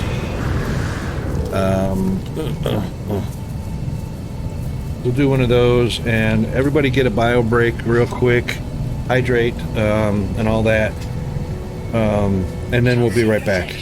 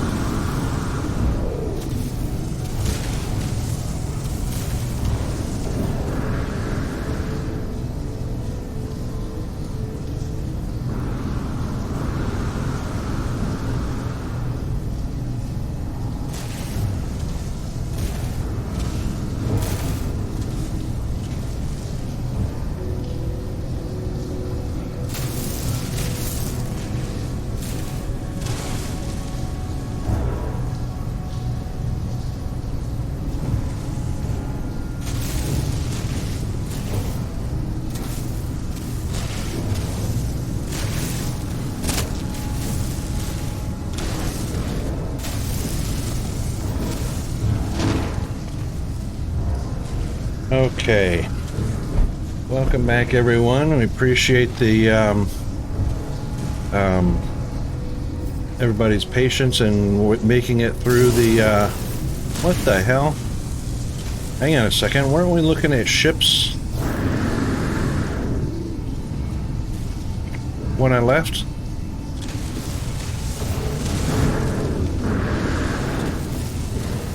Oh, you know, I reckon I should have guessed right off the bat exactly who was the culprit of whatever. We're underground for something.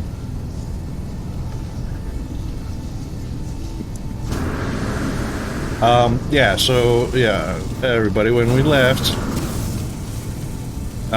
for all the viewers that are not subscribers, I really appreciate you being here like everybody else.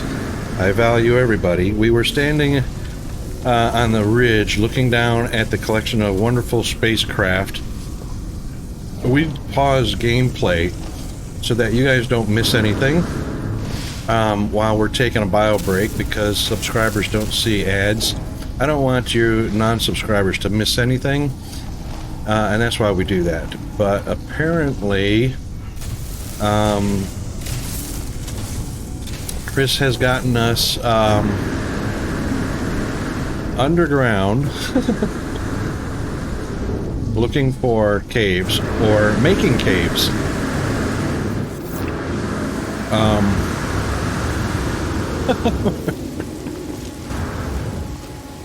I was like, what the hell? It is not where I was standing when I left.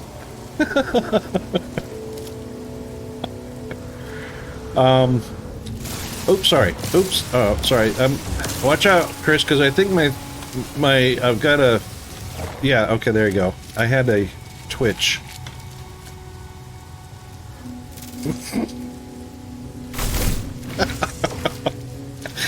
Dive for the hills. Hit the dirt.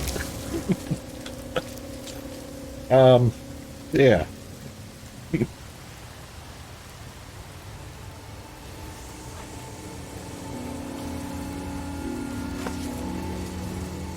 I'm just looking for that one achievement. That one achievement. There must be a way to achieve all... Oops, get back there. Achieve that discovery of all the creatures on the planet. So, yeah. Oh, look at that. No, not on screen. So I just pressed the K key by accident, and it runs all by itself. How cool is that? I don't have to sit there and hold the damn W key, because that got boring. Shift key. I can hold the shift key now instead of the... How cool is that? Okay, here we go. This is a good spot that cave entrances might appear. Can't really tell. Oh, hang on. Oh, we'll go back downhill because... Yeah, base of the hill.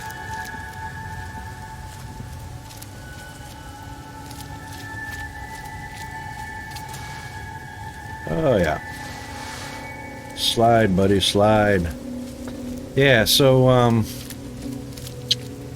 hey, anybody that has ever heard of pastrami and rye, of course it's a New England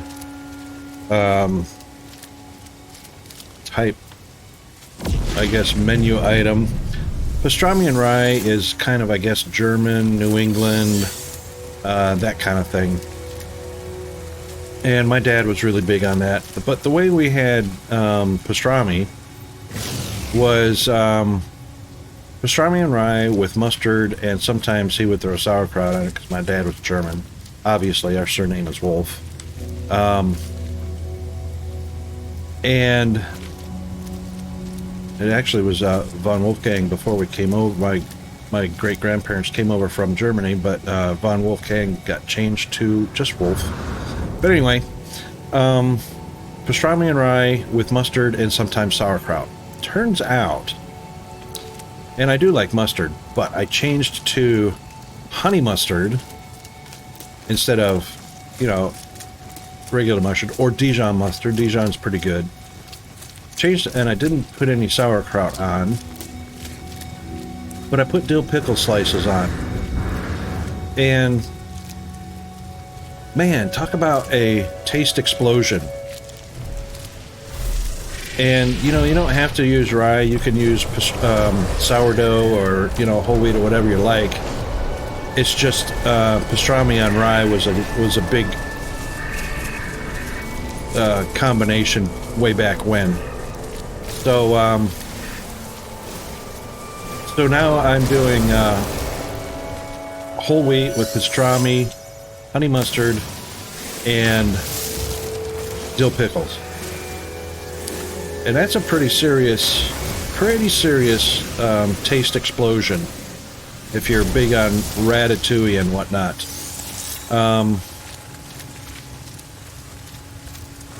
And we get up closer to, I guess you can't really see cave entrances very well with a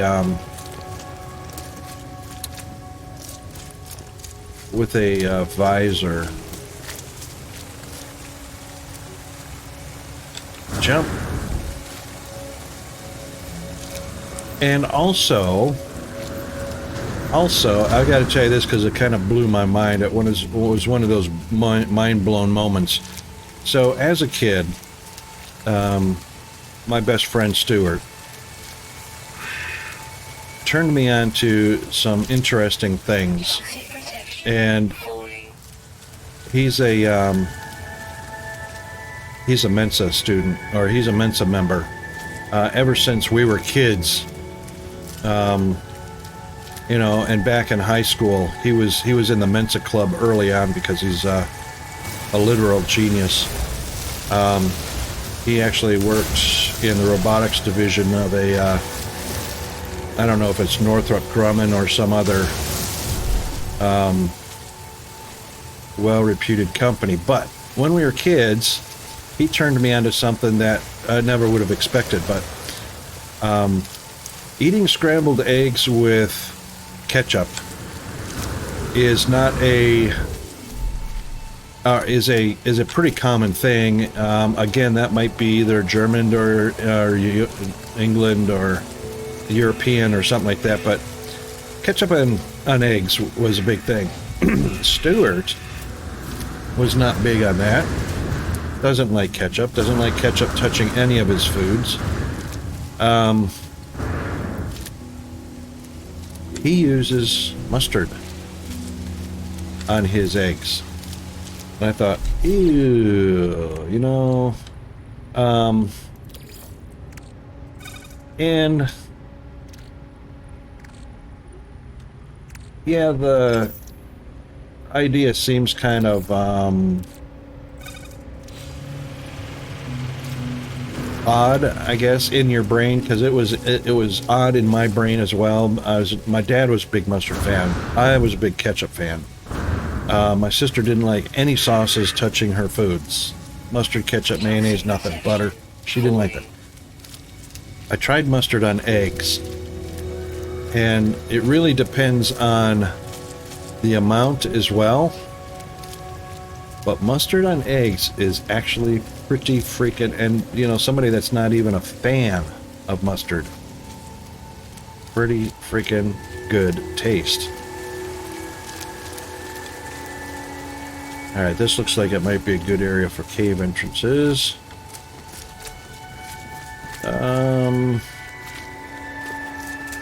Yes, no? No. Okay.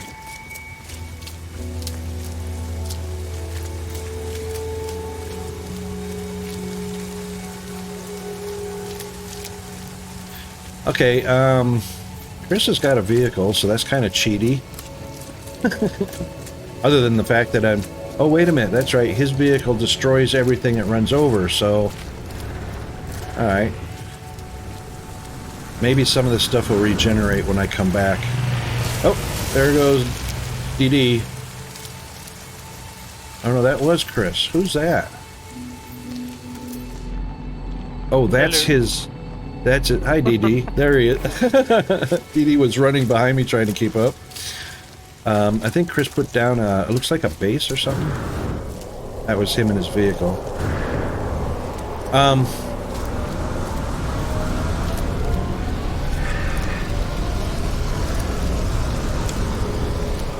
I think that is a trading post. Is that because your ship is at the trading post? Is that why it shows up like that? It's got your name on it.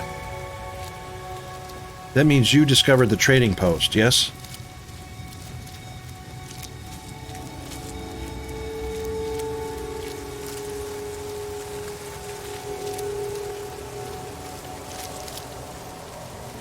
It's not your trading post. Oh, I see. You tagged it, so it's got your name on it. I gotcha. Did I not tag the trading post I was on last? Or is that the one we were on?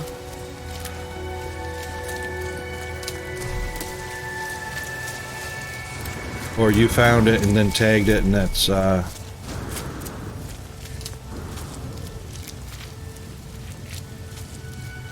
just learning the game. I'm just trying to figure out how all the mechanics work.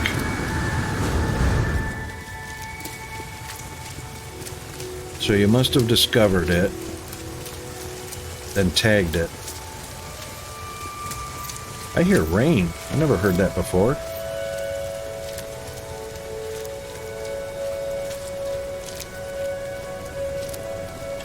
Oh, look, cave entrance. Dun, dun. Oh no, that's not cave. Doggone it.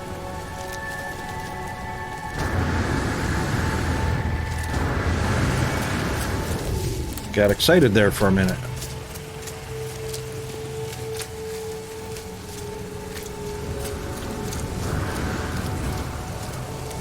Hang on, hang on. What do we got here? Dun dun dun! Caveage. Ooh, that hurt a little bit.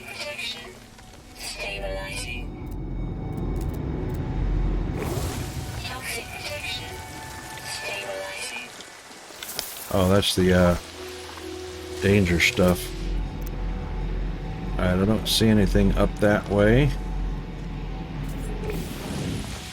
That would be oh my god, this camera view sucks. Doesn't automatically adjust. Yeah, it would be really cool to find our creature down here, huh?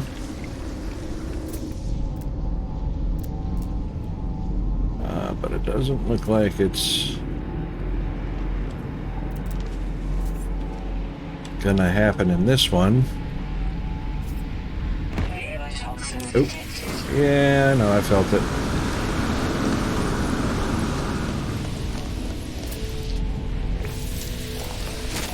Unless that's right at the entrance. I did not come through the entrance, so... Oh, this is not the entrance. That's just the top of it. Okay.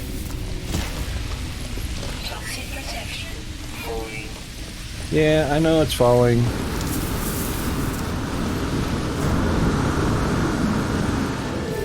Oh, hang on. Alright, hang on, we gotta recharge. Now let's see if I've got enough juice to get up there. Yes, just barely. Okay. Alright, so I reckon what we should do... okay, so question. Do planet resources regenerate after you've left the planet and come back? Yes, so they will actually actively regenerate if you stay on the planet long enough. You don't even have to leave. Okay, and do they do that randomly, or do they regenerate in the exact same spot they were when you last noticed them or saw them? It takes time. It's a question of time. Yeah, but I mean, do they randomly respawn right on the exact same spot, or does it change? It could be random, actually. Okay. I'm not quite sure. I've seen regrowth happening in different patterns than what was, and also less of depending what happened there. Was there some terrain manipulation going on? Because they will actually grow where terrain has been manipulated. Ah, okay, yep. So that definitely is RNG signature, and yeah, so there's an algorithm there that detects terrain surfaces, obviously, as to where it can actually respawn at, and qualifies it as a good point to respawn. So that's cool. That's another great selling point. I wonder if that's a patch of ammonia up there. Ammonia, where? So I'm looking just, where was that now? Just to... It's gone. Oh, there it is. Just to the... Not that you can see anything on the compass, so, alright, north... East. It looks like just to the east. Because the compass direction just doesn't stay there. You can't tell if you're facing east or west or what. All you get's a little circle.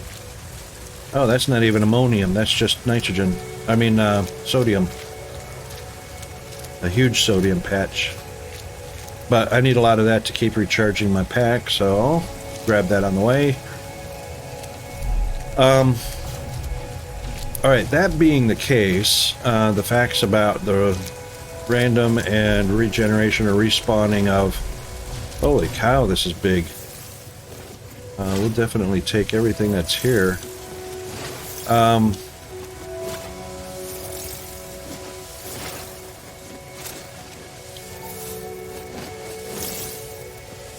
They're very bright, that's for sure.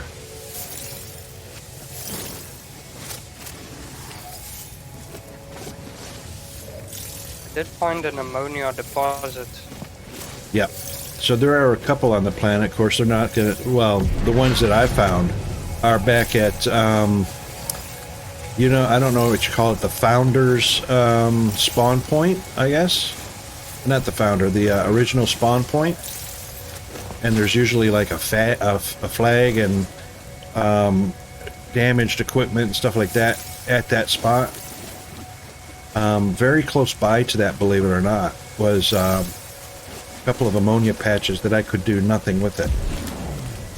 And I'm sure those are also valuable because ammonia is a gas that can be used for creating other compounds. So I expect that would be a thing in this game as well, for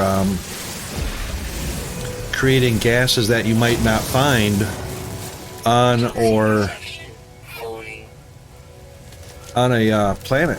You know what I mean? So there are certain systems that might not have, even though hydrogen's abundant. What the hell? Hold on a second.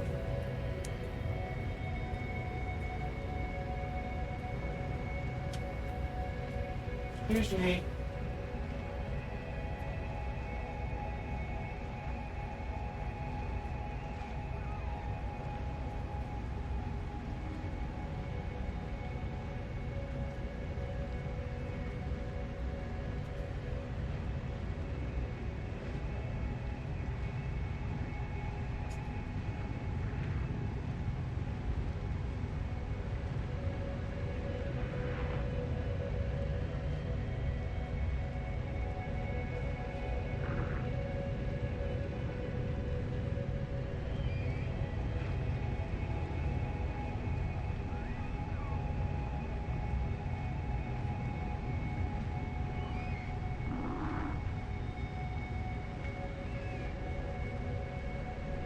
Toxic protection falling.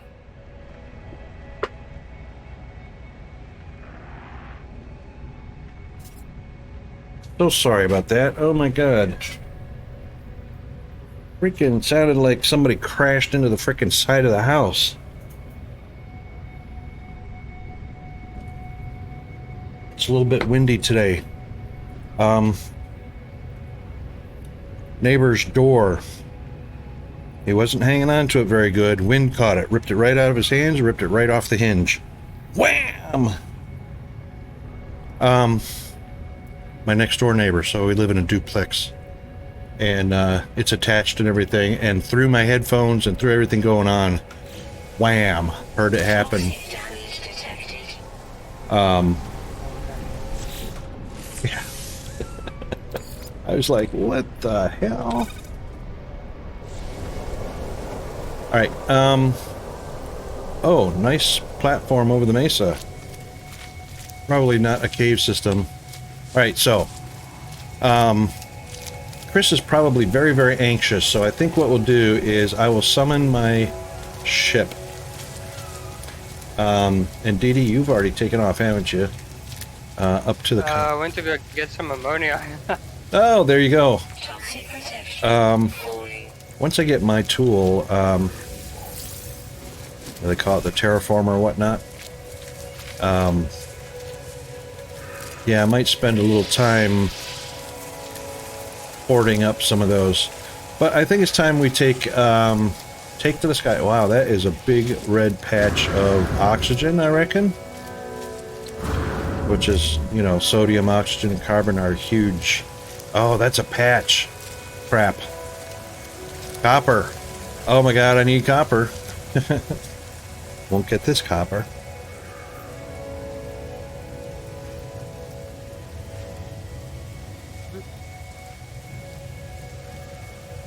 Yeah, no, I do mute the stream, otherwise I get double audio.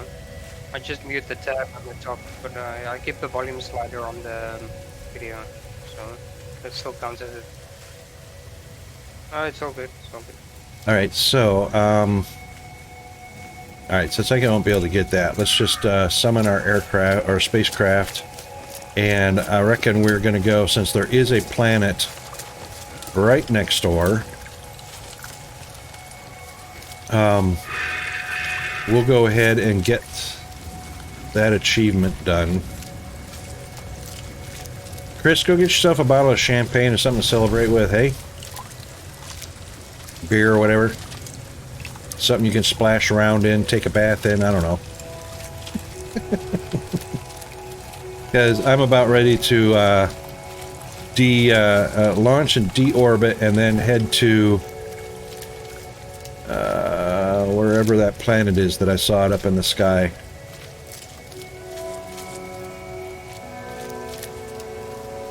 Let's see. This looks like a good flattish area. Oh, we're still kind of underneath. That's all right. Ships should still be able to reach underneath the edge of platforms, yeah? When you summon them. We're going to find out. Oh, yeah. Okay. As long as it's a nice flat area. Oh, cannot land here. Because I'll bet you... There we go. It was actually underneath the edge of that. Just underneath the edge of that, and it couldn't land there. How about that? Alright.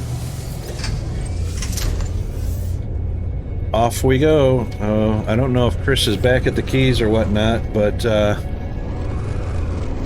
we're getting ready for a celebratory moment.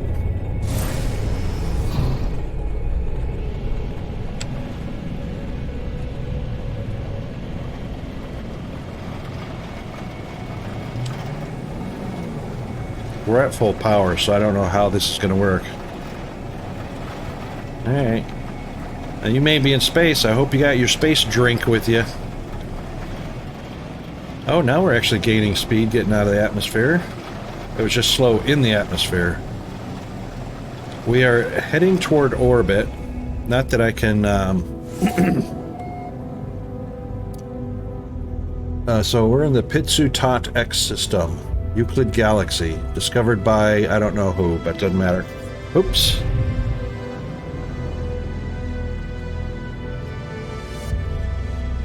I can't see my whole cockpit without changing my... But we just definitely want to be... We are out in the atmosphere as best I can tell. I don't see anything that indicates orbit, or low Earth orbit, or low planetary orbit, or anything like that. I see debris floating around up here. Alright, let's see if we can find that rock. Oh, there's DD's freighter, I think. Oh, that is Chris's freighter. Yeah. DD, is your freighter up here, or did you send it off somewhere else, or what? My freighter's up here somewhere. Is it? Okay. This one's blue, so that's Chris's. So he's got a flat, that's kind of Star Wars also. Alright, let's circle around. There's that planet I was looking at, so all I have to do is go to another planet for the achievement, correct? I have to actually land on it? Yes. You Okay. need to make contact. Okay. It doesn't look too far away. Oh, shift has actually a boost. Yes? No. Well, that didn't go well. I slowed down to almost nothing when I hit shift. And you need to hold it, I think. Yeah, it speeds up a little bit. 2600 U per second. So, what you actually want to use now would be your pulse drive. So I'll see if I can explain it to you. Controls. Okay, hang on. Let me just go through these information I see on the screen here. So, orbital flight achieved. Test Starship Systems 2 of 3 completed. Hold space to test pulse engine. Pulse, engaging pulse engine. Hey, that's done.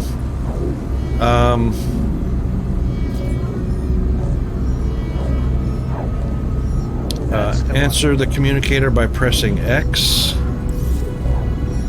Space communicator.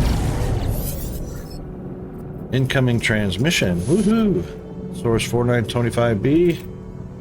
Please identify yourself. It's Rocket Wolf. Oh. Thought I meant verbally.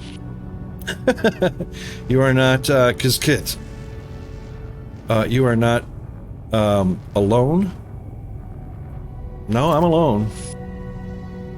Follow the Kizkit.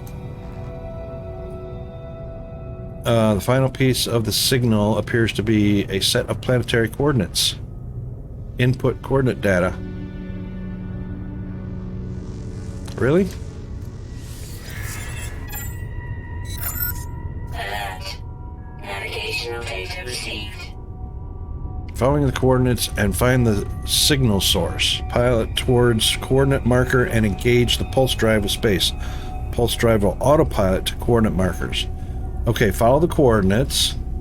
Well, I reckon I'm pointing almost at it, which is basically the center of a planet. Oop, didn't mean to shoot it. Follow the coordinates. Alright, I don't see any coordinates on screen anywhere. And find the signal source. Well, I imagine the planet is the signal source, yes? I don't know, I don't see anything else. Engage the pulse engine.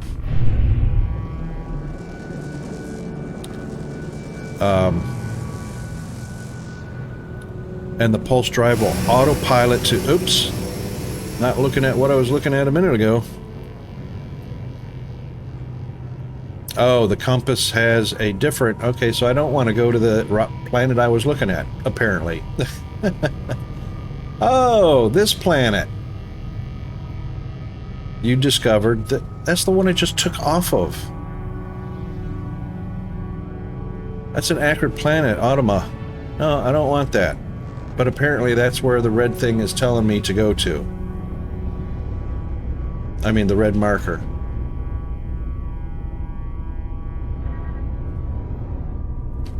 Oh, hang on, there's two of them.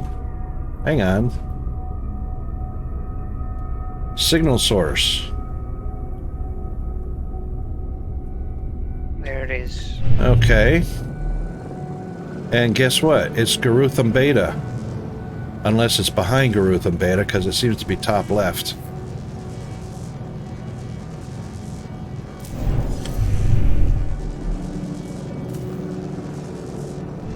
And of course I can't lock onto it, so I guess engage the pulse drive and it will.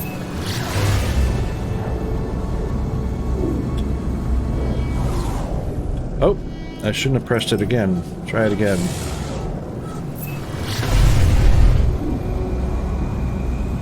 I guess you have to hold on to it? No, it'll do it. All right. So it looks like it's taking me to the Paradise Planet that you discovered, DD.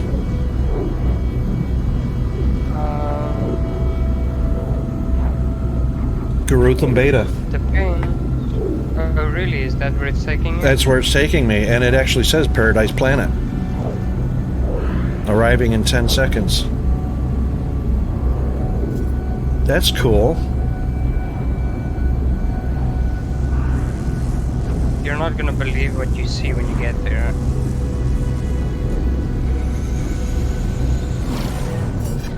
Wow. I think you're gonna enjoy that. Yes.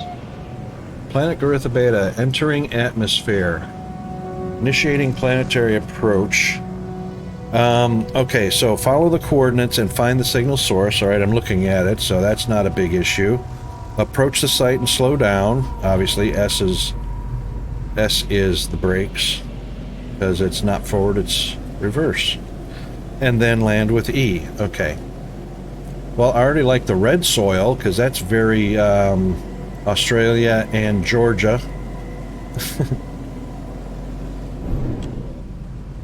It's pointing on to the side of a hill, though. I don't think I like the idea of it being on the side of a hill. Oh, why do we have skulls showing up?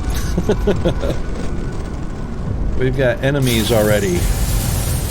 Are we supposed to have enemies on a pilot, I mean on a Paradise Planet? They can be anywhere. They're coming from space. They want my cargo. I'll Oh. take care of them, no worries. Yeah, okay. Kind of lost focus on, let me see if I can find that, that's not it. Hang on. Well, they pretty much destroyed my engine, so I'm gonna have to find my way back. Where's that signal source is, and hopefully float in on... Did you bring those here, DD? Not my intention. Chris is hanging out there too, so I'm sure he didn't help. So two huge freighters sitting on my Paradise Planet. Yeah. Oh, hang on. It's still showing in the side of a mountain, though. That's really weird. It says approximate location, so will I lose points if I don't land right on it? You reckon? If I just find a flat area... Yes. Near it? Find a nice open space. Yeah, because it's like pointing right at the side of a mountain. Or hillside, rather, not mountain. Alright, so we will just go right here and E. Approach the site, slow down, and land with... Just land? What do you mean that's not the planet? That's the one that had the red, see it on the right-hand corner of Awakenings? You know, that, what is it, a solar eclipse or a meteorite or something like that?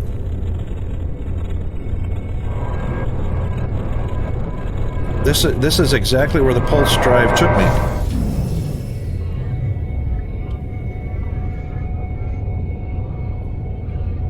Alright, hang on. Let's see what the log says. The crashed ship responded to my commands, confirming my suspicion that it belonged to me. I have repaired the damage, taken it up into space, but the cause of my crash is still a mystery. That's fine. Track the mysterious signal. Okay, did that. I tracked the mysterious signal just fine, so I must be, time frames? How do I get time frames up? You need to have time frames up. Alright, and now follow the mysterious signal to find the cache. You could try target sweep mode on your analysis visor. You need to have time frame. Oh, for Twitch.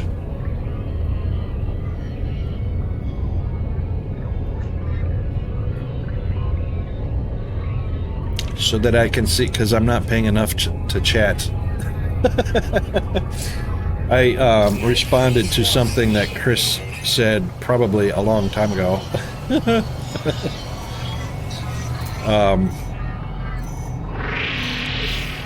Really? I can't... oh. There we go. Wow. Lots of cool stuff here. Why is it defaulting to sweet mode? I don't want it to be in sweet mode every time I open it.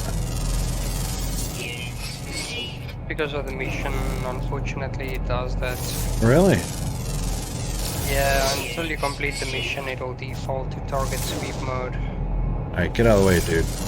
He's circling something that he just killed and wants to eat. It's a nice little feature they added into the game. Predators hunting animals. And there's... who's white? Let's see, is that's Dee Dee is white. Now, it's a shame that you didn't keep your green icon. Yeah, it's because I'm not in the group anymore. It must have disconnected me. Oh, heck, I hate that. Is there any way to keep it in analysis mode without having to... No, unfortunately. No? Not unless you select a different mission, then it might. Follow the directional indicators to locate your target. Okay. So don't focus on scanning right now, other than...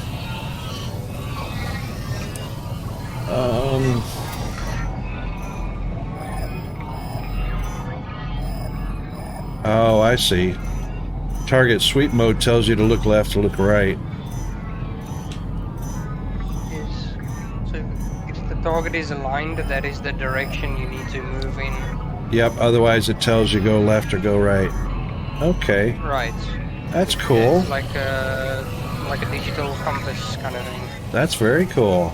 Oh, I like that. What are you laughing at, Chris? See, you know, he's always laughing at me, and I have no idea what, because he doesn't do LOL at whatever. I don't like it when people laugh at me. Well, actually, I don't like it when I don't. On this planet. I don't like it when they laugh at me, and I don't know why. Otherwise, oh, here it is. Really? Signal source is this crashed piece of jamunk, broken technology. Sparking wires in the machine generate a signal tapping out. It's broadcast into the void. Whoever left the message is long gone. Well, that's great. That's usually the case, isn't it?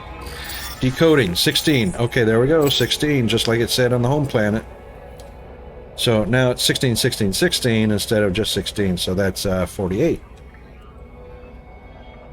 No, 50, 20, 30. That's 58. 32. No, 48. That's right. Unless there's more to it.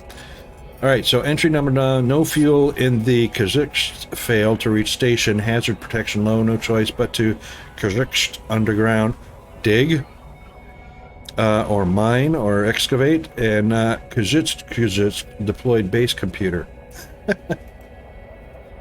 As well as the log entry, then, signal contains plans for a base computer and a terrain manipulator. Woohoo!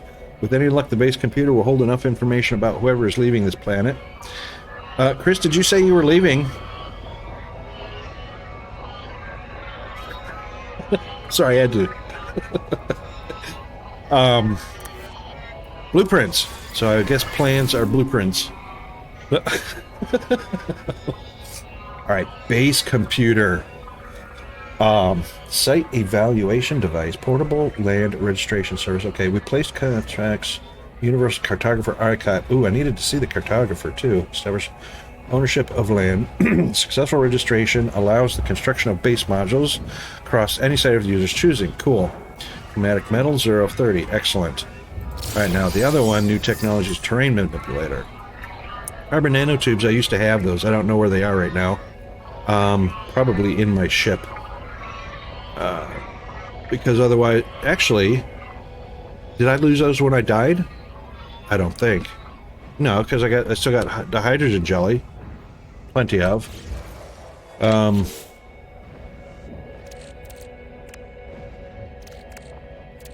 I'll be darned.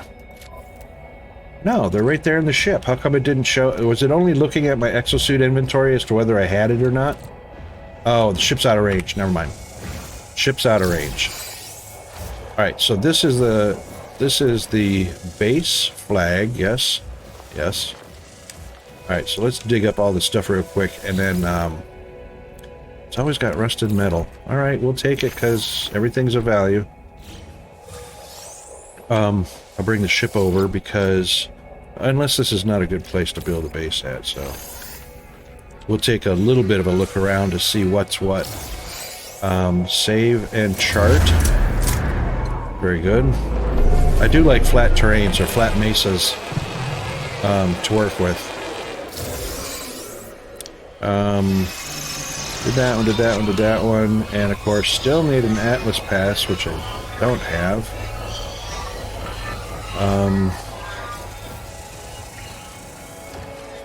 Uh-oh. Uh-oh. Alright, Chris, why are you building crap up here?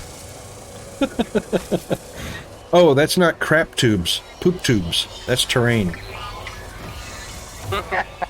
He's... DD, can you see what he's doing? Oh yeah, I'm looking at him right now. It's like a signal of some sort. Maybe he's turned true Gek. I don't know, and he's making a Gek symbol. Oh yeah. He's got a beacon on it. Yeah, he's got a beacon on it.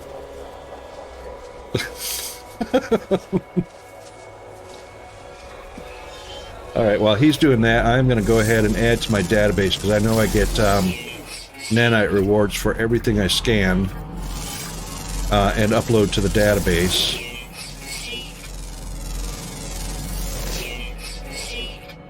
Okay, let's scan DD. No, for some reason I can't scan DD. Oh, Sentinels! Now you did it. Why are Sentinels on a paradise planet? Shame, shame, shame. Oh boy, is it glitchy? Was that me? Or did everybody get the glitch on that? Oh, it depends. That might. Sometimes. Okay, that might be a server. Oh, if it's just server, that's no big deal. But if it's me, Could also be your auto-save mechanic. yeah. All right, we're getting scanned by Sentinels, so I guess since he's blue and he's not showing up as a threat, I guess that's an okay thing. Oh, hang on, got information here. Habitation program initializing. Select terrain manipulation mission in the log. Mine the copper to build the base computer. Mining copper requires... Yep, okay, so escape and let's go to our log. And terrain manipulation. Construct the master terrain. Okay, so requires the hydrogen jelly. Got that. Carbon nanotubes. Alright, so I need to call the ship over here. Oh no. Since Chris has already marked this very well, hopefully the ship has room to land. Oh, of course not. Oh, of course not, because there's too much of this unusual land for it to land on.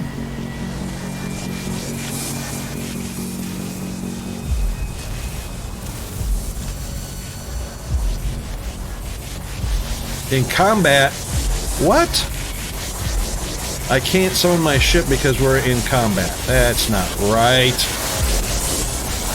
Who do I need to shoot? Look at these guys. No, no, no. These Sentinels are like sniffing out my deodorant right now. They're not far from anything. There is one way to get rid of them. Hold on. Ban Chris from the planet? Oh, besides that, they go.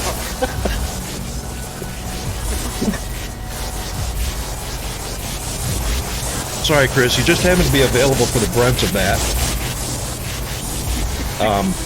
Boy, these guys are really babysitting me big time. They're almost in my backpack. But I'm not moving because they're not shooting at me, so I'm not going to move. But they've literally got me triangulated here.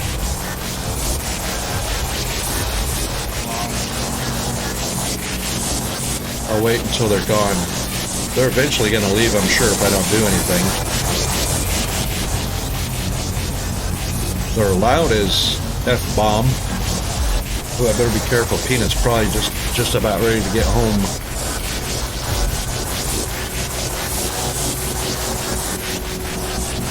I don't want to scan anything either in case they trigger on scans or trigger on weapons fire or something like that. There's a interesting looking sentinel type that just showed up. There's Peanut, just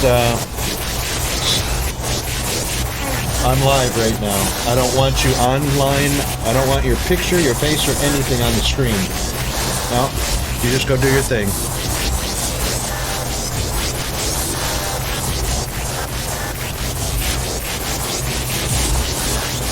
Alright, what are we going to do here? Do I walk toward my ship? What if I walk slowly toward my ship? Maybe that'll stop the combat mode.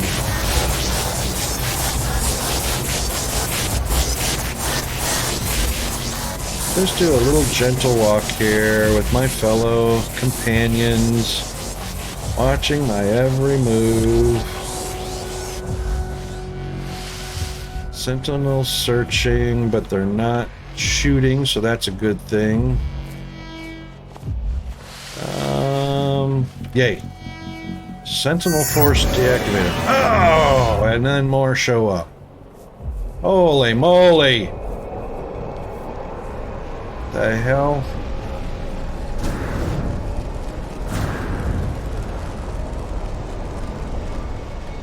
This is getting to be too much. Can't learn this game. Too much happening that I'm sure shouldn't be. Scan it. Oh, that time it came up in analysis mode. Oh, sentinels are hanging out right here where I want to bring my ship.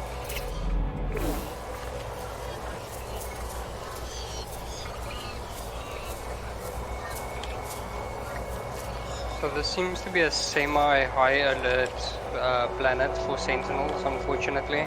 Hang on, let's see what... Alright, so boiling puddles requires orthodoxy. Flora is generous. Fauna is abundant. I'm not sure what require orthodoxy means about the sentinels. Power generation is struggling. This is not a good planet for power. Conflict level is intermittent. Dominant life form is Gek.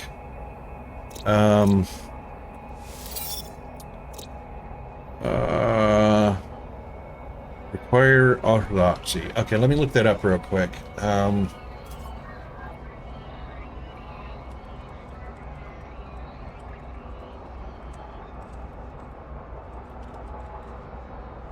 I'm sure it's going to be No Man's Sky related.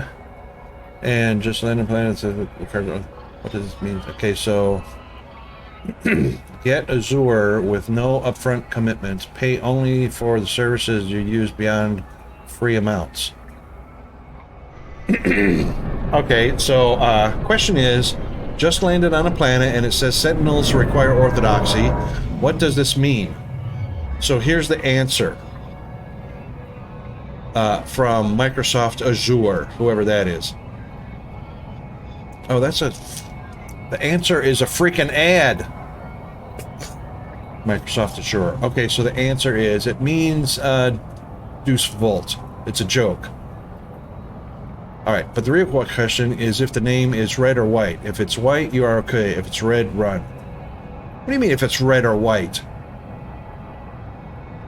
It's white. Sentinels require orthodoxy.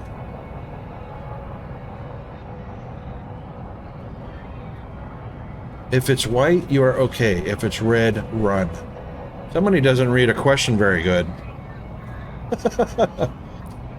Alright, so similar meaning to require obedience. I've been on some of these planets, and sentinels are a little more frequent and quickly investigate when you mine something, but they aren't immediately hostile. Okay, so which is why these hostiles were just hanging out near me. Okay, well, I'm good with that then. So if they are require orthodoxy, then that just means they are they require investigating what's going on, and does not mean that they're immediately hostile. Holy crap!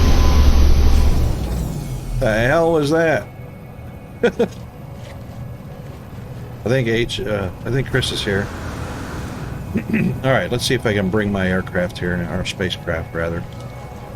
Since he landed here, I'm sure.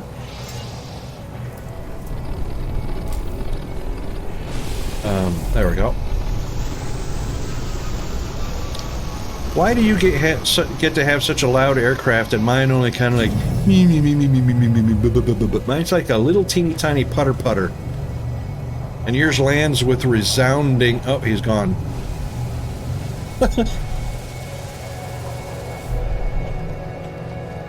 Okay, so I guess I have to get bigger engines to have bigger impact. There he goes. Check out those engines. You can even see him when he's coming in. Oop, where'd he go? Landed on my head. There he is. Oh, actually, that one's very, that was kind of warpy soundy. Well, no, that's kind of loud. That is so cool. Huge main engine, two smaller wing-mounted pylon engines. Or not pylons, wing-mounted. Gold exterior. Of course, platinum nose. All things to combat heat when entering atmospheres. What's in here? Anything in here?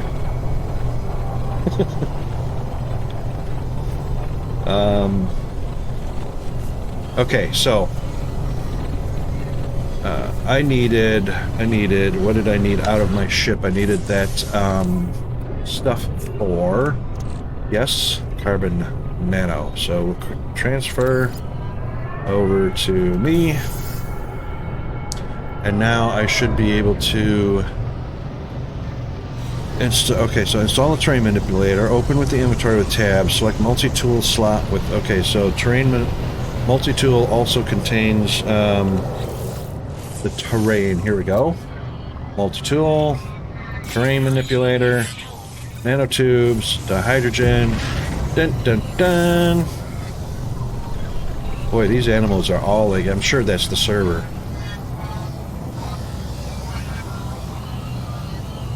Do we get an FPS counter in the game? Maybe in the settings somewhere, I'm not sure. To display FPS? Let's see. General, maybe probably. Okay, so visual settings, HUD, damage, temperature. Oh, why would it display FPS? That would be silly. Alright, displaying graphics. Border primary off. Yep.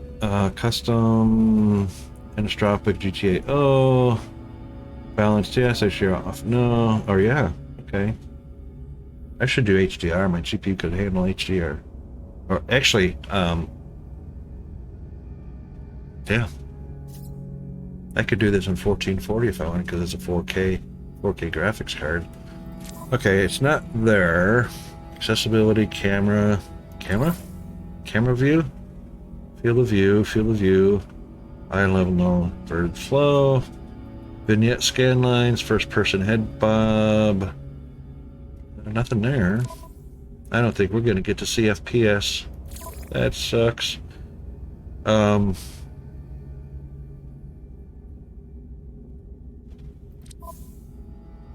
want, where was that remap? Wasn't it in controls and remap? Oh, there we go, remap. So maybe it's a matter of a hotkey. Maybe it's a hotkey to display FPS.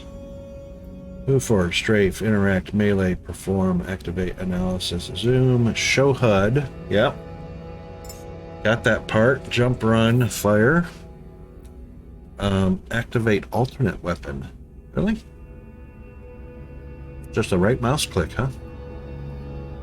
Reload weapon, R, G, yep, Q, or X and Z, got that. Pick up technology, switch alt weapon is also the middle mouse button.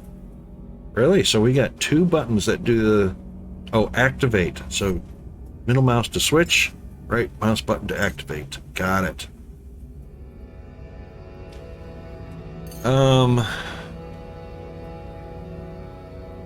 Quick menu, build menu, right? Place markers with E. Wow. Okay, let's take a break. Since Peanut is home, I'm going to get him all situated with hopefully no homework since it's Friday. And everybody get hydrated and whatnot while we're on break, and we won't do anything in-game other than... That's great that I'm not losing any buff. Alright, we're going to chill out right here with the Sentinels, and we'll be back ever so shortly.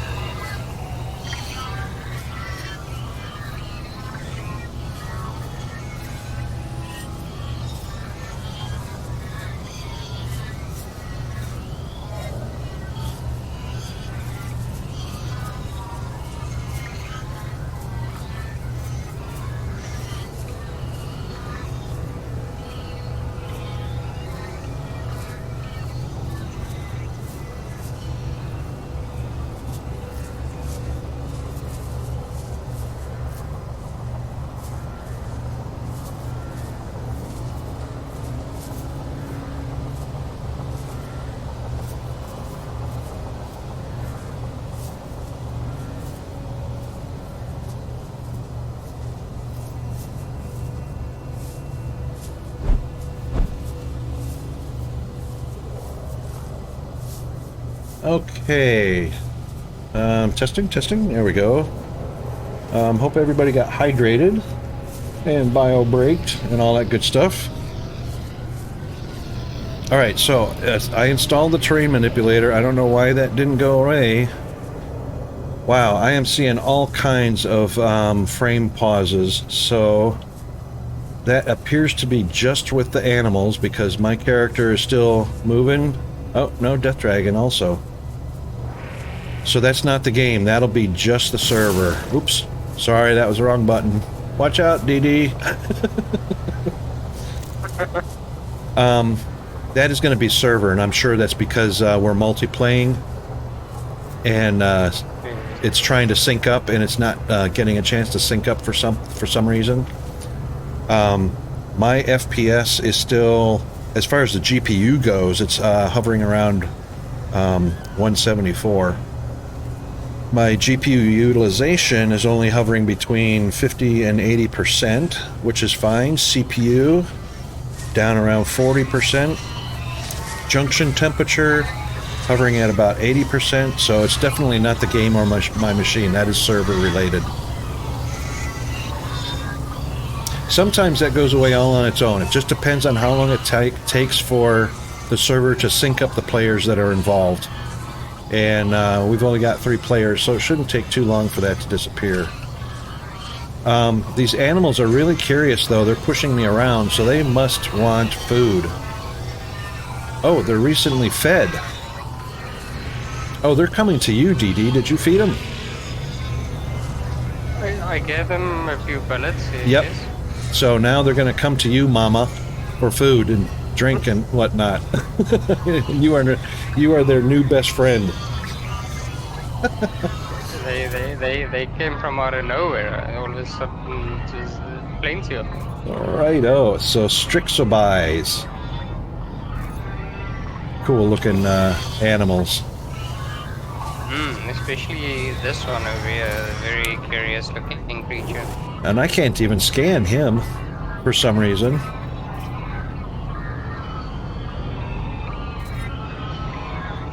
That, yeah, the horse-looking, giraffe-ish-looking, whatever that is. That is a name I do not even dare pronounce. Well, it doesn't even let me scan it, so it doesn't show me a... Oh, yeah, it does show a name. Bavin Zugai. Is that what it is, a Bavin Zugai? Yep, there it goes. Man. Coldico.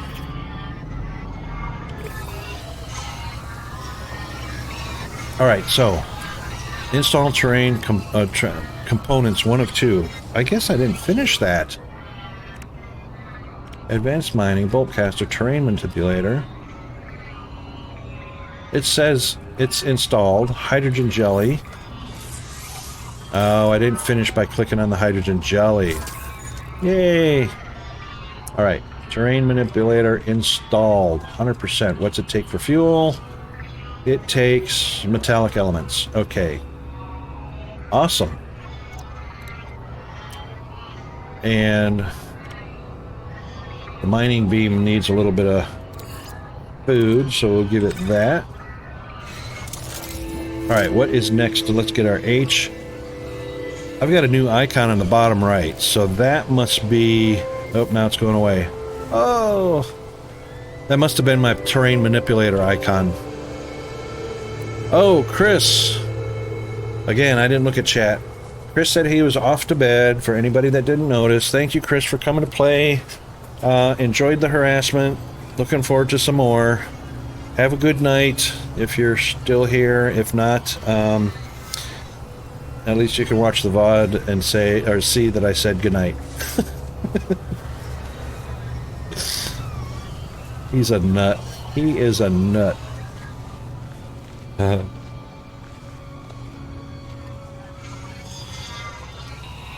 I'd like to see him stream more, though. He said he doesn't stream much, or doesn't stream very often.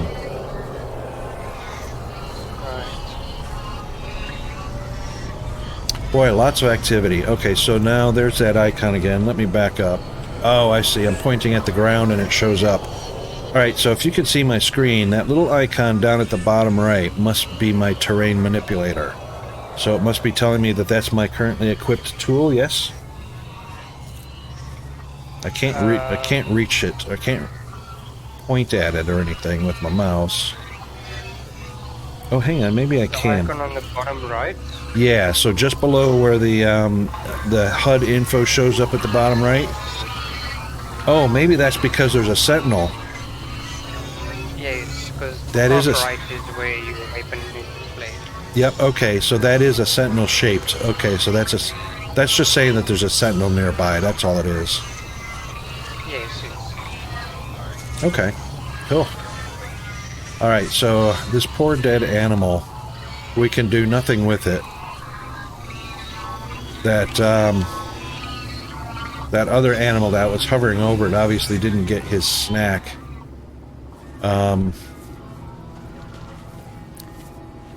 Okay, so process copper to create chromatic metal. Deploy the refiner from the build menu. Okay, so that was easy enough to do because we did that before. So, oh, base computer, we didn't do that. That went away. Why did that go away? Oh, because we need, never mind, we need chromatic metal. And this takes, alright,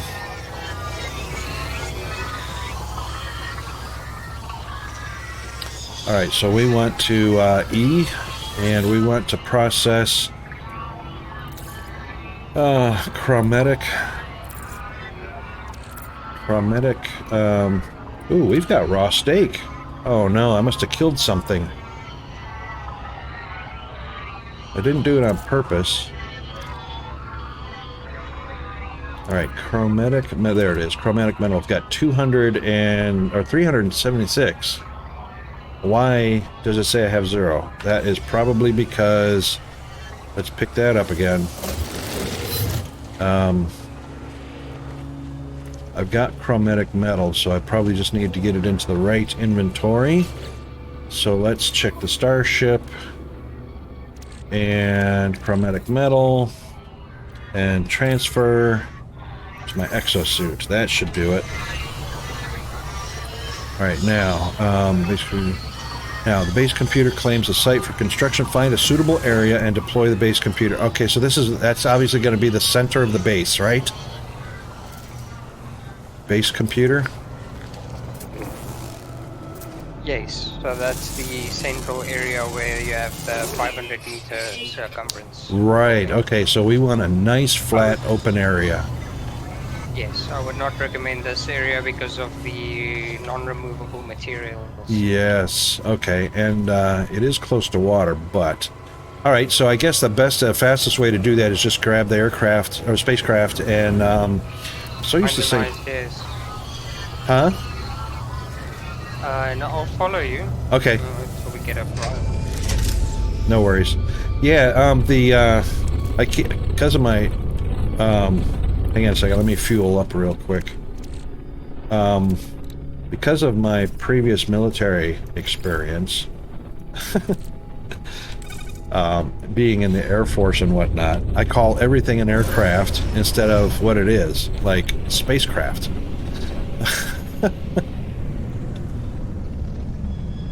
Right. Okay, so let's find a nice flat out area. Now, you said we should be able to scan, but it doesn't scan terrain, correct? It just scans for resources? Is that what the deal is? So the ships primarily scan for planetary Right. information. Right, not necessarily for geography. Alright, let's head out this way. Usually if there's no mountain ridges... Probably should have placed a beacon down back there, huh? Or... No, because that spot's going to be marked anyway, isn't it? Because it's a base, or because it was a, what do they call it? An achievement location or something like that? Not necessarily. No? Alright. Well, we can always come back to it. Can't see our compass, which that they really need to rework the compass. Compass needs to be bold in view and easily to spot, otherwise put it in a HUD. I can barely see north when it shows up. But north and south have east and west between them, and they don't show up.